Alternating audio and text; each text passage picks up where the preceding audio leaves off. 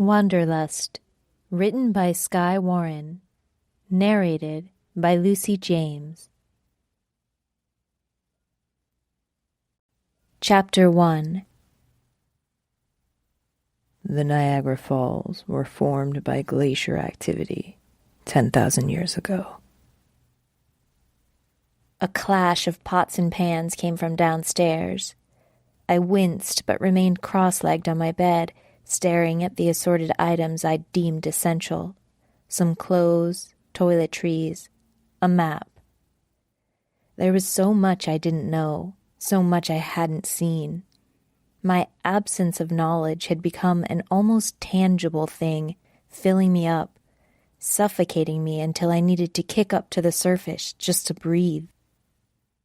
Ironically, my innocence was my mom's explanation for keeping me home. The world was too scary, and I wouldn't even know how to protect myself.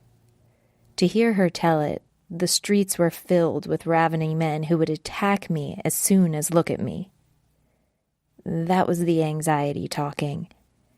At least that was what the counselor had said before we'd stopped going. "Evie!" My mother yelled from the kitchen.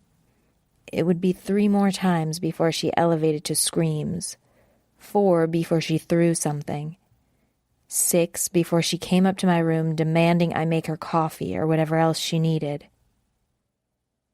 I'd grown up fast, fumbling with mac and cheese before I was tall enough to see over the pot, explaining away my excess absences to disinterested teachers. In high school, I'd stayed home and studied to get my GED. 2 years of correspondence classes through the community college, and I was desperate for any human contact. I picked up my book, running my fingers over the cool, glossy surface. The library was one of the few places approved by my mother. I must have read almost every book in that place, living 1,000 lives on paper, traveling around the world in 80 days and through the looking glass. I knew about hope and death, about fear and the dignity required to overcome, but only in theoretical constructs of ink and ground tree pulp. That was my irony, to wax poetic about the meaning of life while being unable to do something as simple as pay rent. Weary of rereads, I wandered into the nonfiction section. I'd picked this one up on a whim, on a joke almost, because the title seemed so silly. Everything you wanted to know about Niagara Falls. Who wanted to know anything about Niagara Falls? Then I read it. I snuck back every day for a week, enamored by the descriptions, in awe of the pictures of water rushing, enchanted by the majesty and magic of this place both far away and someday attainable. My mother didn't let me get a library card, so I'd stolen the book and kept it ever since. Now the paper was thin and pliable, well worn from years of turning the pages. The binding was loose, the stitching visible between the cardboard and glue. By now it was probably held together by the clear tape that held the library tags to the spine. "Happy birthday," I whispered. My present to myself, to finally see the place I'd been yearning for, the place I'd dreamed about even before I'd gotten the book, for all 20 years of my life, for room to breathe, for freedom. Even my camera couldn't sustain me. I flipped through the photographs on the digital screen, every single one taken in the house or the yard. Nowadays, Mom got antsy when I walked over to the park. There were only so many times I could pretend a new angle of the flower pot was artistic instead of just plain pathetic. I wanted to see new things, new places, new people. I piled everything into my bag. I was far too old for the purple backpack, but then my body was too old for me. Somewhere in the past 5 years, I had blossomed into a woman, with full lips and fuller breasts, with hair in places I was almost afraid to touch, except when I just had to at night in my bed. And I did. Oh, I did. And it shamed me. I shamed myself with the wetness and the horrible, rippling pleasure around my fingers. My 20th birthday, neither my mother nor I had acknowledged it at breakfast, as if even the mention of passing time would crack the fragile votive that ensconced us. And now, I would shatter it. I wouldn't be going around the world or even outside the state, at least not today, but the fear felt huge inside my stomach. Her anxiety was rubbing off on me. I had to get out of here. Everything fit neatly into my faded backpack, but then I was well practiced in packing it after having done so at least a dozen times. Each time had ended in screaming, in tears, and in me back upstairs in my room. Not this time. If I didn't follow through now, I would be stuck here. I'd live here forever. I'd die here. Feeling queasy, I slung the bag over my shoulder and headed down the stairs. My mother sat at the kitchen table, her thin robe loosely tied, eyes glassy from the pills. The medicine was supposed to help her, but she never got better, only worse. More fearful, more controlling. All those chemicals had taken their toll on her body. She looked so tired. The weary shadows around her eyes and tension lines around her lips always made my gut clench. I should be here to protect her. I just couldn't. I couldn't. I leaned my backpack against the leg of the table and sat down across from her. Mama? Her eyes came into focus. She sighed. Not this again, Evie. I swallowed. Please, Mama, try to understand. I need to see more of the world than these walls. What is there to see? Suffering? People starving? Go look at the TV if you want to see the world so badly. You know I'm right. We used to watch the news together. Every young girl abducted, every college girl who had her drink drugged was somehow a mark against me. That could have been you, she would say.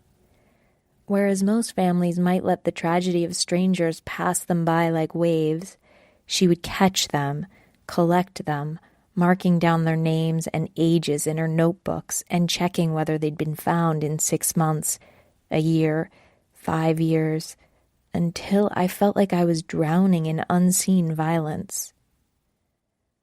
I don't want to watch the news.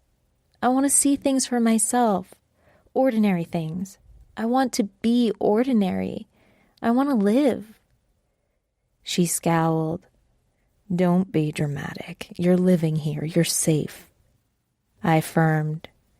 No, Mama, I know you need to stay inside, but just as much, I need to go out into the world, experience things for myself, and I'm going to. You can't stop me this time. Her face seemed to crack. Plump tears slipped down her cheeks. I don't understand why you're talking this way.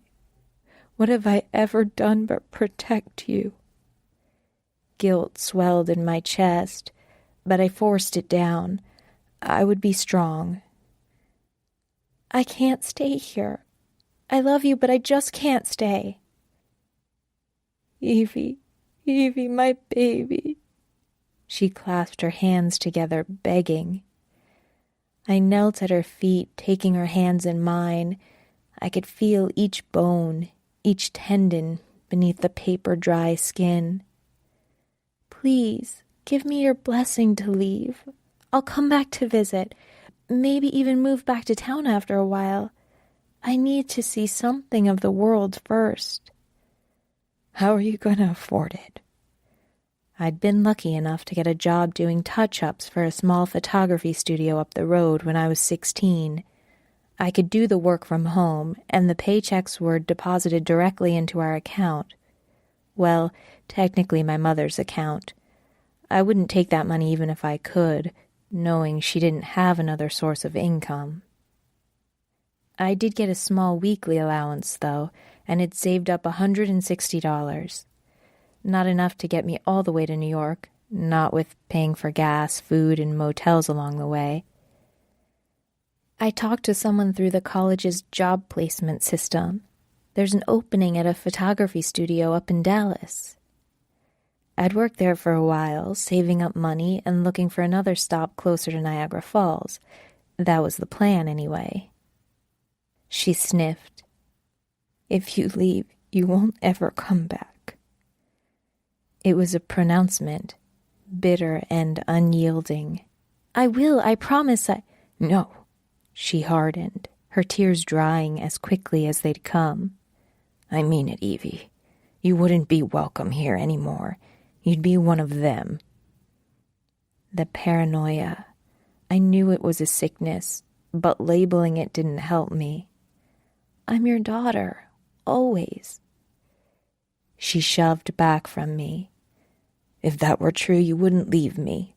If you leave, you wouldn't be my daughter anymore." Her words sank into my stomach like a lead weight. No shock, only resignation. Maybe I had always known it would come to this. "I love you, Mama," I whispered, and it panged with permanence.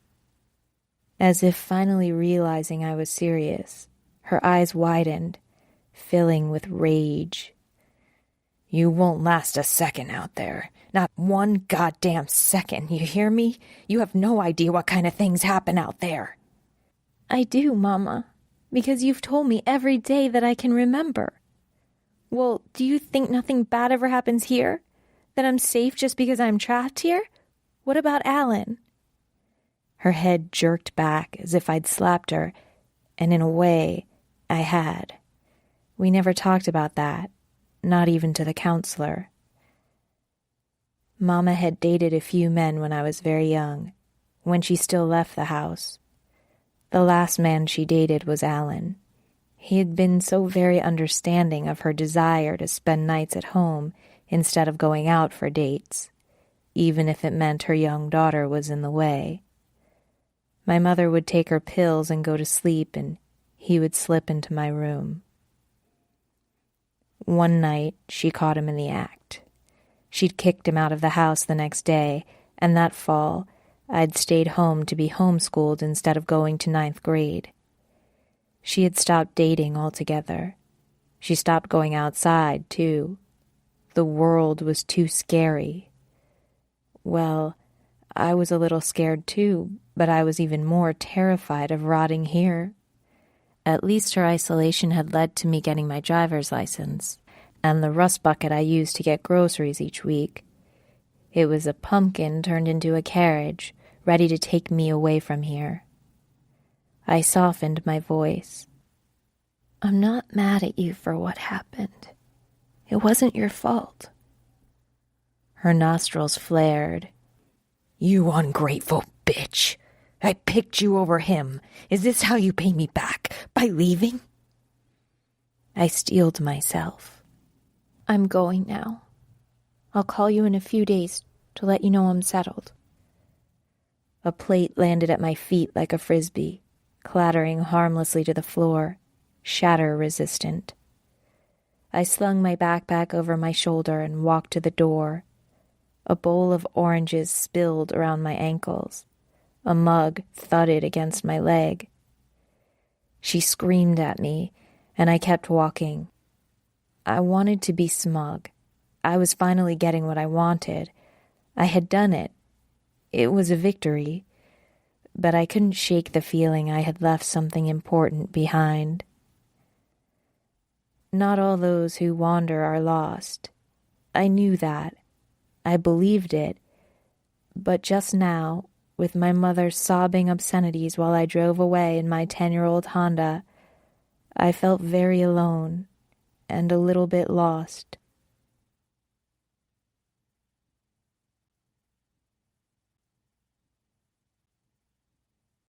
Chapter 2. The Niagara Falls mark the border of Ontario, Canada, and New York, USA. By late afternoon, I knew I'd taken a wrong turn. I'd only driven 200 miles away from home. The 3-lane highway had narrowed to 1 lane on either side, flanked by deep ditches and wide fields. I'd only run occasional weekly errands in my car, and now I was driving across Texas, which felt as broad and wide as the world. The signs changed as soon as I left our small city.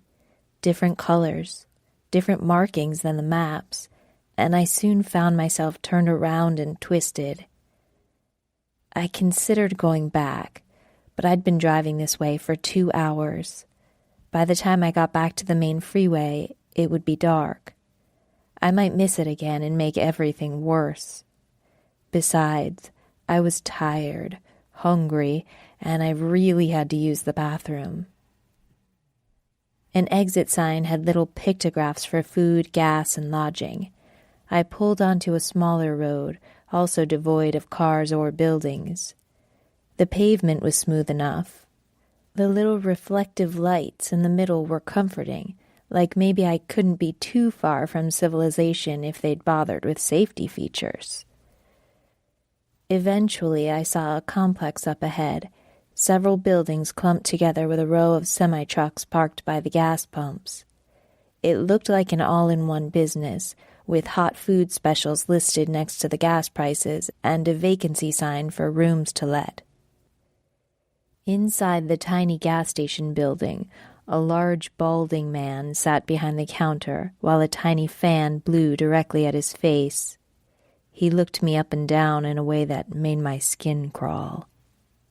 How much? I'm sorry? I stammered.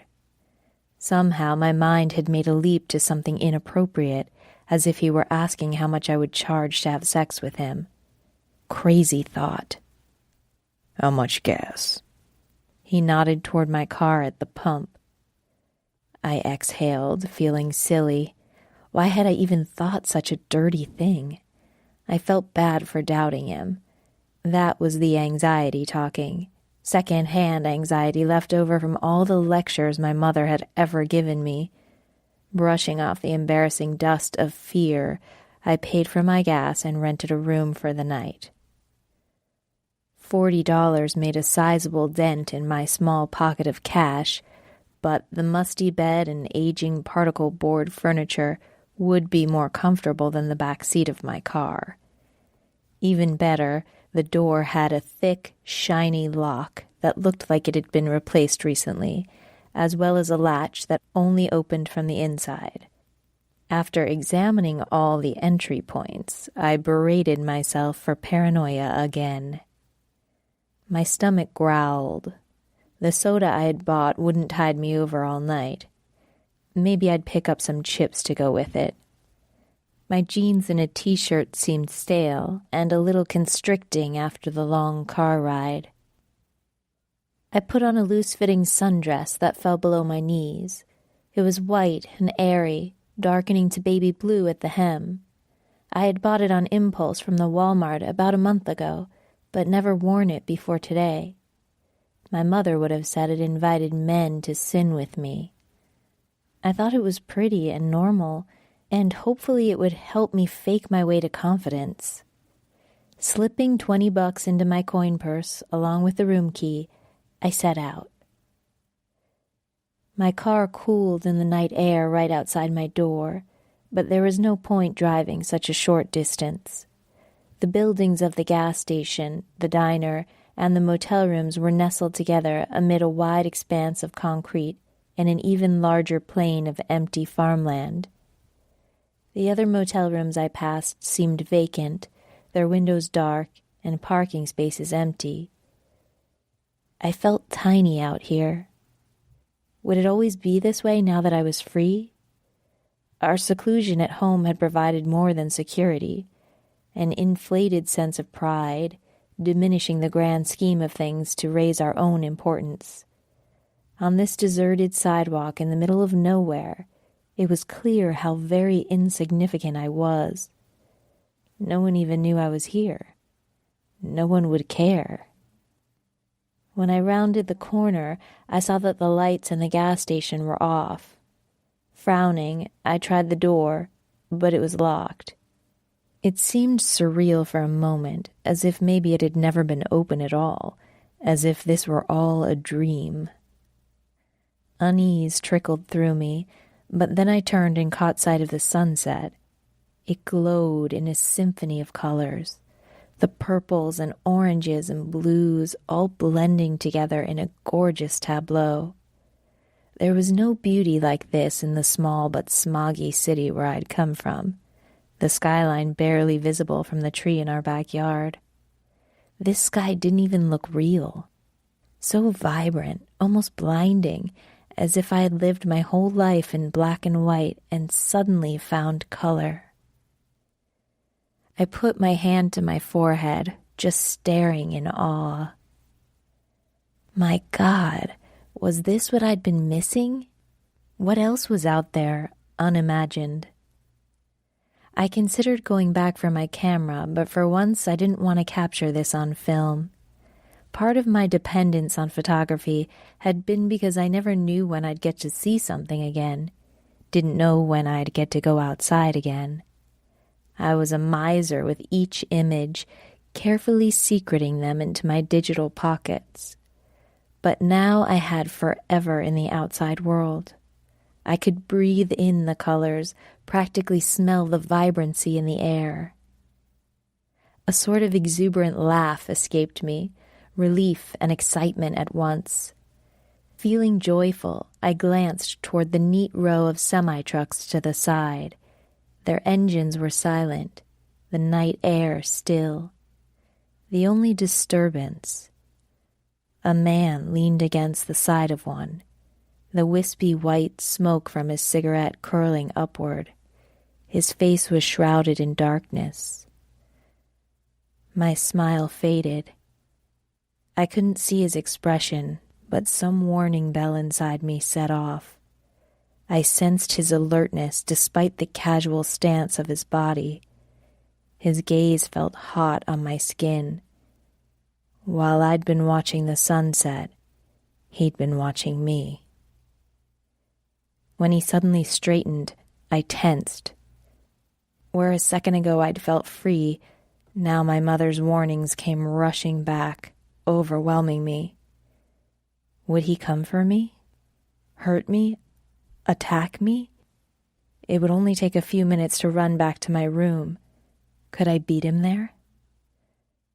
But all he did was raise his hand, waving me around the side of the building. I circled hesitantly and found another entrance, this one to a diner. Hesitantly, I waved my thanks. After a moment, he nodded back. Paranoid, I chastised myself. The diner was wrapped with metal, a retro look that was probably original. Uneven metal shutters shaded the green windows, where an open sign flickered. Inside, turquoise booths and brown tables lined the walls. A waitress behind the counter looked up from her magazine. Her hair was a dirty blonde, darker than mine, pulled into a knot. A thick layer of caked powder and red lipstick were still in place, but her eyes were bloodshot, tired. I heard we got a boarder, she said, nodding to me. First one of the year. I blinked. It was a cool April night.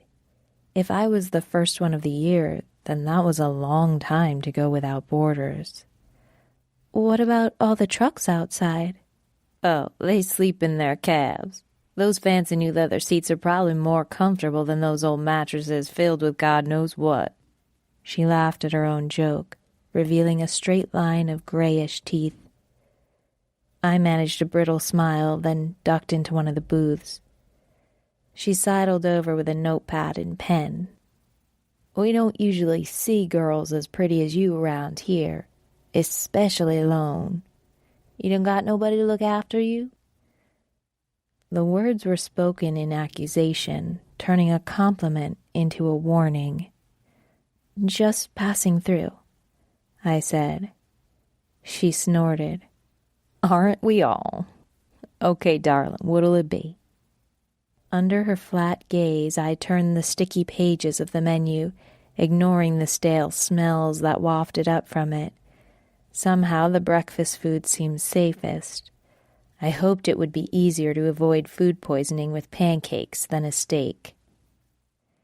After the waitress took my order, I waited, tapping my fingers on the vinyl tabletop to an erratic beat.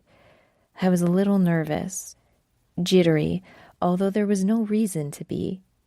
Everyone had been nice, not exactly welcoming, but then I was a stranger.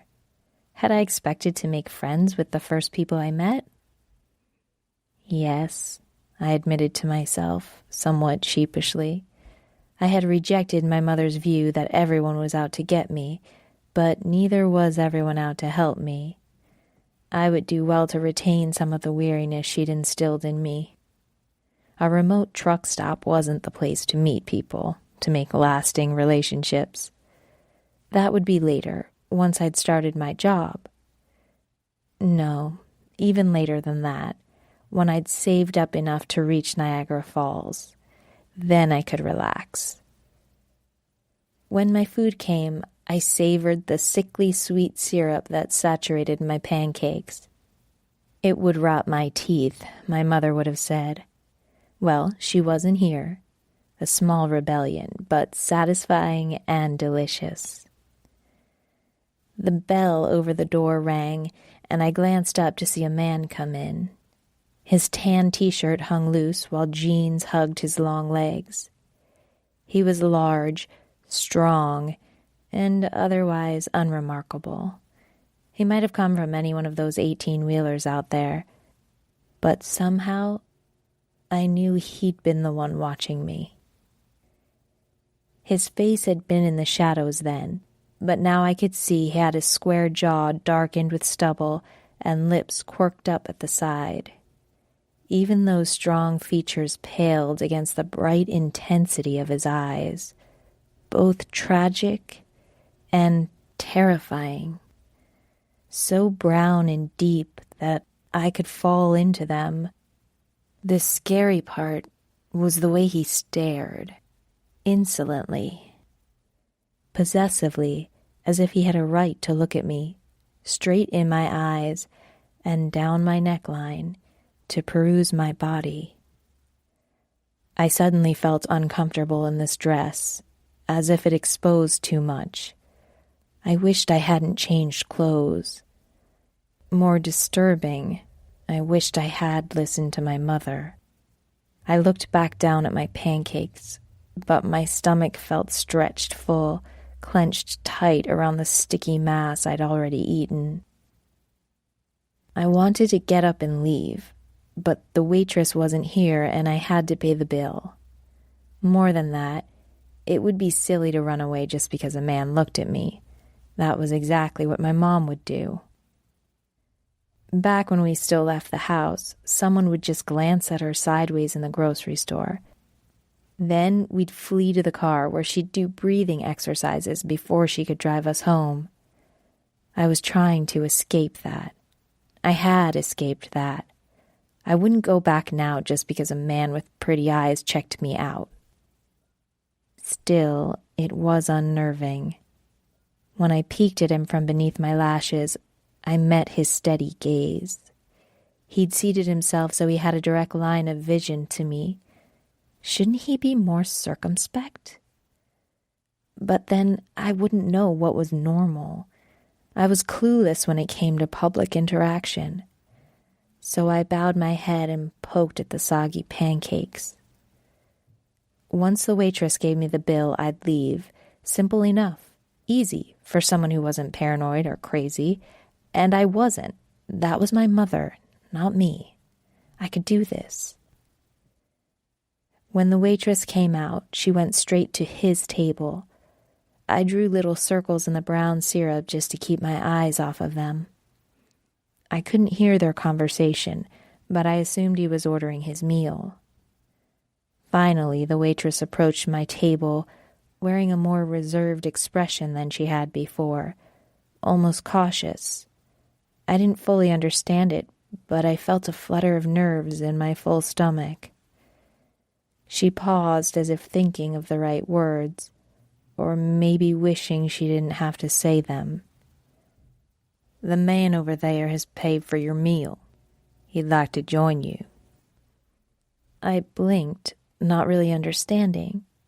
The gentleness of her voice unnerved me more than guilt, pity. "I'm sorry?" I fumbled with the words. "I've already eaten. I'm done." "You have food left on your plate. Doesn't matter how much you want to eat anyway." She paused and then carefully strung each word along the sentence. "He requests the pleasure of your company." My heart sped up, the first stirrings of fear. I supposed I should feel flattered, and I did in a way. He was a handsome man, and he'd noticed me. Of course, I was the only woman around besides the waitress, so it wasn't a huge accomplishment. But I wasn't prepared for fielding this kind of request. Was this a common thing, to pay for another woman's meal? It was a given that I should say no.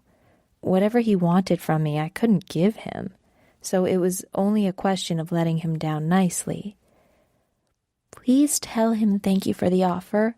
I appreciate it, I do, but you see, I really am finished with my meal and pretty tired, so I'm afraid it won't be possible for him to join me, or to pay for my meal. In fact, I'd like the check, please." Her lips firmed. Little lines appeared between her brows, and with a sinking feeling, I recognized something else. Fear. "Look, I know you aren't from around here, but that there's Hunter Bryant." When I didn't react to the name, her frown deepened. "Here's a little advice from one woman to another. Some men you just don't say no to. Didn't your mom ever warn you about men like that?" Anxiety swelled in my chest. My mother had warned me so many times, but I hadn't wanted to believe. No, I refused to believe. The world wasn't a scary place where a woman had to be afraid. Instead, I embraced my annoyance.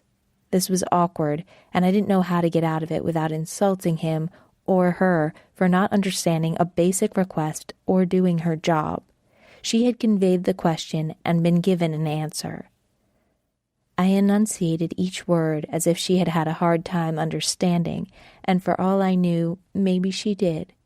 She certainly wasn't listening to me. "I'm sorry, but I won't be dining with him. I'm finished. Please give me the check, and I'll pay for my own food." She frowned. "You're a mouthy little thing." I scooted back a little. I didn't want to be mouthy. I hadn't really meant to offend. But it seemed inevitable. Each small misstep was a blow to my thin confidence. I'd been prepared for the big problems. Finding housing, dealing with money, driving across the country, eventually having a boyfriend and figuring out if I could have sex like a normal woman after what had happened. I hadn't counted on my complete lack of social graces. Like 1,000 tiny cuts, they were tearing me apart before I'd even gotten to my destination. "I'm really sorry," I said, and I meant it. Whatever was the right thing to do or say in this moment, I didn't know it. But I couldn't agree to eating dinner with him, to letting him pay for my meal and then owing him. What? What was the proper etiquette when a man bought dinner? A goodnight kiss? More? I didn't know that either, but I did know he made me uncomfortable. If I could put my foot in my mouth around this waitress, it would be so much worse around him. Even several booths over, his dark gaze tied my tongue in knots. "I can't," I whispered, trying to convey to her the urgency of my situation. the impossibility of it. Have it your way. A strange light entered her eyes, like one of remembrance. Maybe you have the right idea anyway. It always ends the same way. Might as well hold on to control as long as you can. Her words sent a chill down my spine. I fumbled with my coin purse. I don't need the bill. Here, this should cover it. The $20 bill I left was more than the total should have been, even with a tip, and I couldn't really spare any money, but neither could I stay there another minute, pinned by his gaze and terrified by the ancient pain in hers. Pointedly avoiding looking at him, I slipped out the door and scurried along the broken concrete until I reached my room. I shut the door, twisting the heavy deadbolt to lock it.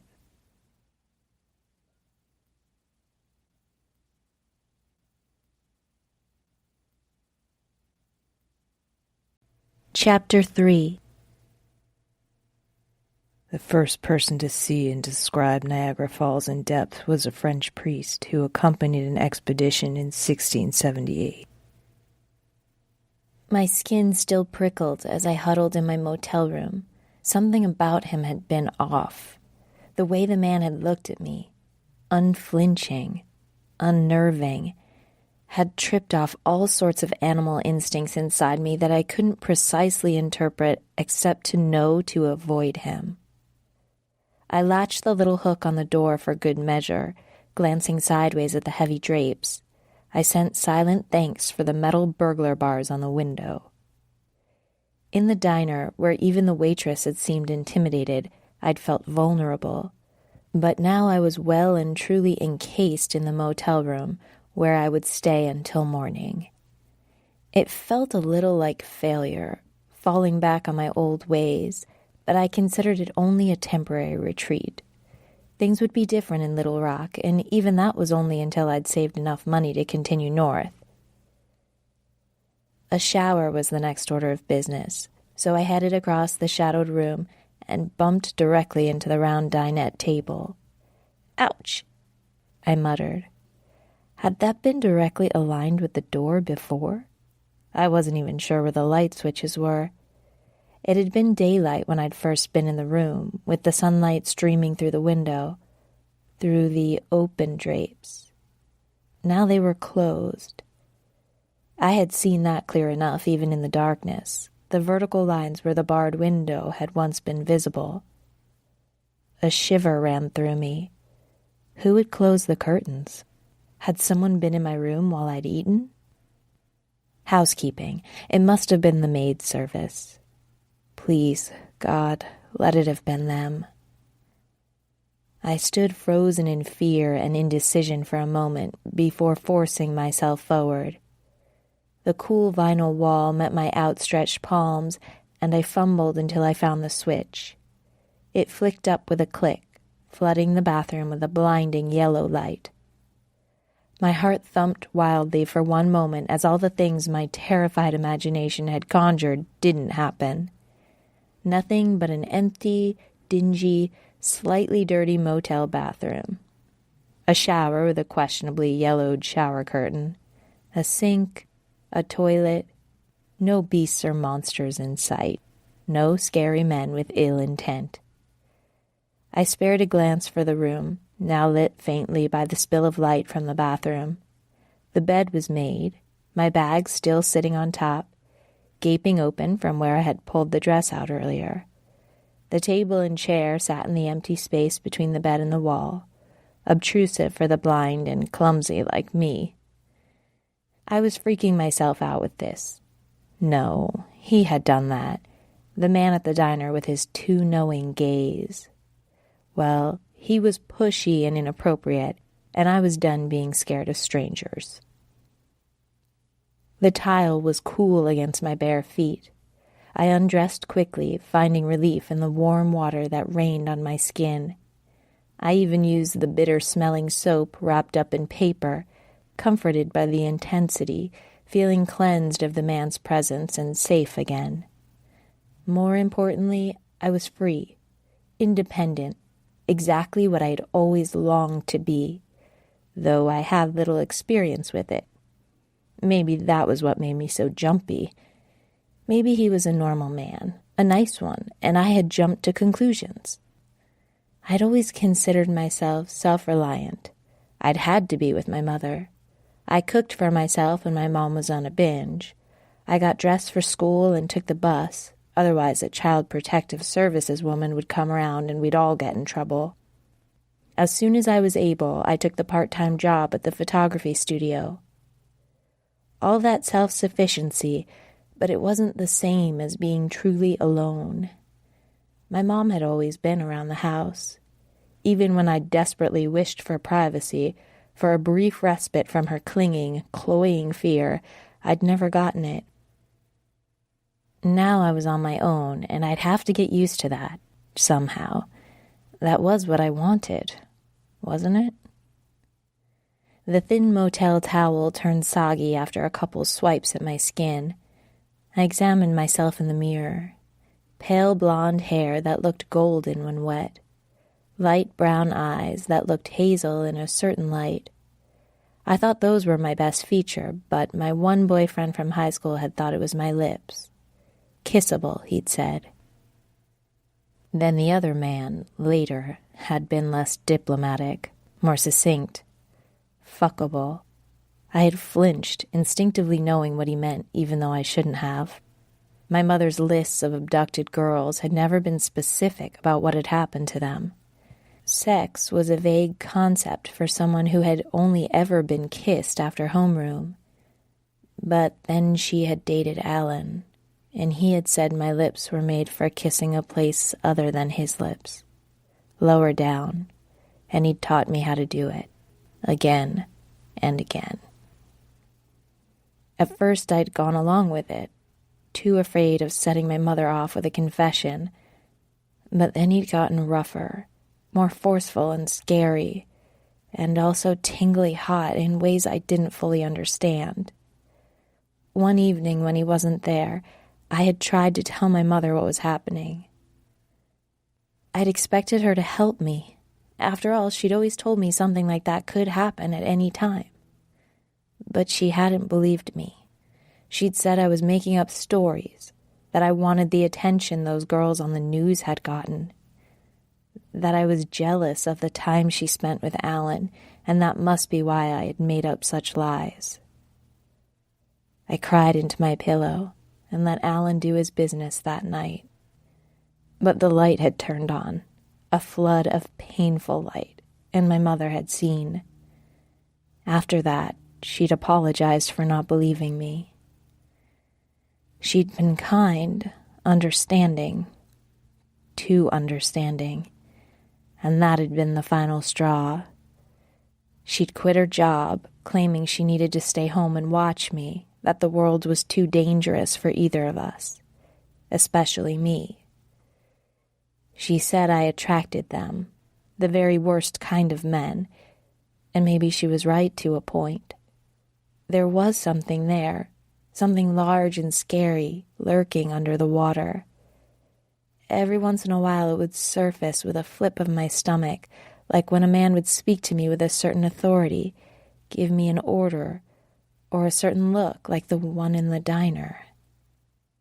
I didn't like it, or maybe I liked it too much, but I couldn't stand being like my mother.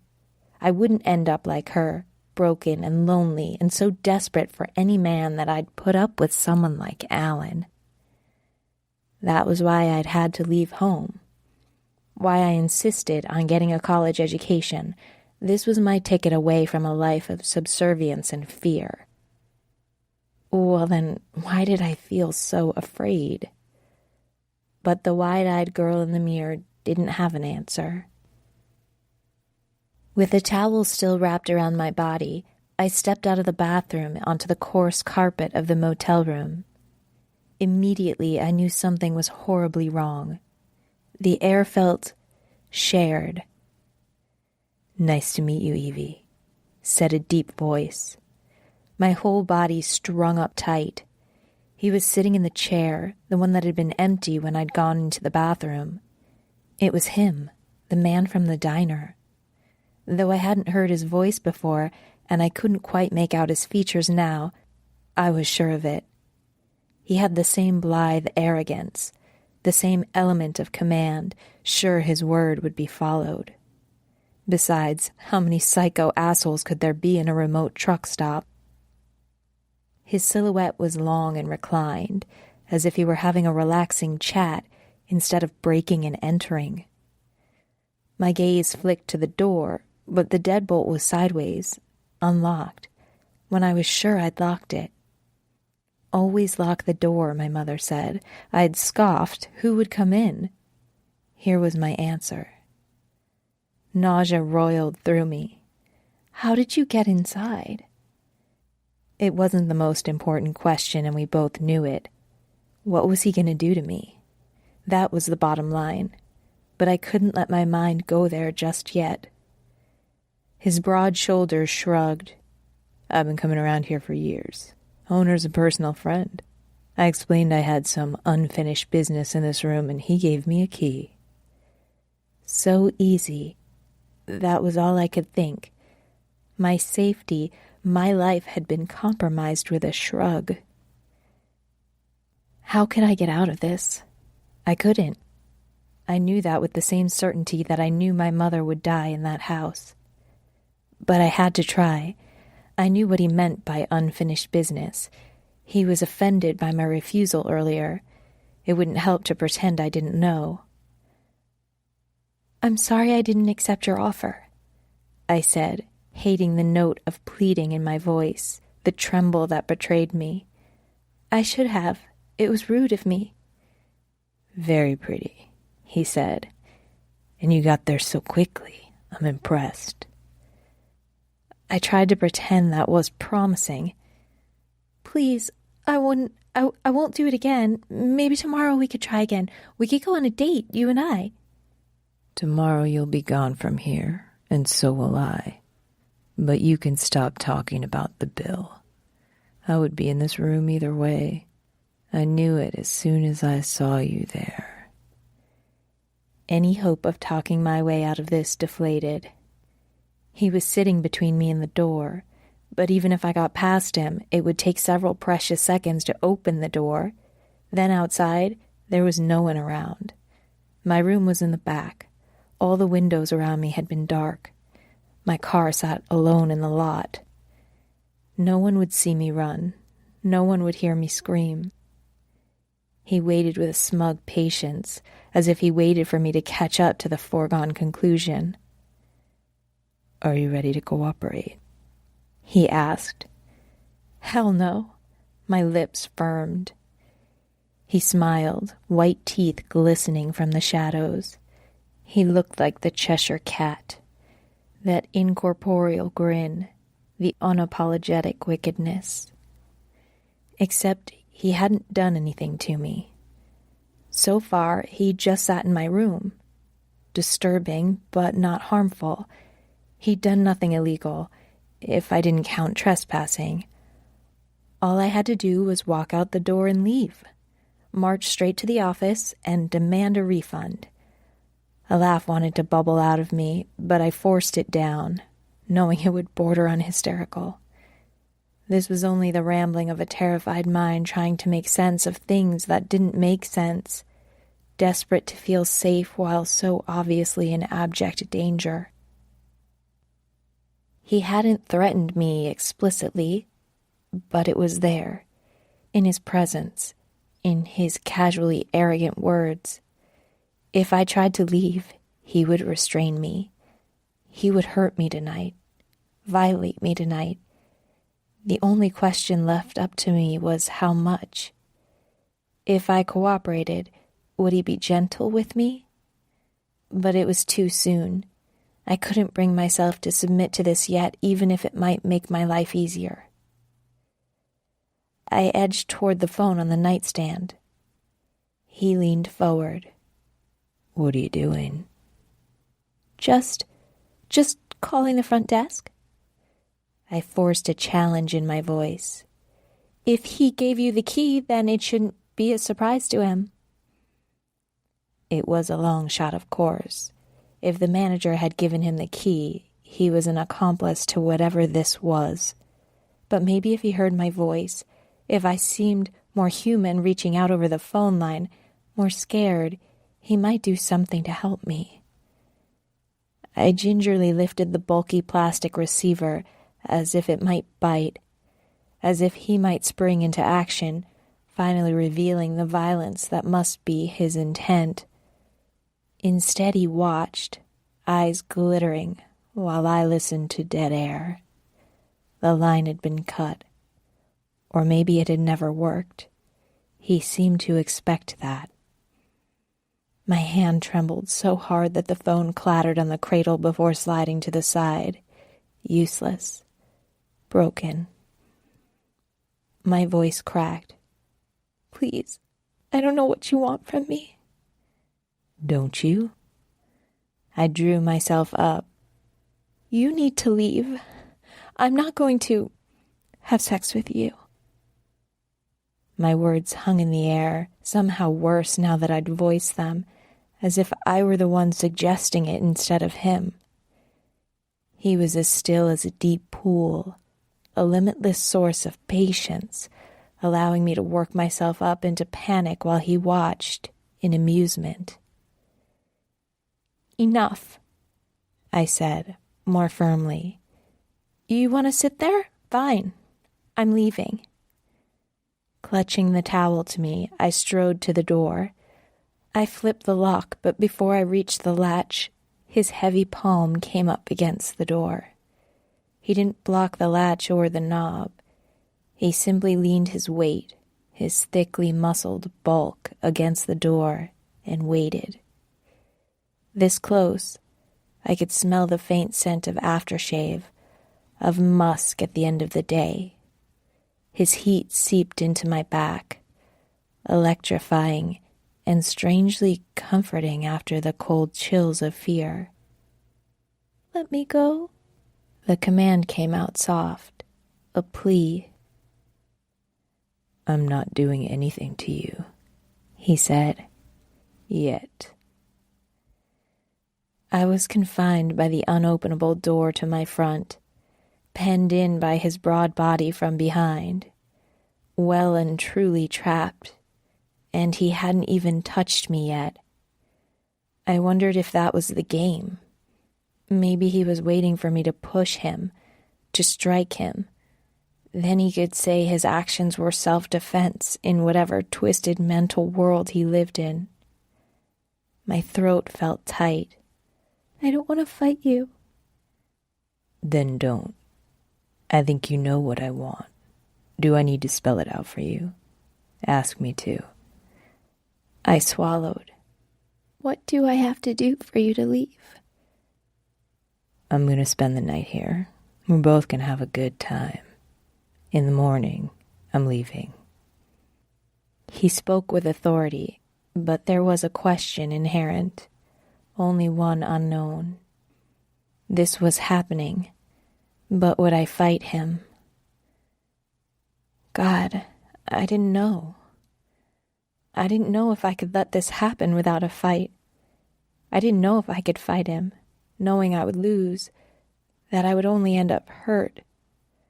I saw my mother's face, drawn and worried and accusing. Had this been her choice to make too? Maybe he knew I was close because he continued, the low timbre of his voice rough and thick. I don't get off on hurting women. Not too bad, anyway. If you have any bruises, they'll be small, covered up by your clothes. No one needs to know what happened here. It's nobody's business but ours. He made it sound consensual. But that was what he was describing, wasn't it? That I'd go along with this, that I would consent. Or else. And I was too scared to ask about what or else would mean. Oh, God. I sobbed against the peeling paint of the door. I didn't bother you. You're a good-looking guy. You could get a regular date. Why are you doing this? Thank you for the compliment. You're a pretty girl, too. We'll be good together. This is a date, you and I. You wanted to skip the dinner part, and I allowed it. I'm not gonna miss dessert.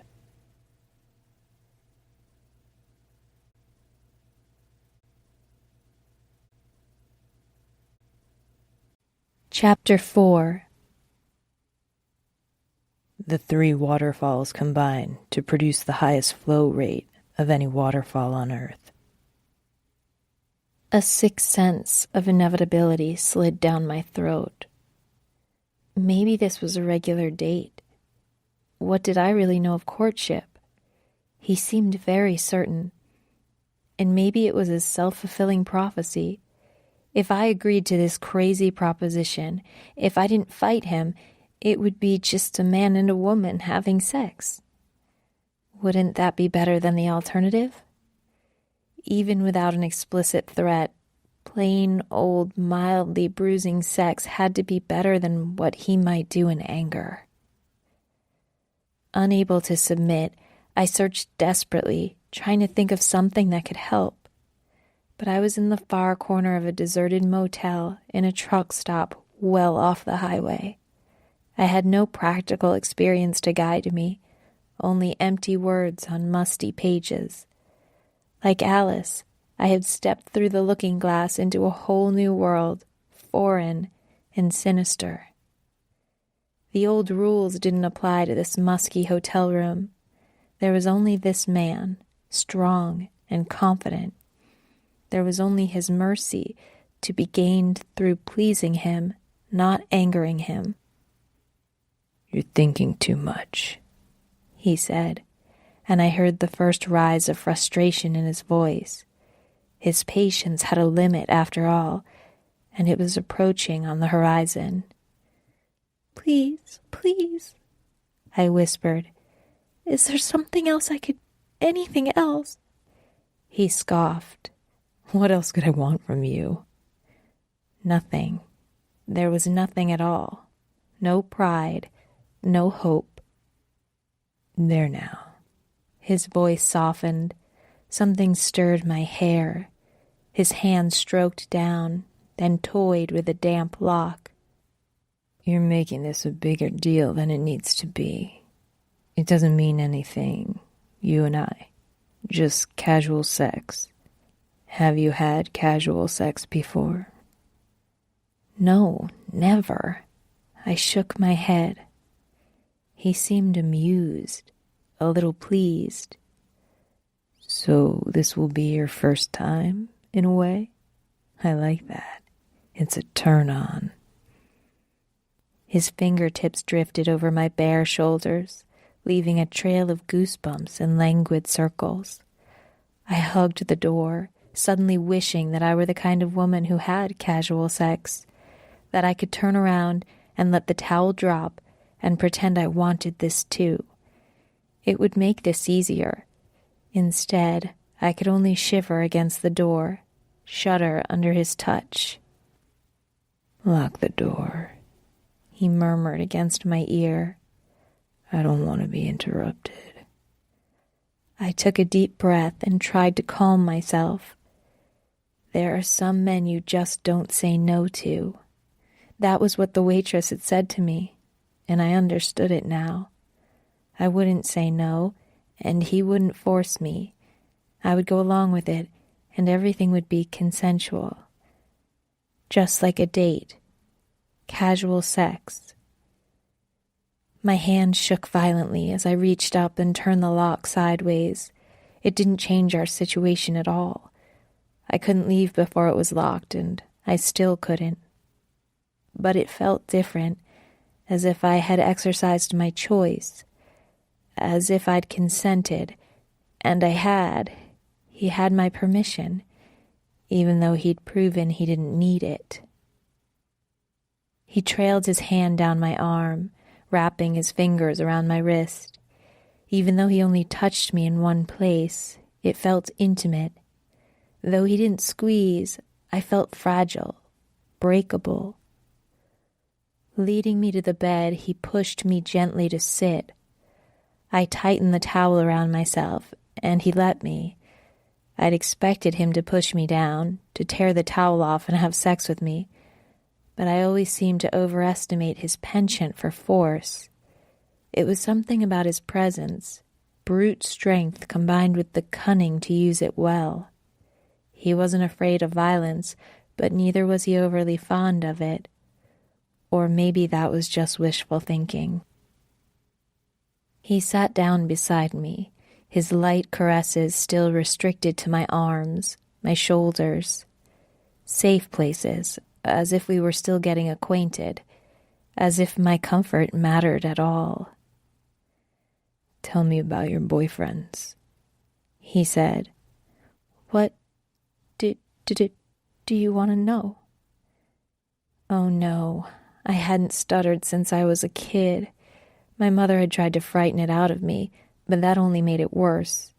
Eventually, I'd grown out of it, right around the time I'd gotten my book on Niagara Falls. Now my dreams deserted me, along with my composure. He raised his eyebrow, a sign he had heard my stutter, but he made no comment on it. Instead, he asked, "How many have you had? How far did you let them go with you?" I thought the phrasing was odd, even if it was technically accurate. How far I let them go? Like he recognized my dominion over my body. Maybe he considered this the same thing. Maybe it was. I was letting him do it to me. I was letting this happen. Swallowing, I said, "My first boyfriend was in 8th grade. We only dated for a few months and never really saw each other outside school." "Did you fuck him?" The question was blunt, and I flinched. "No, we didn't do that. We would meet sometimes outside the school during gym class." "You made out?" He smirked. The arrogant action didn't subtract from his attractiveness. It enhanced it. Up close, I realized he was one of the most handsome men I'd ever met. I never would have looked at him twice, mostly because of his age. He looked about 10 years older than me. I never would have expected him to look twice at me either, but then I had always worn baggy clothes and hung at the edges of a crowd with my mother before we made a quick exit. "Did you let him touch your tits?" "Yes." "Under your shirt or just over?" "Over at first, and then he started." I broke off as he touched my breasts through the towel, just 2 fingers on the top slope, then around the underside. "He started what?" He prompted, still stroking, soft caresses on the rough fabric. I swallowed, willing myself not to tremble. Then he started reaching under my clothes. He tugged the towel down. I loosened my hold, letting the cloth slide down my breasts. The hem of the towel caught on my nipples, bearing the slope of my breasts, but no more. It was almost more obscene this way than if I'd been naked, but I couldn't bring myself to pull the towel down. Instead, I stared into the darkness at the shadowy curtains that I hadn't drawn closed, while the weight of the wet towel tugged at the tender skin of my nipples. He drew his finger over the tops of my breasts. I sucked in deep breaths, more panicked now, everything more sensitive, so acute, like pain. He touched me so lightly, and it hurt. How would it feel when he was rough? Because surely he would be. There was only one reason I could think of why a man who looked as good as he did would force a woman. Because he preferred it that way. "Why'd you let him, your boyfriend? Surely you worried about being caught. I bet he didn't even give you an orgasm out back behind the school. Were you that desperate for a skinny 8th grader?" His words knocked the breath from me. "No, he wanted to, that's all. I figured it didn't hurt anything just to let him." "That's right," he said approvingly, soothingly. It doesn't hurt anything just to let him. With a flick of his fingers, the towel slipped off my nipples, gaping open around my waist. I sucked in a breath and shut my eyes. Just let it happen, he murmured. I want to do this. You let that little kid paw at you, so why not me? His warm hand closed around one breast. It was lifted, hefted into his palm before he rolled the nipple between two calloused fingers. It didn't hurt anymore. He was right about that. It felt good, the slight abrasiveness, the pressure. Sparks set off low in my belly. He played with my breasts with a proficiency that made my breath catch. Clearly he was experienced. He knew just where to touch me and how to do it. But he seemed to be learning me as well, exploring every dip, every milky expanse of my skin, and the pink tips that pebbled under his manipulation. My hands were tense by my sides, my eyes shut tightly until he pinched my nipple. I gasped. Did he do that? No, What else did you let him do? Where else did you let him put his skinny little fingers? He made it sound so dirty, when it had just been innocent exploration between two teenage kids. Hadn't it? That was normal. This was the fucked up thing. He twisted my nipple when I didn't answer. I sucked in a breath at the pain. I don't know. Oh, God. Your cunt. Did he touch you there? His coarse words made my face heat. I couldn't remember ever hearing that word aloud, but I knew what it meant. Maybe it was just a universal sound, or the tone he used, derisive and eager in one note. No, I said.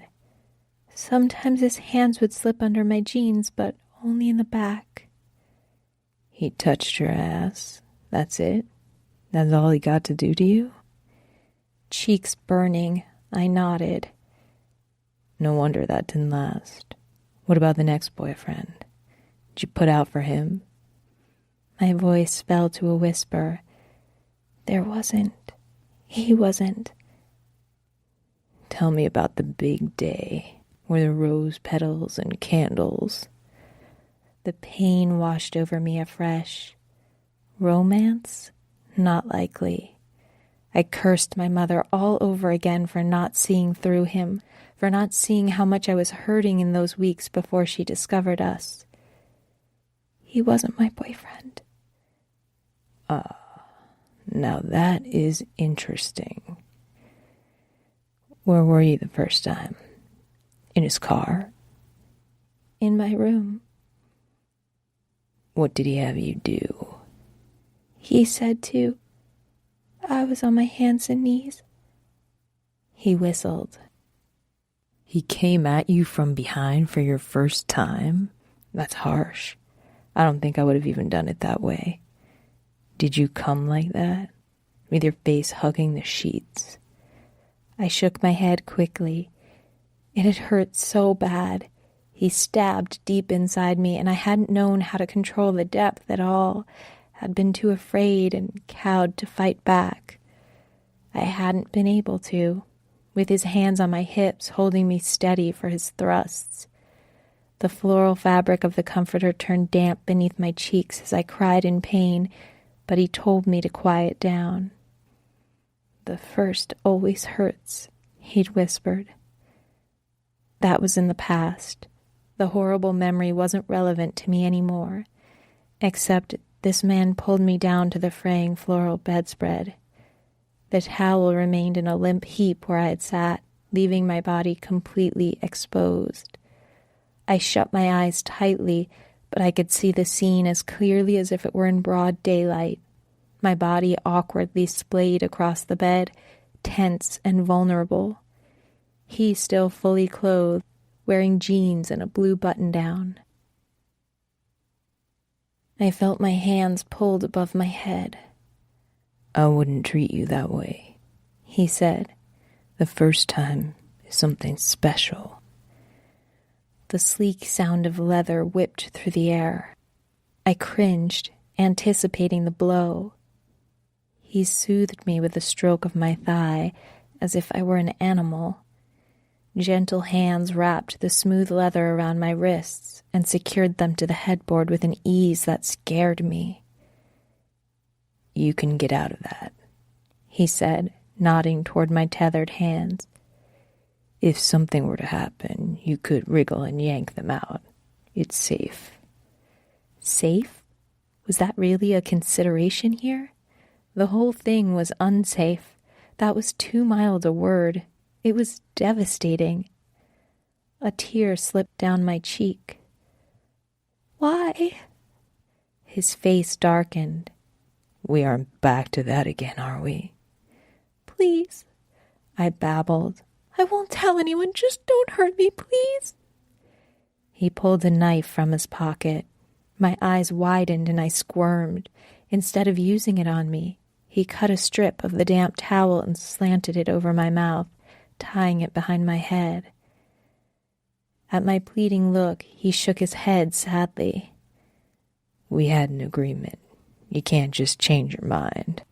There's a word for girls who do that. A low, mournful sound left my throat. Is that what you really want, girl? To make me angry?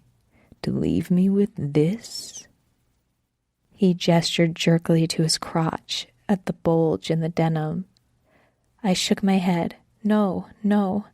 I didn't want him to be angry. That's right. It will be okay. You let boyfriend number 1 touch your tits. You let non-boyfriend number 2 fuck your cunt. Now you're gonna let the dangerous stranger you met on a road trip tie you up and fuck you. It's a fantasy, sunshine. Just a dream. Though it seemed very real when he stood and took off his clothes. I couldn't see very clearly in the dark, just angled shadows and sleek lines, a light dusting of hair on dusky skin. My vision was blurry, but I felt his presence, touched by the hawk-like gaze on my body and battered by his arousal pulsing in the air. I couldn't move my hands. I couldn't talk. So I tried not to think either. I wanted to become a purely physical being, one who could feel and be felt, but didn't have to analyze any of it. Why had I ever agreed to this? How much of this was my fault and how much his? But if I were just a body, then it didn't matter. If I were just a warm tumble of limbs and curves tacked against the bed, an unholy amenity in this godforsaken motel, then it couldn't be my fault. I could just let it happen. He touched his palm to the inside of my thigh, and I let it fall open. The idea of refusal was ludicrous now, with all of my power taken from me, all willingly forfeited in a game I'd been destined to lose. But he didn't enter me with that dark, thick erection that jutted from between his legs. He leaned down and breathed in deep. A soft tingle ran up my core. He lapped at me with a tenderness that hurt worse than violence. The first time a man had ever done this to me, and it was against my will. But how could this be against my will when I wanted it so very badly? It felt so good, so right, like huddling up to a campfire on a winter's night. I panted into the towel, cutting across my mouth. My breasts heaved obscenely, the small twin mounds obscuring the sight of him below, leaving only a half circle of dark hair between my thighs. He pushed a finger inside me, the intrusion so stark that I grunted. "Ah, fuck," he said. "I meant to make you come this way, but you're so tight. I need to be inside you."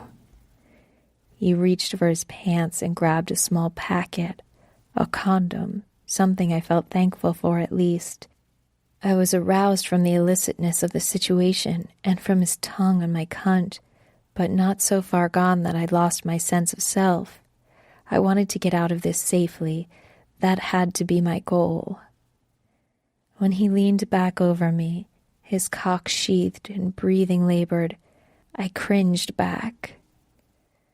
"No, pretty girl." He rained kisses over my forehead, on my nose. "You want this, don't you? You want this cock inside you. You're all the same." I bit down on the towel, unable to answer. I was almost thankful for the gag in that moment, because what would I say?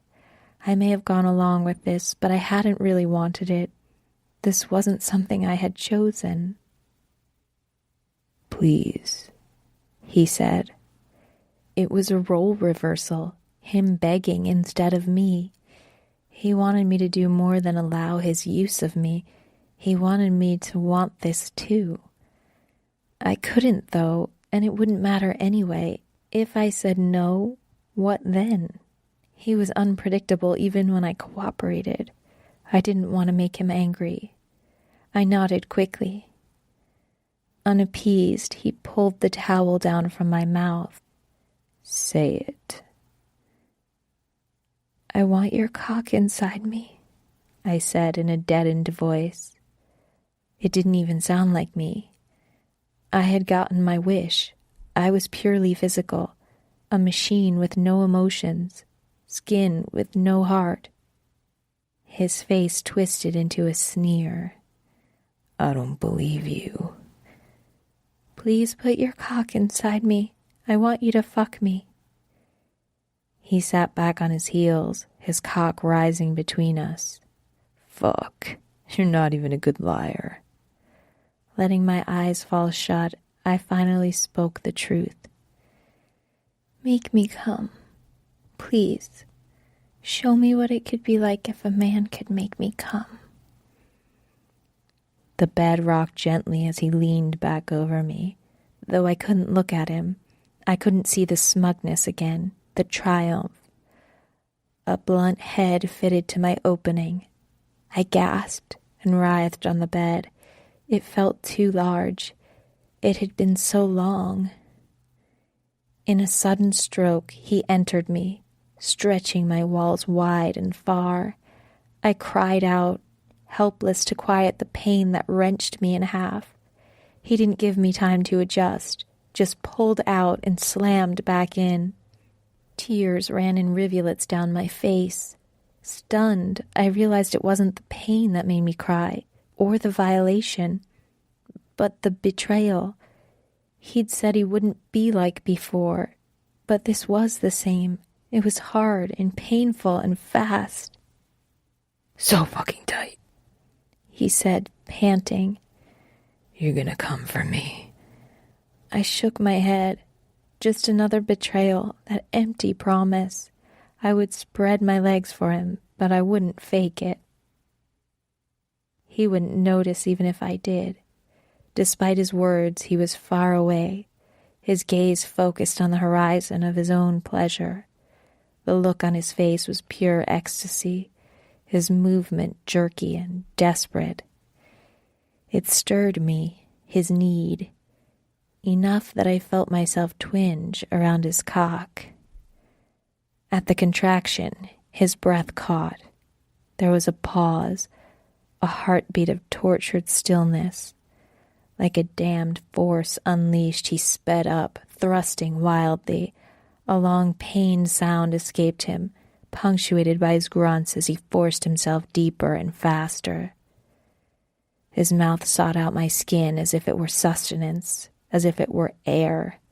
He drew open-mouthed kisses along my collarbone, my neck, breathing me in. I could feel the secret muscles tightening and convulsing. In a sort of feedback loop, his harsh plunder forced them to quiver. The vibrations sent him even higher, spurred him even faster. It turned the tables, too. I was bound and spread open, but he was helpless to the squeeze of my sex, to the lure of my skin. He rammed into me, pulling me down onto his body as if I were a toy, a tool, something to be used well and then put away. His eyes glazed over. Oh, God. He reared up over me so that all I saw was a blur of hard, packed shoulders. His whole body was racked by the force of each entry, as if he were a ship battered up against rocks. I feared for him then, maybe more than myself. It was almost inhuman, the rage with which he fucked me, the tempest of his lust, and yet wholly vulnerable. Fierce and thick and uncontrollable. Neither of us were master now. My pain became his, twisting his face into a mask of helpless agony. Every jolt of my inner muscles, every slap of flesh against flesh was reflected in his eyes. He stared at me, some of the intensity slipping, reflecting back fear. What was he afraid of? Tears streamed down my face. Didn't he like it? Wasn't this what he wanted? "It's okay," I whispered. He spoke with grunts. Shut up. "Let it happen." The words were a mockery, but they were the truth. He barely paused in his wild thrusts as he reached out to slap my face. I blinked against the sting. My head jerked against the pillow, and he held it there, stretching away from my body as if he could separate it, as if he could split my mind from my body. And God, if he could have, it would have been a mercy. I didn't want to think or feel, but I did. It was inevitable, and I knew what he needed with the bone-deep certainty. There were so few things we knew for sure, and mercy was one of them. Shutting my eyes against the dark, I whispered, "I forgive you." His body stuttered, halted suddenly in a harsh and rigid climax. He jerked my head back and mashed his lips against mine, sucking and biting at me with a violence that triggered my own orgasm. I came with long inner pulls of his twitching cock and a quiet cry that tumbled onto his tongue. As our bodies softened and cooled in the aftermath, he stared at me, almost bewildered. A slow blink brought awareness and a glimmer of wonder. His mouth curved in a sleek, satisfied smile. He bent his head and licked my bottom lip. I liked that very much. For reasons I couldn't analyze, his words made my sex clench around his softened cock. He chuckled and rolled to the side. With leisurely movements, he untied me. I rubbed my wrists for a moment, unsure about what to do. I could make a run for it. There would never be a better chance than right now. But it felt overly dramatic. I had my things on the bathroom counter and a $50 deposit at the front desk. It hadn't hurt. It was only casual sex. In fact, it was the best sex I'd ever had. The only consensual sex, if I could call it that.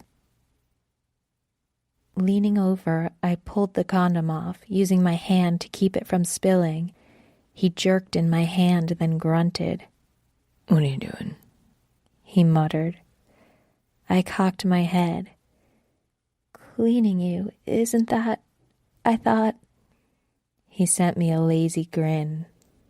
Let me guess. Boyfriend number 2. He wasn't my boyfriend. Well, he sounds like one hell of a bastard. But it seems I owe him one. He gestured to himself. Get to it then. I turned back to my task, licking up the salty juices from his softening cock, his balls, working my tongue down into the taint as I'd been taught to. It had tasted copper with my blood then. It was the way between a man and a woman, he'd said, and I had never questioned the practice until now. Still, it seemed to satisfy this man too. He let out a small sigh as I ran my tongue from the tip of his cock to the base. When I had cleaned him, he pushed my head gently down against his stomach. His abs were hard and lightly furred, an unconventional pillow. Exhausted from the fear and the struggle, sated from climax, I slipped into a dark sleep. I dreamed of my mother. Her face was distorted and twisted. She sneered at me. "Not so proud now, are you?" "I didn't want to do it," I sobbed. "He made me." "You left just so you could fuck guys like him." "No, no." I pleaded for her to understand, for her to absolve me. "I didn't know." "With that face and that body," she scoffed. "You knew what would happen, and you wanted it." "Why didn't you stop me?" "I did, girl. I told you not to go. Not to go." I woke up with a cock in my mouth. I gasped, struggling to breathe. It took me a few minutes and several thrusts to get oriented. My hands were tied behind my back, arching my body up as I lay on top of them. He straddled my neck, thrusting mercilessly into my mouth. He didn't seem to notice that I was awake now, or care that I had been asleep before. He simply used me, and something subversive sent warmth to my cunt. That was what he called it. But there was nothing but cool air between my legs as he sawed his cock against my tongue. I tried to use my tongue to find the rhythm, but it was erratic, only in his head. I could do nothing but open to him, to take him repeatedly until he grunted and filled my mouth with foamy cum. A drop spilled out of the corner of my mouth and trailed down my skin. There were no tears left, only this. He sighed as he slipped out, sleepily, almost as if he were still sleeping. He scooted down my body until his head rested on the cushion of my breasts. They were soft and plump, but they couldn't have made a comfortable pillow. Still, he fell asleep almost instantly, his breathing evening out into a peace I could only envy. Blinking up at the water-stained ceiling, I wondered if I could pretend this night had never happened. I must have drifted off to sleep, because when I woke, my arms were in agony. He used me many times that night. He dragged me onto his cock, forcing me to ride him while my arms were still bound behind me. He controlled the speed of my thrusts with twists and slaps to my breasts. The next time he licked at my cunt, sucked and bit until I came with a screaming abandon I'd never felt or even imagined. The next time he dragged me by my hair to the bathroom, where the bright light stung my sleep-dimmed eyes. He scrubbed my body with the harsh soap, as if to remove every trace of him. Then he took me back to the bed, spread me open, and sprayed ropes of cum across my breasts, ruining all his work. There was an inconsistency there, as if he were fighting himself just to fuck me. I started to fear that he would kill me after all. Maybe it would get to be too much. Maybe we were stuck in an infinite loop of lust and hatred, and the only way to end it would be to kill me. Which would I prefer? To spend an eternity in purgatory or take a gamble with hell? But these were only the meandering thoughts of an exhausted mind, because this would end soon. Already morning light whispered through the curtains. Our sex had turned sluggish and sloppy, though he seemed reluctant to end it. I knelt, my face and shoulders pressed into the coverlet as he pushed into me from behind. When he came, his groan sounded like an animal in agony, a cry for help. He jerked back his cock, and I knew it was as sensitive and raw as my own tender flesh. It didn't make sense why he pushed himself to the pain, but we weren't operating on the laws of logic here, not inside the looking glass. There was only our primal senses, a sort of ironic inevitability, like an animal who fights to the death just to prove that he's dominant.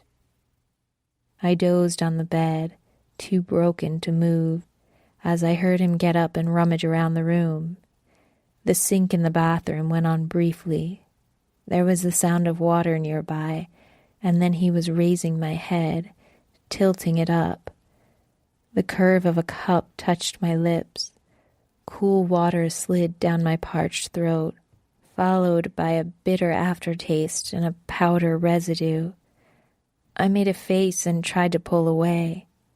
"Shh," he said, nudging the cup against my lips.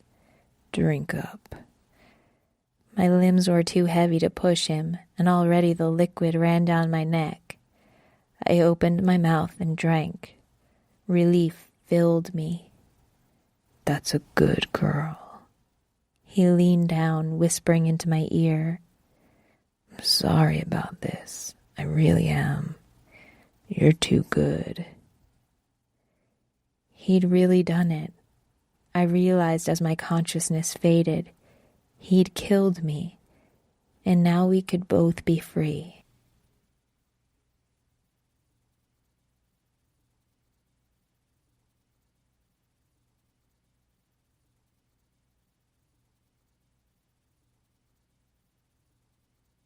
Chapter 5. The Niagara Falls State Park is the oldest state park in the United States. I woke up in a rumbling, rattling darkness. My body was jolted around. I heard the hollow bang of metal, but some sort of thin padding protected me from the worst of the blows. Every time I tried to move, pain seared through my brain. As blood returned to my fingers and toes, agony followed. So I focused on staying as still as possible, eyes shut tightly against the possibility that was becoming more and more certain. The back of a truck. I was in his truck. He hadn't killed me. He'd been apologizing for kidnapping me. It wasn't hard to figure out what I would be used for. This was a nightmare. Exactly the kind of thing my mother warned me about.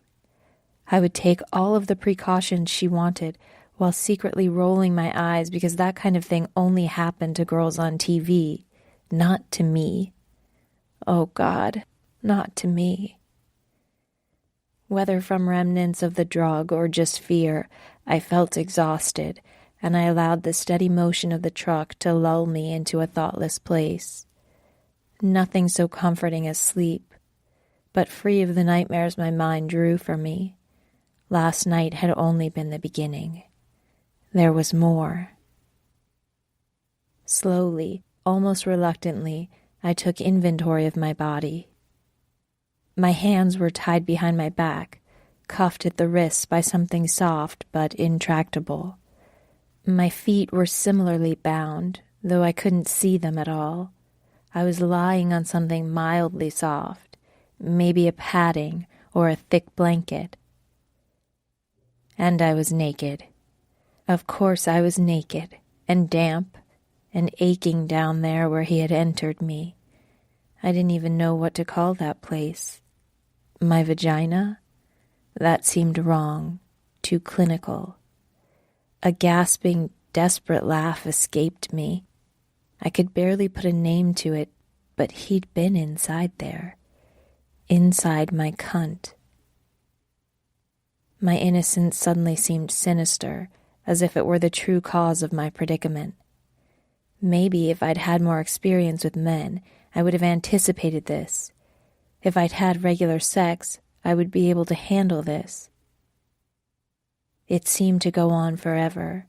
The whistle of wind, the rumble of wheels. Occasionally we would slow and turn, but then we'd find some even road again to barrel away for hours. Untraceable hours away from my car, from my new job, from my mother's house. She wouldn't even know I'd gone missing. Suddenly that seemed like a relief. At least she wouldn't know. It would only make her more afraid. It would only make her gloat. I must have been dozing because the screech of brakes startled me. The long drive had calmed me into a sense of complacency, as if I could exist forever in the dark. But I knew it would end. I'd have to face him and whatever he would do to me. The roar of metal rushing against metal assaulted my ears before white light blinded me. Before my eyes adjusted, he flipped me over. He untied my hands and my legs, sending a rush of pinpricks into my fingers and toes. A moan escaped me. "It's okay, sunshine," he murmured, rubbing his hands over my arms briskly. "Just a few minutes, you'll be right as rain." Gradually, the physical discomfort faded, and I became aware of a new sensation. Hunger, ravenous hunger that sharpened into pain, and the wonderful smell of cooling fast food. He smirked, handing over a bag. I had no dignity left. I ripped into the bag, scarfing down half the container of fries before I glanced up at him. He was watching me. There was no judgment on his face, only a kind of unnerving fascination that was somehow worse. I wasn't even worthy of his pity, but some curious creature, something lower. I bent my head and polished off my fries and burger and washed it all down with the soda he produced. My body felt a little more solid now, but my emotional state frayed. He was even more handsome in the morning light, like someone I would have had a crush on, but never would have had the guts to approach.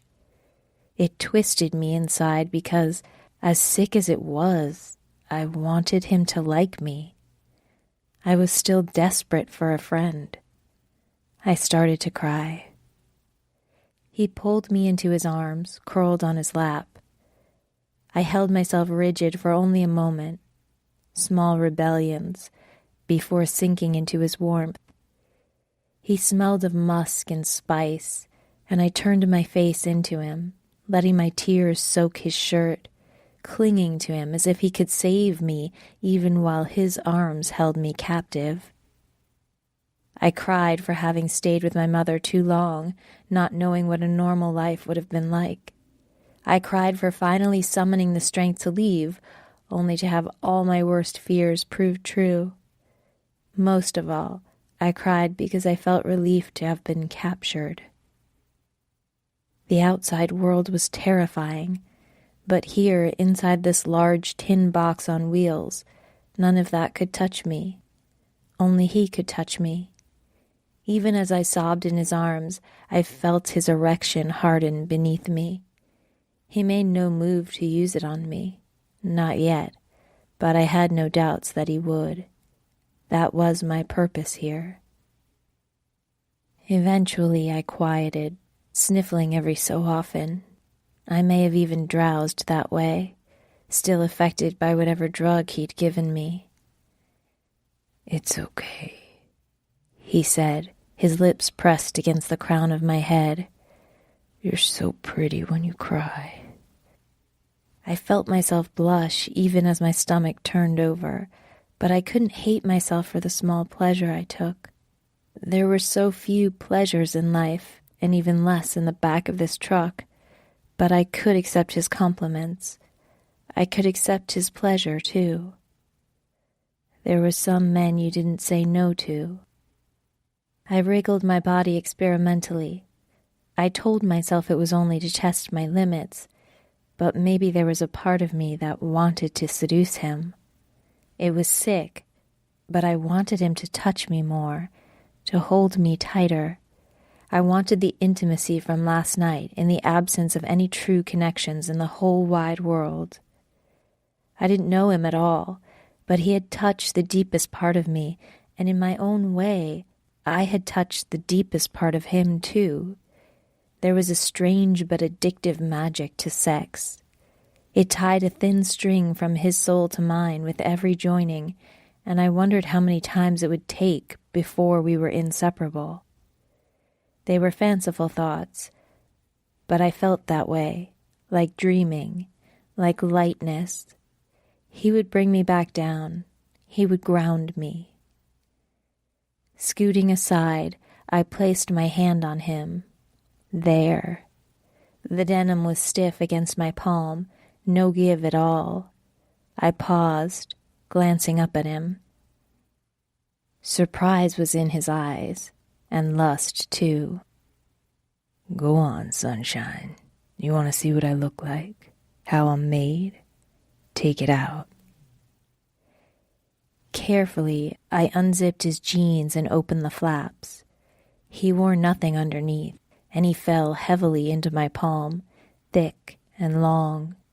The skin was silky smooth against my palm. I closed my fingers around it, and it jumped.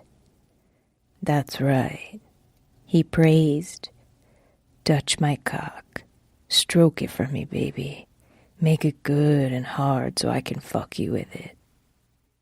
It was so wrong, but I let it happen. So dirty, and it washed over me.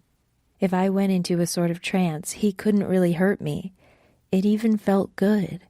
Wasn't that better than pain? Than fear? My mother had lived in fear, and she was safe, but she was still afraid. I was the opposite of safe here, but I didn't have to be afraid. Maybe that was the ultimate freedom. I tightened my fingers around his length and tugged. His cock. That was the word he used. Tentatively, I slipped my hand down and then up again. He groaned. More. Again. I stroked him until his hips bucked into my hands, and I found a sort of power there. In bringing him pleasure, I empowered myself. I could wield it in the withholding of pleasure, hesitating before the next stroke to hear him beg. A small rebellion, like syrup for my pancakes. Get on the bed. His voice came out gutturally. I lay down on my back, my legs slightly parted, together enough to hide me from sight, but the small space between them was a message. I wouldn't say no to him. But he didn't climb between them, not yet. He knelt astride my body, a knee on either side, his cock resting thickly in the valley between my breasts. He rolled my nipples between his fingers, setting off sparks that I felt down to my core. Harder, he pinched. I whimpered in response, but that made him tighten further. Only when my hips bucked up of their own accord did he release me.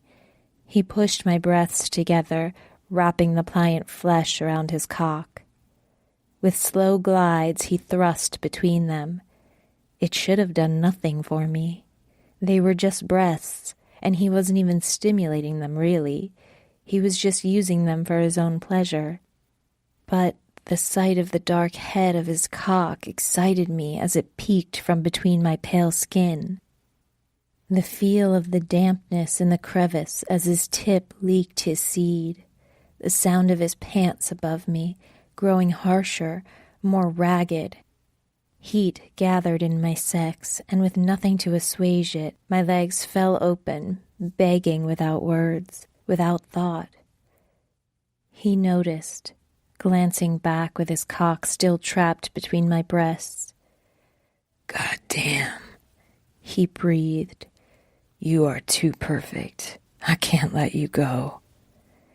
It almost broke the spell, that reference to how I'd come to be here in the back of this truck. Almost. But I held on to the trance, to the cloud of arousal that made this all okay. Please, I whispered. Help me. Yeah, oh yeah. He sounded incredulous, and why shouldn't he? How many captives would have been willing participants in this? How many captives had he had? But I had learned early on to make the best of my situation, to flourish even under hothouse lights, within glass walls. You're so good, pet, he said, climbing down my body. My legs were already open to him, already damp. He bent his head, pressing a kiss to the top of my mound. This is your treat. With unaccountable tenderness, he licked me, first around the soft lips, and that was shocking enough. But then he slipped his tongue into the damp crevice and swirled higher to the tight bundle of nerves. My legs shook where he had hooked them over his shoulders. I cried out, but he didn't relent, didn't let up until another blinding light overtook me, this one painful too, but also wonderful. There was no air in that place, no thought or fear in the pleasure, only his tongue in my skin and the shudders that racked my body. He turned me over so that my face and breasts and belly pressed against the musty mattress. I waited for him to enter me from behind, as he had done last night. Instead, I felt him rustle behind me, heard the quiet snick of plastic. Coolness shocked the heated skin of my bottom as his fingers rubbed a sort of gel. But not where I thought it would go. He was putting it there, on a hole I never imagined could be violated. I let out a soft cry of protest. A light slap hit my thigh. Quiet now, just relax and it'll be fine. But I couldn't. I tensed against the invasion. It felt like stretching, like burning, and I knew it would only get worse. Please. He bent his mouth to my knee, speaking softly. Am I shocking you? I didn't know. Well, now you do, sunshine. And you know what else? I think you're more adventurous than you let on. You've been sheltered, that much is clear. Well, you're gonna expand your horizons with me. I sobbed against the coarse blanket, feeling pinned, but also freed. There was nothing I could do in this position, no way to get free. You need a good cry, he said thoughtfully. Yes, I think so. I wished he were more certain. I liked his aggression better than his twisted consideration. I wanted him to hurt me, not help me. Do it already. I balled my hands into fists. Just do what you're going to do. He froze for a minute. I felt his surprise. Then he chuckled softly. You are perfect, aren't you? It's like you were just made for me. He shifted, pressing the blunt head against my puckered skin. Don't tense or you might tear yourself up. His words grated on me. I might tear myself up, as if this were my doing, as if I'd asked for any of this. Oh God, had I? Had I secretly longed for a cage to replace the one I'd left?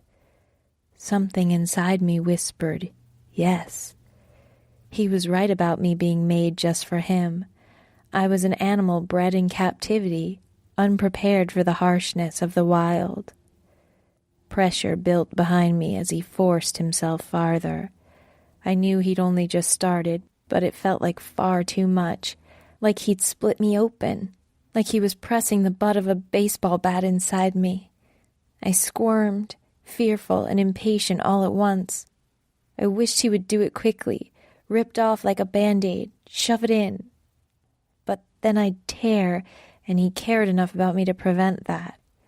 That hurt worst of all, that small bit of respect. It showed he could feel compassion if he wanted to. It showed me how little I really had from him. It burned, drawing out shuddering sighs and rasping sobs from my throat. With a burst of pressure that brought tears to my eyes, he pushed his way inside and sank in with a deep, satisfied groan. Oh, sweetheart, he said. Oh, sunshine. He sounded strangled, hoarse, with the pleasure he took from my body. Beneath the physical sensation, I heard the gratitude in his voice, the awe, and I felt a perverse camaraderie over that. Weren't we both so surprised? Weren't we both a little shell-shocked to find ourselves in the middle of a felony sex act, in the back of an 18-wheeler, in the middle of nowhere? This hadn't been on the calendar. Appease kidnapper with butt sex hadn't been on my life plan, but then I'd never really had a plan. That had been the point. I'd wanted to wander, to flit, and I'd flown right into a spider's web. His hand slipped around between my legs, searching and probing until his fingers lit upon the tight nub that made me buck my hips and groan. It did more than ease the pain. It swung it around and upside down, turned it into a razor-sharp pleasure. I rutted against his fingers, seeking relief in the form of ecstasy. They came together, a package deal. I felt a little nauseous, too. My body was overwhelmed, and it wanted to lose whatever was in my stomach. I shuddered, forcing myself to swallow the muted bile, as my body was wrenched forward and back, impaled and fondled, used and taken in ways I had barely ever imagined, hardly ever thought of, except in my room when the blanket of night shielded even my thoughts. I would touch myself exactly this way, face down on the bed with my hand underneath, rocking my hips until my mouth became dry and my toes curled up tight and my mind exploded into white-hot bliss. I cried out, lost in the heat of it, the all-encompassing pain of it as my stretched skin contracted and pulsated around his cock. "Yes, that's right," he muttered thickly. "Milk me, use me, take it all." A sudden warmth bathed my insides, the salt stinging the raw flesh. I shuddered at the pain of it, the price of my own pleasure. He rested his weight on me, and I absorbed his contented sigh with my body, cradled him as best I could while facing away. At length, he pulled free. He gently rubbed the abused skin in the crevice of my ass. Slow strokes, tender strokes. "Feel better?" he asked. I would have expected that to make it worse. It had already been pummeled. This would be like pressing on a bruise. But his touch was sure and knowing, and some of the tension eased. "Yes, how did you know?" My speech came out slurred, and only then did I realize how tired I was. Strange, since I had slept for so long. It was a stupid question, too. Of course he had done this before, had sex with women, some willing, some not. He was only taking care of me because he wanted to use me again, putting away his toys so he could play again in the morning. Everything seemed fuzzier, softer. He'd drugged my drink again, I realized, but I couldn't summon up the will to care. Here in this place there was no pain or fear, and the whole idea seemed just grand. Yes, keep me and play with me, do the things I never would have the courage to do on my own, and keep me safe in the process. "Because it always helped me," he said in a low voice. It took me a minute to realize he was answering my question. This had been done to him. Had he liked it? Who'd done it? But the questions were too heavy on my tongue, and I drifted away to sleep. The last thought before I lost consciousness was to wonder if he had been willing.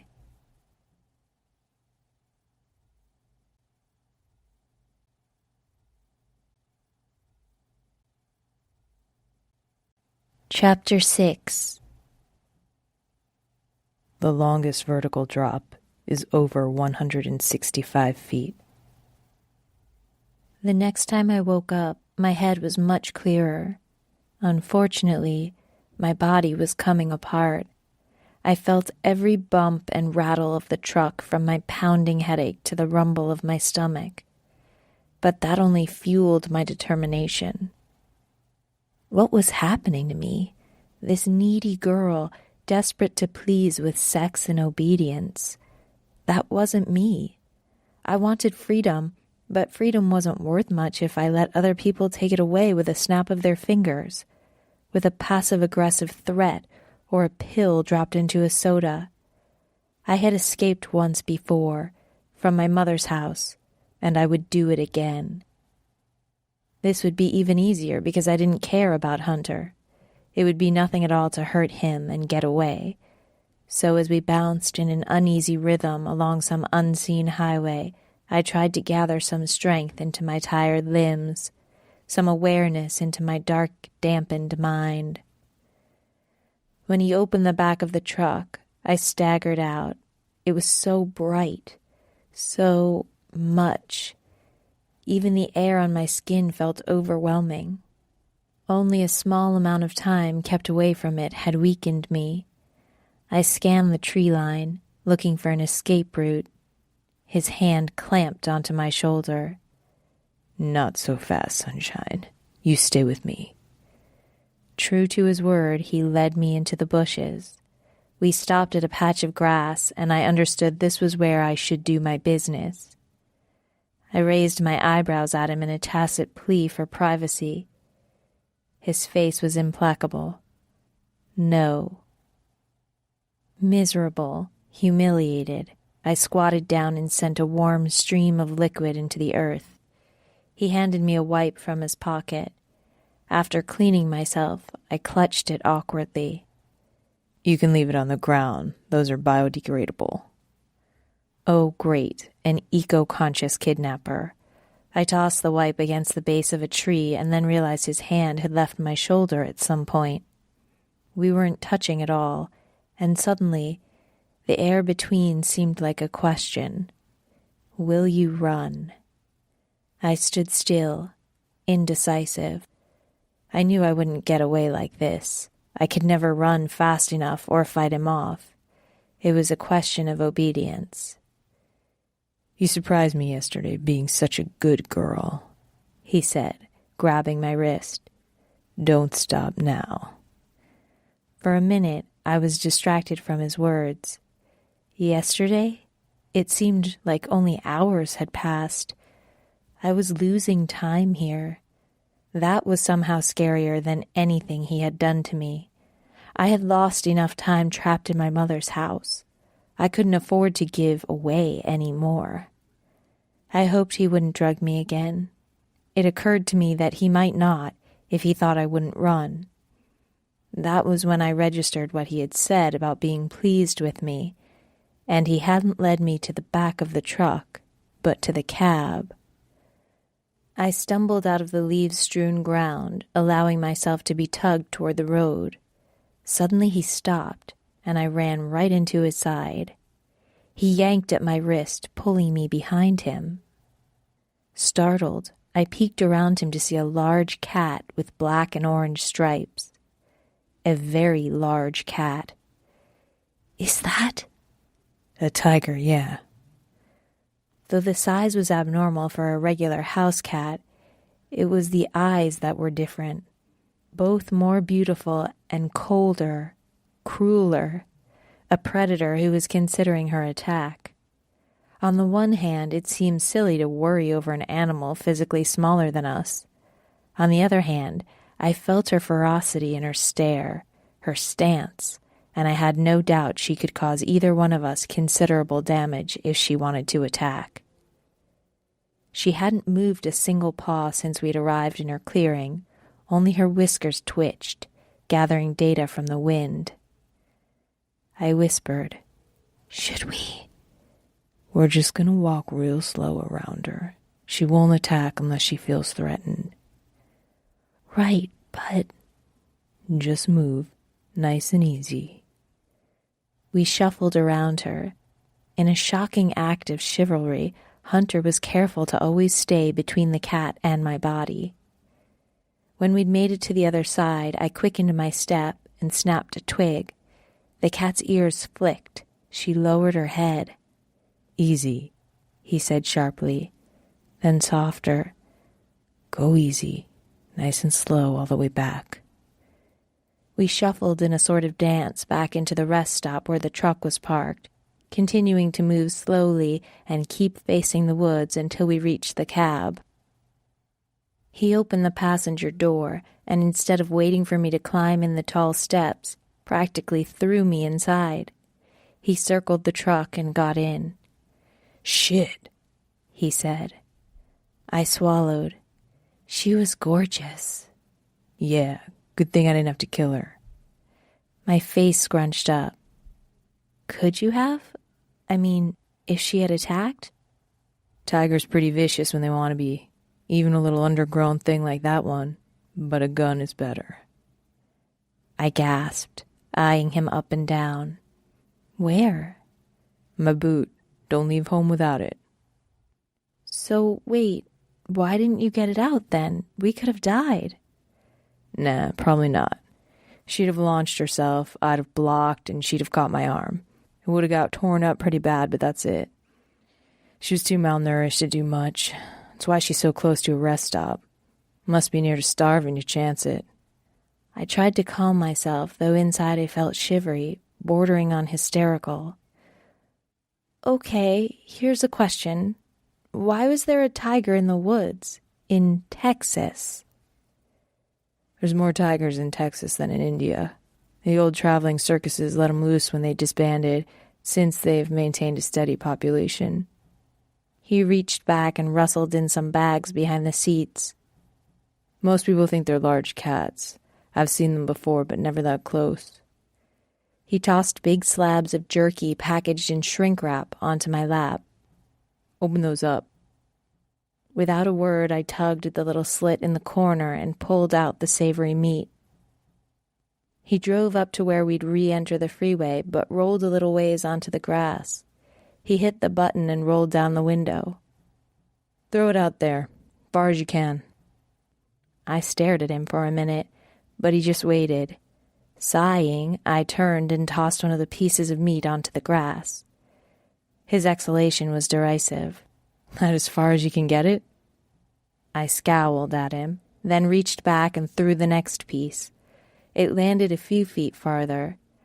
I unlatched the seatbelt so I could turn my whole body. The rest of the pieces landed only a few feet from the tree line. The meat rested there, small pockets of brown amid the grass. I glanced back.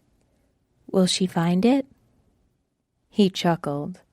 Oh, she'll find it. She's just wishing we'd get the hell out of here. With that, he gunned the engine and we sped back onto the freeway. He used his radio to tell someone about the tiger, and they messaged him back something about a wildlife rescue organization going out to set a trap. Only as the minutes ticked away did the events fall in order for me. The way he'd protected me, yes. Even more interesting, the way he'd protected the tiger. He could have shot her and been done with her. Instead, he'd risked his own life for hers. He'd fed her. He'd sent help for her. And maybe most shocking of all, I was riding up front. He glanced over, seeming to follow my train of thought. Cat got your tongue? Are you going to make me go back there? After a moment, he shook his head. Good girls get to ride up front. The words were humiliating, but stirred something inside me. I was beginning to recognize that tension as lust. Dirty, wrong, but undeniable. It was spacious in here. The seats were a soft black leather, like the waitress had said, very comfortable. I huddled against the door, staring straight ahead. My exhilaration from the encounter with the tiger morphed into excitement. I was in the truck. Inside the truck. I didn't want to mess this up. And maybe I would have been excited even without the kidnapping. This was like an adventure. A slightly perverted adventure of questionable consent, but beggars like me couldn't be choosers. As the truck rumbled forward, I noticed the swaying of a necklace roped around the rearview mirror. No. I looked closer and realized it was a rosary. Pale cream beads and a silver cross. I wondered if it had belonged to someone he loved, like maybe his mother. It humanized him a little bit. There must have been someone he loved before he had turned into this, a man who had to force women into staying with him. We drove for several minutes in silence. I stared out the window, watching the farmland rush by. The sky was a brilliant green blue, like I imagined the sea would look, though I'd never been. I blinked up at the clouds that seemed to hang above us, even as we sped 80 miles per hour down the highway, even as the clouds themselves must be floating along in a different direction. On Earth, it was much more dismal. The farmland was brown and flat. Even someone as clueless as I knew that was a bad sign in terms of producing crops. And there were no houses, no people.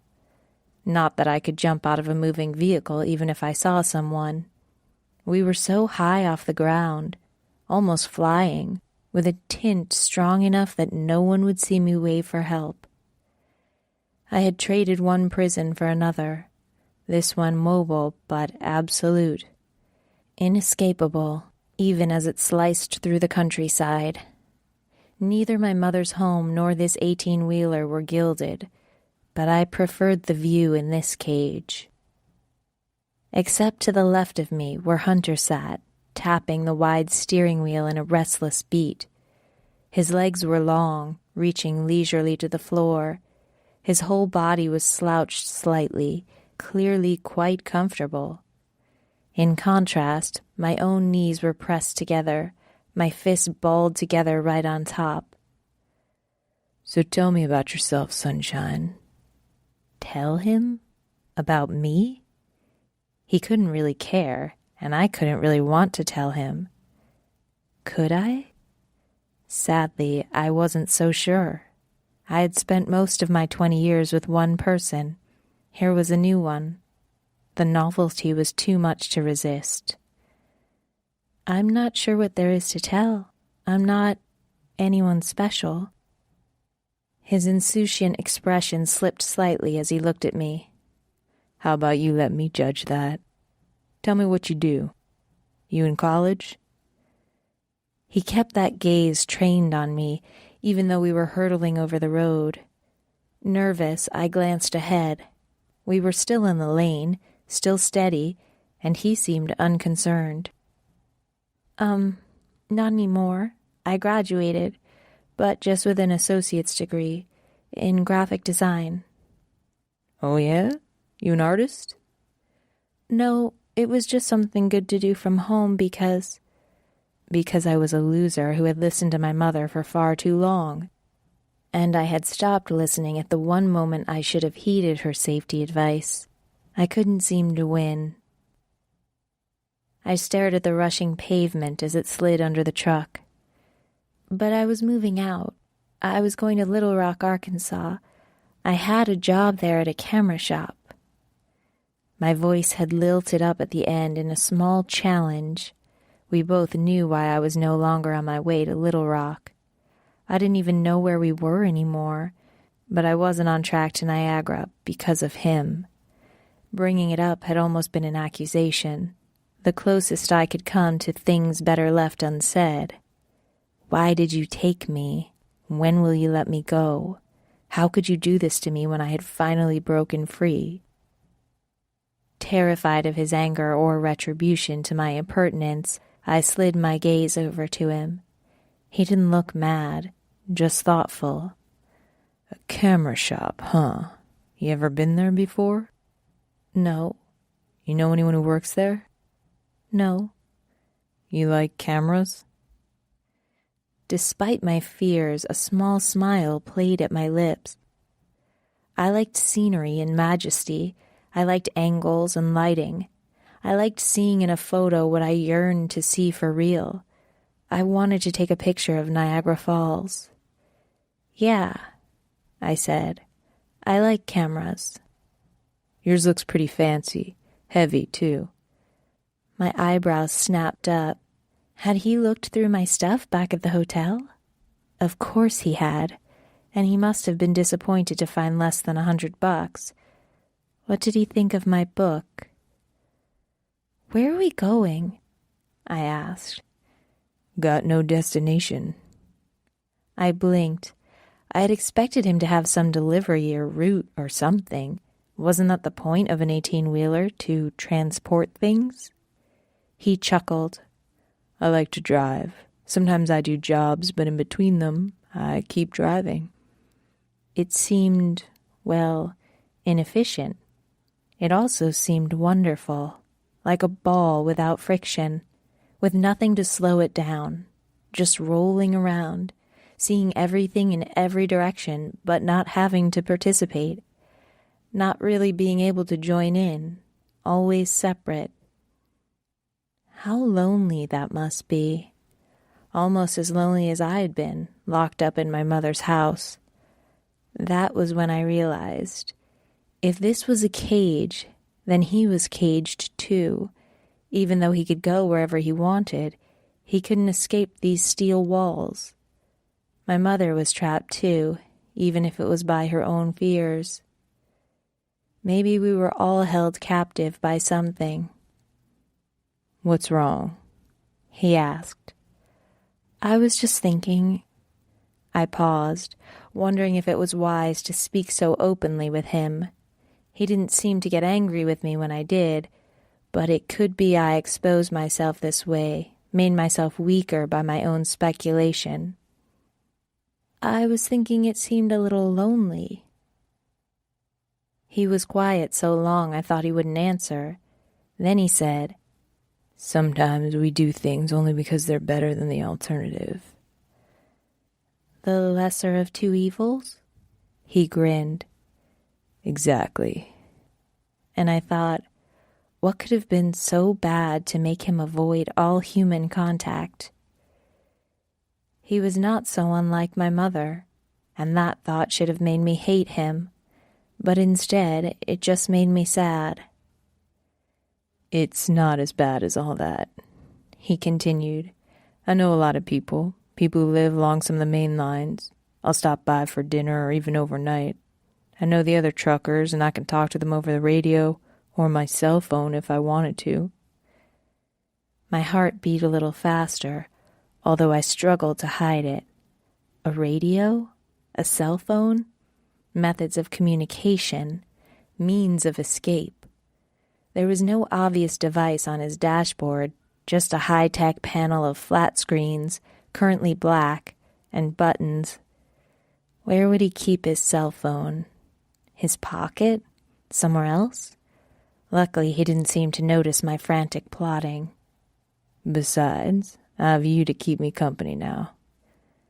Something about the extra emphasis on the word company raised the hairs on the back of my neck. He grinned, and I closed my eyes against the lust that glimmered there. But even with my eyes closed, I could feel the charge in the air, setting off little sparks against my skin, strumming awareness into body parts that had been well handled recently. If you're going to stay up here, you might as well make yourself useful and keep me awake. Tell me something new about you. I'm sorry, I said caustically. I haven't had a very interesting life so far. That was what I was trying to do before you... Fine. What's the deal with your book? About Niagara Falls. I didn't want to tell him what it meant to me, how it had been my goal for so long, and how it tore me up inside to be battered off course. I can tell you a story from the book, I offered. It's called The Maid of the Mist, a Native American myth. Have you heard it before? Why would I have heard it before? Right. Well, the people used to listen to the thunder, and it would teach them about the world, how to grow food and be kind to each other.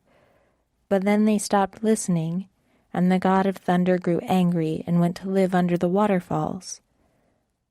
So he just left them? Kind of immature for a god, huh? I ignored him. The people suffered, and they decided to sacrifice this girl, but she ran away. She takes a canoe down the river, but the rapids take over and she can't control it. As the boat fell over the waterfall, the god of thunder caught her in his arms and saved her. Very romantic. Yes, it was romantic.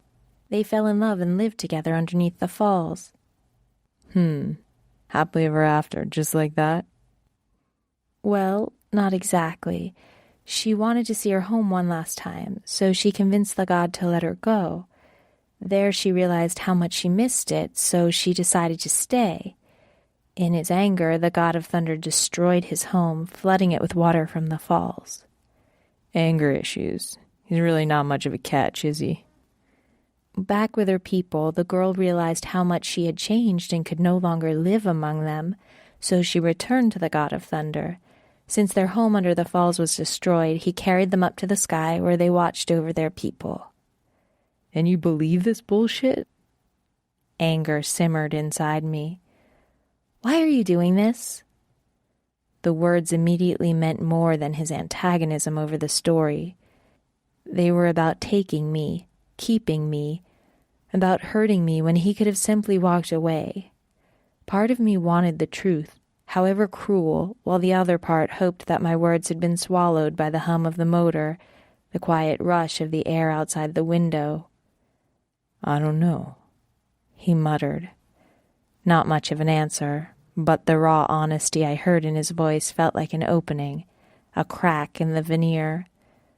Not that he would let me go with apologies or anything that extreme just because he'd displayed a moment of doubt, but that I could learn something about this man who held me, see around the thumb that pinned me down, see beyond the walls that always penned me in. What made someone like him tick?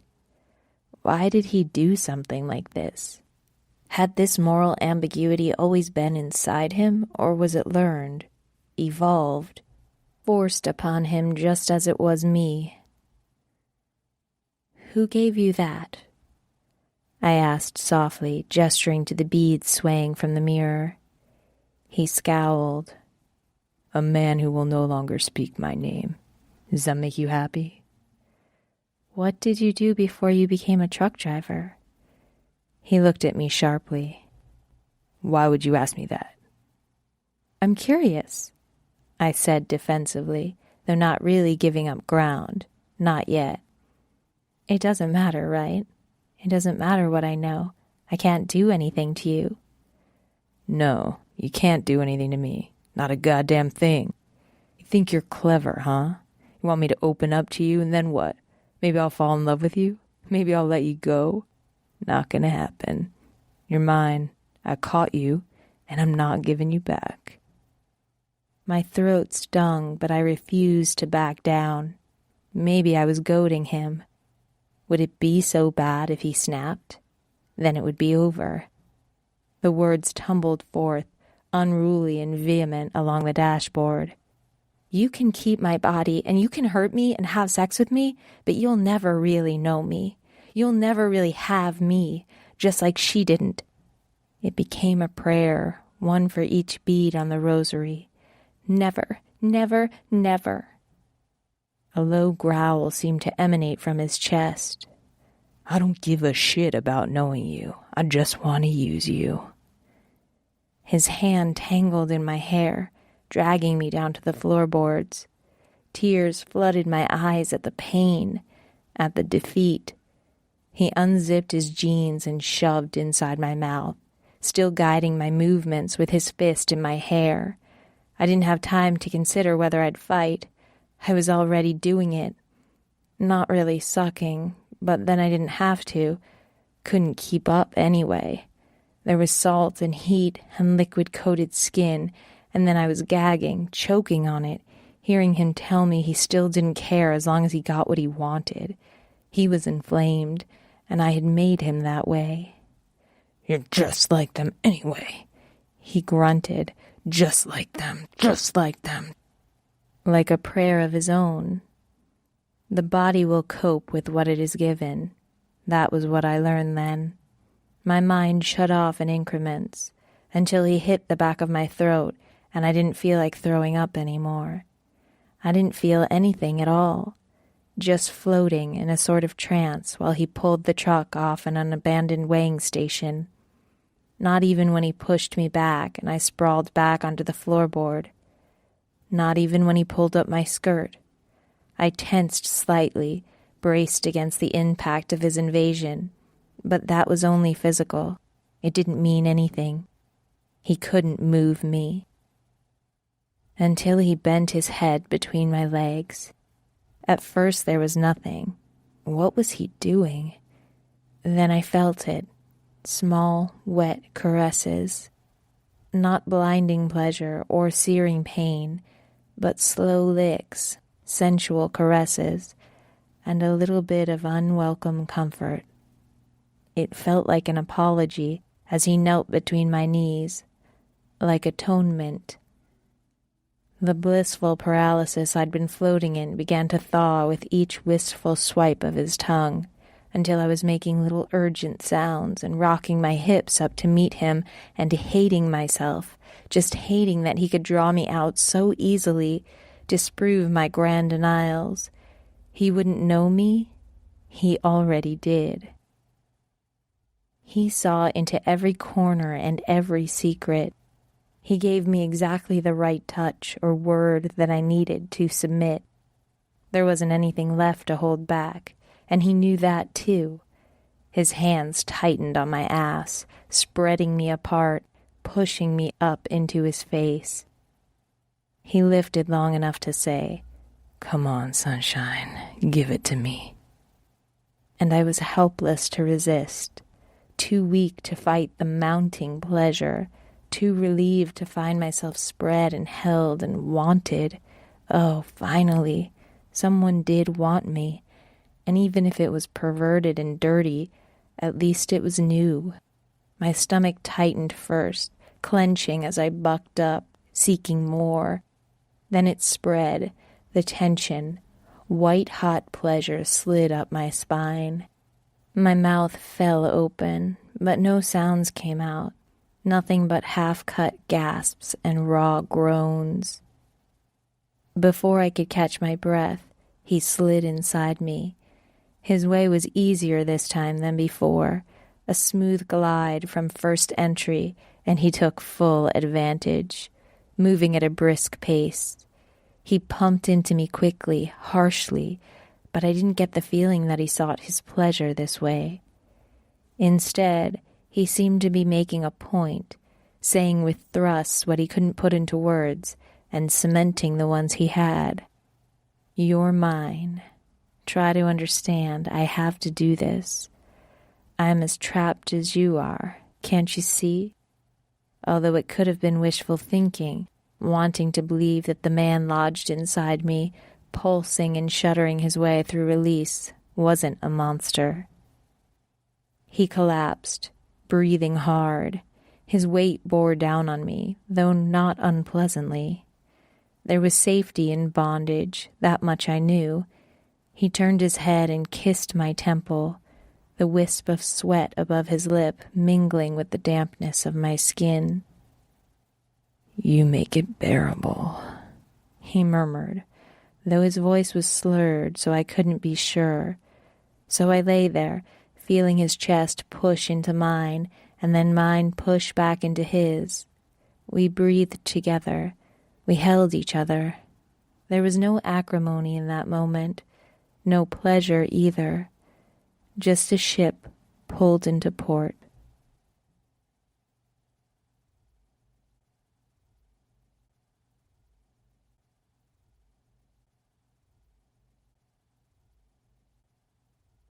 Chapter 7. The first tightrope walker to cross the Niagara Falls did so in 1859. We existed like nomads in the following weeks. We used deserted truck stops for bathroom breaks and daily showers. At night, we slept in the fold-out bed in his truck. He would fuck me every night, sometimes tenderly, other times rough and urgent, though each time felt more like intimacy and less like coercion. The hardest part was meals, because where there was food, there were people. We had a somewhat painstaking routine where he would stop a few miles out, put me in the back of the truck, then pull into a diner or restaurant and get takeout. I always debated banging on the walls, but I would never know if anyone was there. Hunter could be standing right outside and punish me for it. Instead, I would press my ear to the metal, straining to hear anything. If I had heard voices or thought there were people, I would have beaten the door for all I was worth. Instead, there was almost complete silence. Probably he parked far away from everyone else, and then eventually the steady crunch of gravel as he returned with food. We were going through mountains now. The highways were cut into them, sliced straight through like a butcher knife, leaving a tall, straight wall of striated rock.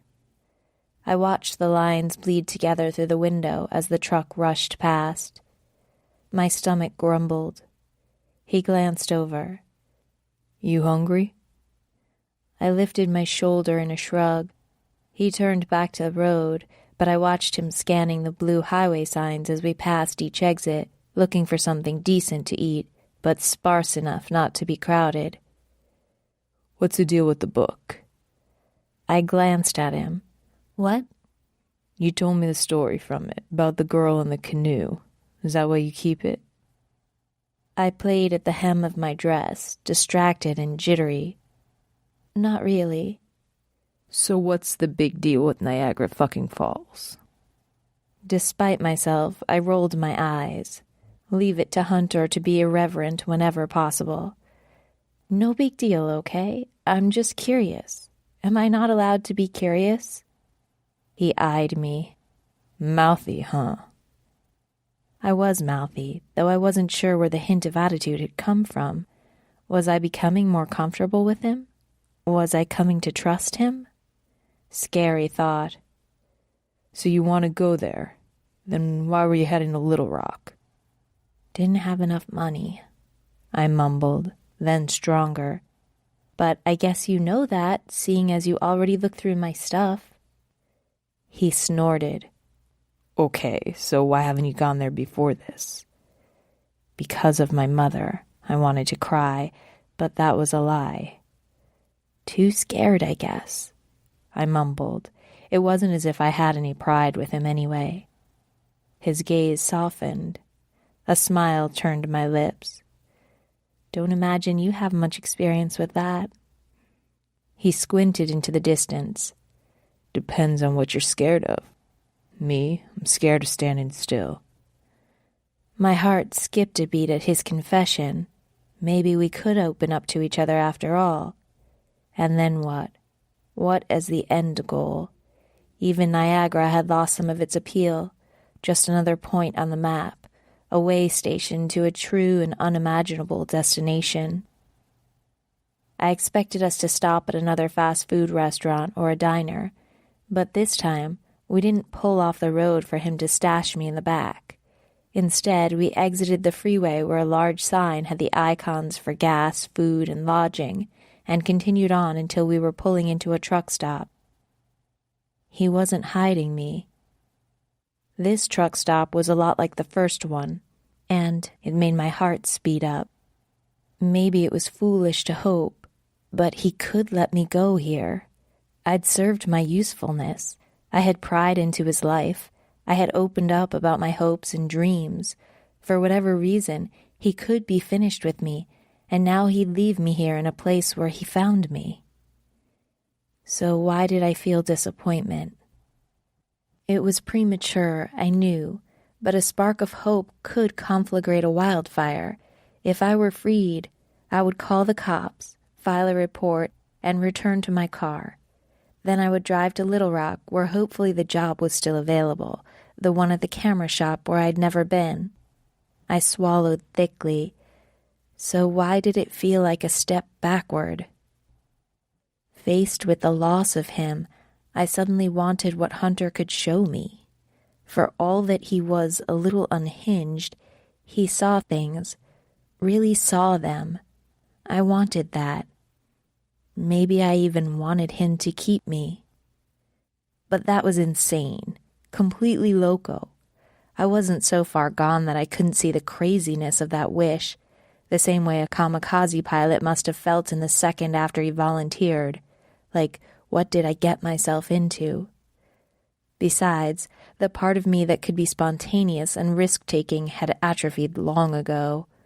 I was like my mother, bound by fear, but instead of being restricted by geography, I was restrained by societal conventions.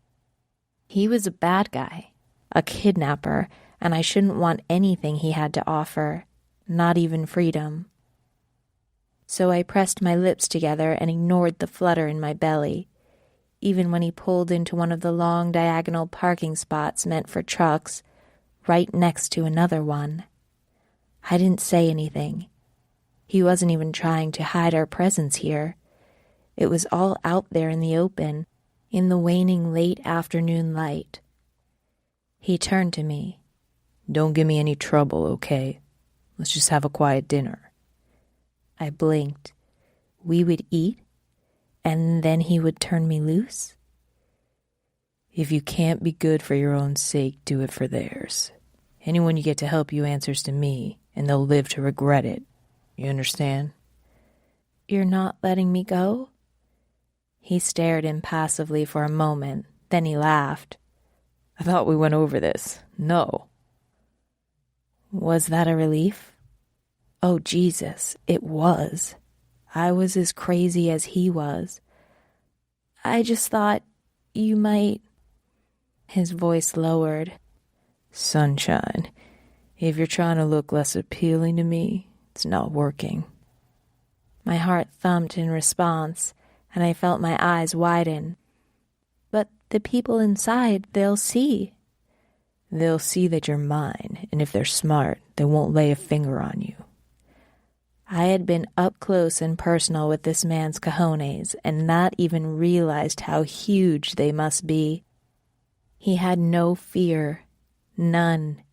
He was going to walk into a non-empty place of business during the day with a captive in tow. And judging by the disturbingly self-aware smile that played at the corner of his lips, he wouldn't even break a sweat doing so. It was strangely attractive. My own lips pursed in restraint, but I wanted to smile too, without fully understanding the humor. We could laugh at the people we would see, blind to the egregious crime happening in front of them, or maybe we'd chuckle at his chutzpah. But I feared that the joke was really on me, stupid, naive girl who's too afraid to cry for help in a public place. I'd show him, hopefully. This diner was similar in feel to the last one, both grungy and aging poorly, but this one had at least tried to be homey once. Cherry wood paneling lined the walls and formed booths over brick-colored linoleum. Fake ivy along the walls was coated in thick layers of dust. A young black waitress poured coffee at a table where 3 men sat. We walked inside hand in hand, so I knew that his hands weren't sweating. Mine were, though, and clammy, trembling as if I were the one doing something wrong instead of him. Hunter didn't wait for the waitress to look up. He just tugged me over to a booth. He gestured me inside in what could have been mistaken for a courtly gesture. I scooted in, and he sat beside me, hemming me in. As the waitress walked over to us, he pushed up my skirt, slipped his hand over my thigh, and slid his fingers into the crevice between my legs. I tensed. If the waitress noticed, she didn't show it. After a quick glance at Hunter's face, then mine, she turned to her notepad. "Can I take your order?" "We'll have steak and eggs, medium rare, 2 over easy, all of a Coke." He turned to me. "What do you want to drink?" My lips were numb, tongue tied in knots. I could barely function on my own, but now there was pressure. What if I messed up, and this girl got in trouble? She was about my age. What if he took her too? Of course, all these thoughts swirling around were making me mess up, and I sat there with my mouth open like an idiot until she looked up from her pad. "Orange juice," I said weakly. After she left, I glanced over at the men, but they were engrossed in their meals. Hunter's thumb brushed over my skin, back and forth, and it sparked something very near there. I felt my skin almost ripple beneath his, as if it could urge him closer to that heat. Abruptly, he stood and slid into the seat opposite me. "There," he said. "Now we can talk." The air beside me felt uncommonly cool, my thigh bare. I missed his presence, I realized with dismay. He sent me a vague smile that said he knew exactly what I felt. "Prison," he said succinctly. "It's what I did before I started trucking." My lips parted in shock. I mean, sure, it shouldn't have been a surprise, but it was. He grinned briefly, running his finger along a crack in the table. Then his expression turned serious, troubled. "Predictable, really. The ex-con driving a semi, preying on innocent young women. I'm a stereotype." I frowned, perpetually unnerved by his penchant for plain speaking. It would have been easier to take if he had sex with me in a moment of lust madness, then walked away with the forgetfulness of the unkind. But he seemed to know exactly what he was doing with me, and though sometimes it seemed to bother him, he had no plans to stop. He wasn't lacking in morals. He was willfully going against his morals just to have me, which was terrifying, but also sent a small thrill down my spine. "Suppose you'll be even more scared of me now." I was quiet a moment. "That depends.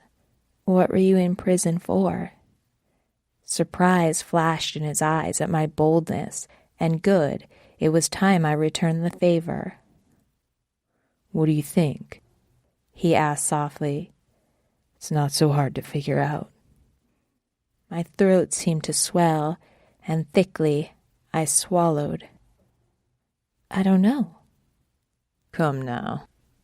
His voice was faintly mocking, but who was the target? The answer was made clear with his next words. "I know sometimes I come across a perfect gentleman, but surely you can think of something I might do wrong, something cruel and vicious and inhumane. Say the words, sunshine." I shook my head, nostrils flaring as my body prepared for flight, even as my mind knew there was nowhere to go. "Aggravated rape." The air seemed to leak from between the yellow-brown blinds on the windows, through the smudged panes of the door, anywhere but here. I couldn't breathe. "Did you do it?" He shrugged. "Some people thought I was innocent. The ones who counted didn't." I thought of the rosary hanging from his rearview mirror, of the man who would no longer speak his name, someone close enough to gift Hunter with faith, but who didn't have faith in him. "And you?" His mouth twisted in a cruel imitation of a smile. "More than anyone, you know how guilty I am." I found my voice. "And those girls, they know too." "Do they? I'll take your word for it." I shut my eyes at his cavalier tone. Didn't he care about them? Sometimes it seemed to pain him when he hurt me. Maybe it was a sickness, an impulse he couldn't control, or a personality shift that took over him at those times. But he seemed fully aware every time he had taken me. I was just making excuses for the man who held my fate in his hands. False hope that he would do right by me in the end. The waitress returned with our food, setting it down in front of a silent Hunter and myself. She kept her gaze trained on the table. "Can I get you anything else?" He reached into his back pocket and she flinched, but he only pulled out a handful of bills. "This should cover it," he said. "Keep the change, and don't come back to the table." She snatched the money and scurried back to the kitchen. Hunter stood without touching his food. He seemed agitated after his confession, far more affected than he wanted to appear. We won't be stopping again until morning, so eat up. Come straight outside when you're done. He sent me a dark look. Don't make any trouble, sunshine. I watched him leave the diner, his confession still roiled through my body. Sometimes it was better not to know. Did he also feel sick to his stomach? Is that why he left without eating? I didn't know. I shouldn't care about him anyway. I looked down at my food as the grease cooled, leaving an unappetizing sheen. He probably wouldn't know if I didn't eat it, but I considered it anyway, just to be obedient and to stave off the hunger for the rest of the night. But why was I thinking like this? He'd left me, unattended. Sure, I could see his silhouette through the musty curtains right out front. He was blocking the exit, but not the only one. There must be another one out back that the employees used. Here was my chance to get away. Maybe I could fool myself into going along with him, consent and cooperate and let myself be used just so I didn't have to be a victim. But that was all veneer, like the slick coating of grease that formed on my steak and eggs. It changed how it looked, not what it was. A convicted rapist. I had no choice but to run. I stood quickly, heading toward the back where the waitress had been. The raucous conversation grew abruptly quiet. I could feel the men's gazes on me, but I resolutely kept my eyes averted, mimicking the waitress. She'd seemed to inherently understand the dangers of Hunter and the other men. Maybe that had been my problem from the first. I'd seen Hunter leaning against the cab of his truck. I should have run in the other direction, but I hadn't, and somehow that had led me here. Like stepping through a white trash looking glass, I had ended up in a different truck stop. I'd become a different girl, one who knew how to suck a cock, for one thing, one who knew what the sunset looked like from the tallest hill as far as the eye could see, one with enough courage to run when the opportunity presented itself. In the back, the girl was washing dishes in a large steel basin. Her eyes flashed with fear when she saw me. "You can't come back here." "Please, help me, I need help." "Not me." She shook her head as if I were threatening her. "I can't help you." "Just call the police. Let me call them." A large, heavy-set man came out of the back, his yellow-stained wife-beater pulling up short of covering the dark, bulbous skin of his belly. "What's going on in here?" The girl shook her head, tears glistening in her eyes. "Please, that man out there, he kidnapped me. You have to call the police." His eyes seemed too large for his head, not out of surprise, just naturally that way. I could see the whites even as he frowned. "I don't have to do anything." I drew in a shaky breath. He's going to hurt me if you don't help." A flash of sympathy lit his bloodshot eyes. Then it was gone. "If I were to go calling the cops on my customers, I would be out of business in a week, or wind up dead on my office floor." Desperation streaked through me. I ran away from his cold, pitying stare and pushed through the back door. There was nothing but empty fields to my right. On the other side, a short row of trucks. I needed to make a decision. Hunter was still out front. His truck was out there too. Soon he'd come looking for me.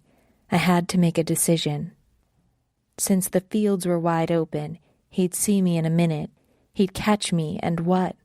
Punish me? I didn't know, but there was no turning back now. I almost wished I hadn't run now that I saw how pathetic my options were, but it was too late for regrets. A click from the door behind me warned me that it was going to open. I didn't know who it was, but I ran toward the row of trucks. Footsteps pounded behind me, barely audible above the rasping of my own breath.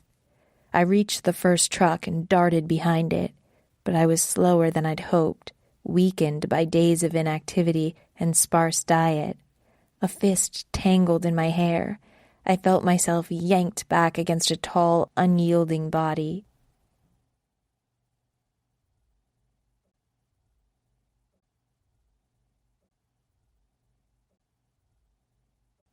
Chapter 8. An estimated 5,000 bodies have been found at the foot of the falls since 1850.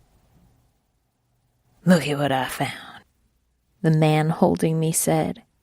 Not Hunter. Suddenly my fear was 100 times worse. I hadn't known I trusted Hunter, but faced with another trucker, I knew I did. Whether it was a sickness or some sort of Stockholm syndrome, I believed that Hunter wouldn't truly harm me. But this man? No. I fought in a wild clash of soft punches and hopelessness. I heard laughing and a curse when I caught something soft beneath my fingernail. Thick fingers grabbed my arms, wrenching them above my head as I was twisted to the ground. "Let me go!" It felt like a whisper, low and grating the walls of my throat, but through the melee they heard me. Now why would I do that when the fun's only started? "He'll make you pay," I said, and I knew then that it was true. The men just laughed. One of them knelt between my thighs, unbuckling his belt. I closed my eyes against the sight of his thin, glistening erection. Rough hands yanked at my hem, pulling it up. The air felt cool against my heated skin before they grabbed my nipples and twisted. Something slick poked around my thighs, sliding through the folds of my sex. He was trying to find his way inside. It felt like being violated with a fish. I was going to vomit, and the way they were holding me down, I would probably choke on it. An unholy sound rent the air, sending chills along my exposed skin. It sounded like death. Was it me? But no, I was still on the ground. It was the man between my legs who had moved. Pain shot through my limbs as I curled in on myself, rolling to my side, though one person still held my arm. There was a shout, and then the hand holding down my right arm was lifted. I flailed, hitting and scratching, though it didn't move them.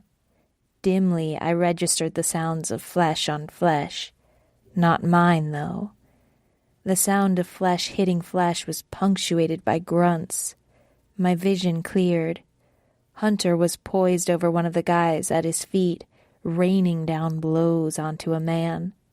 As I watched in horror, the man twitched and then laid still, his face already too bloody to be recognizable. Hunter looked like some kind of avenging angel, but an angel would never pull a knife from his shoe with a glint in his eye. I closed my eyes, not wanting to see what happened next. I heard it instead, just the whisper of a sound as sharp metal sliced through the air, its abrupt quieting as it met some solid object, and the thud of a body as it was dropped. The final man was pulled off me, practically lifted into the air above me before being thrown a few feet in a spray of gravel.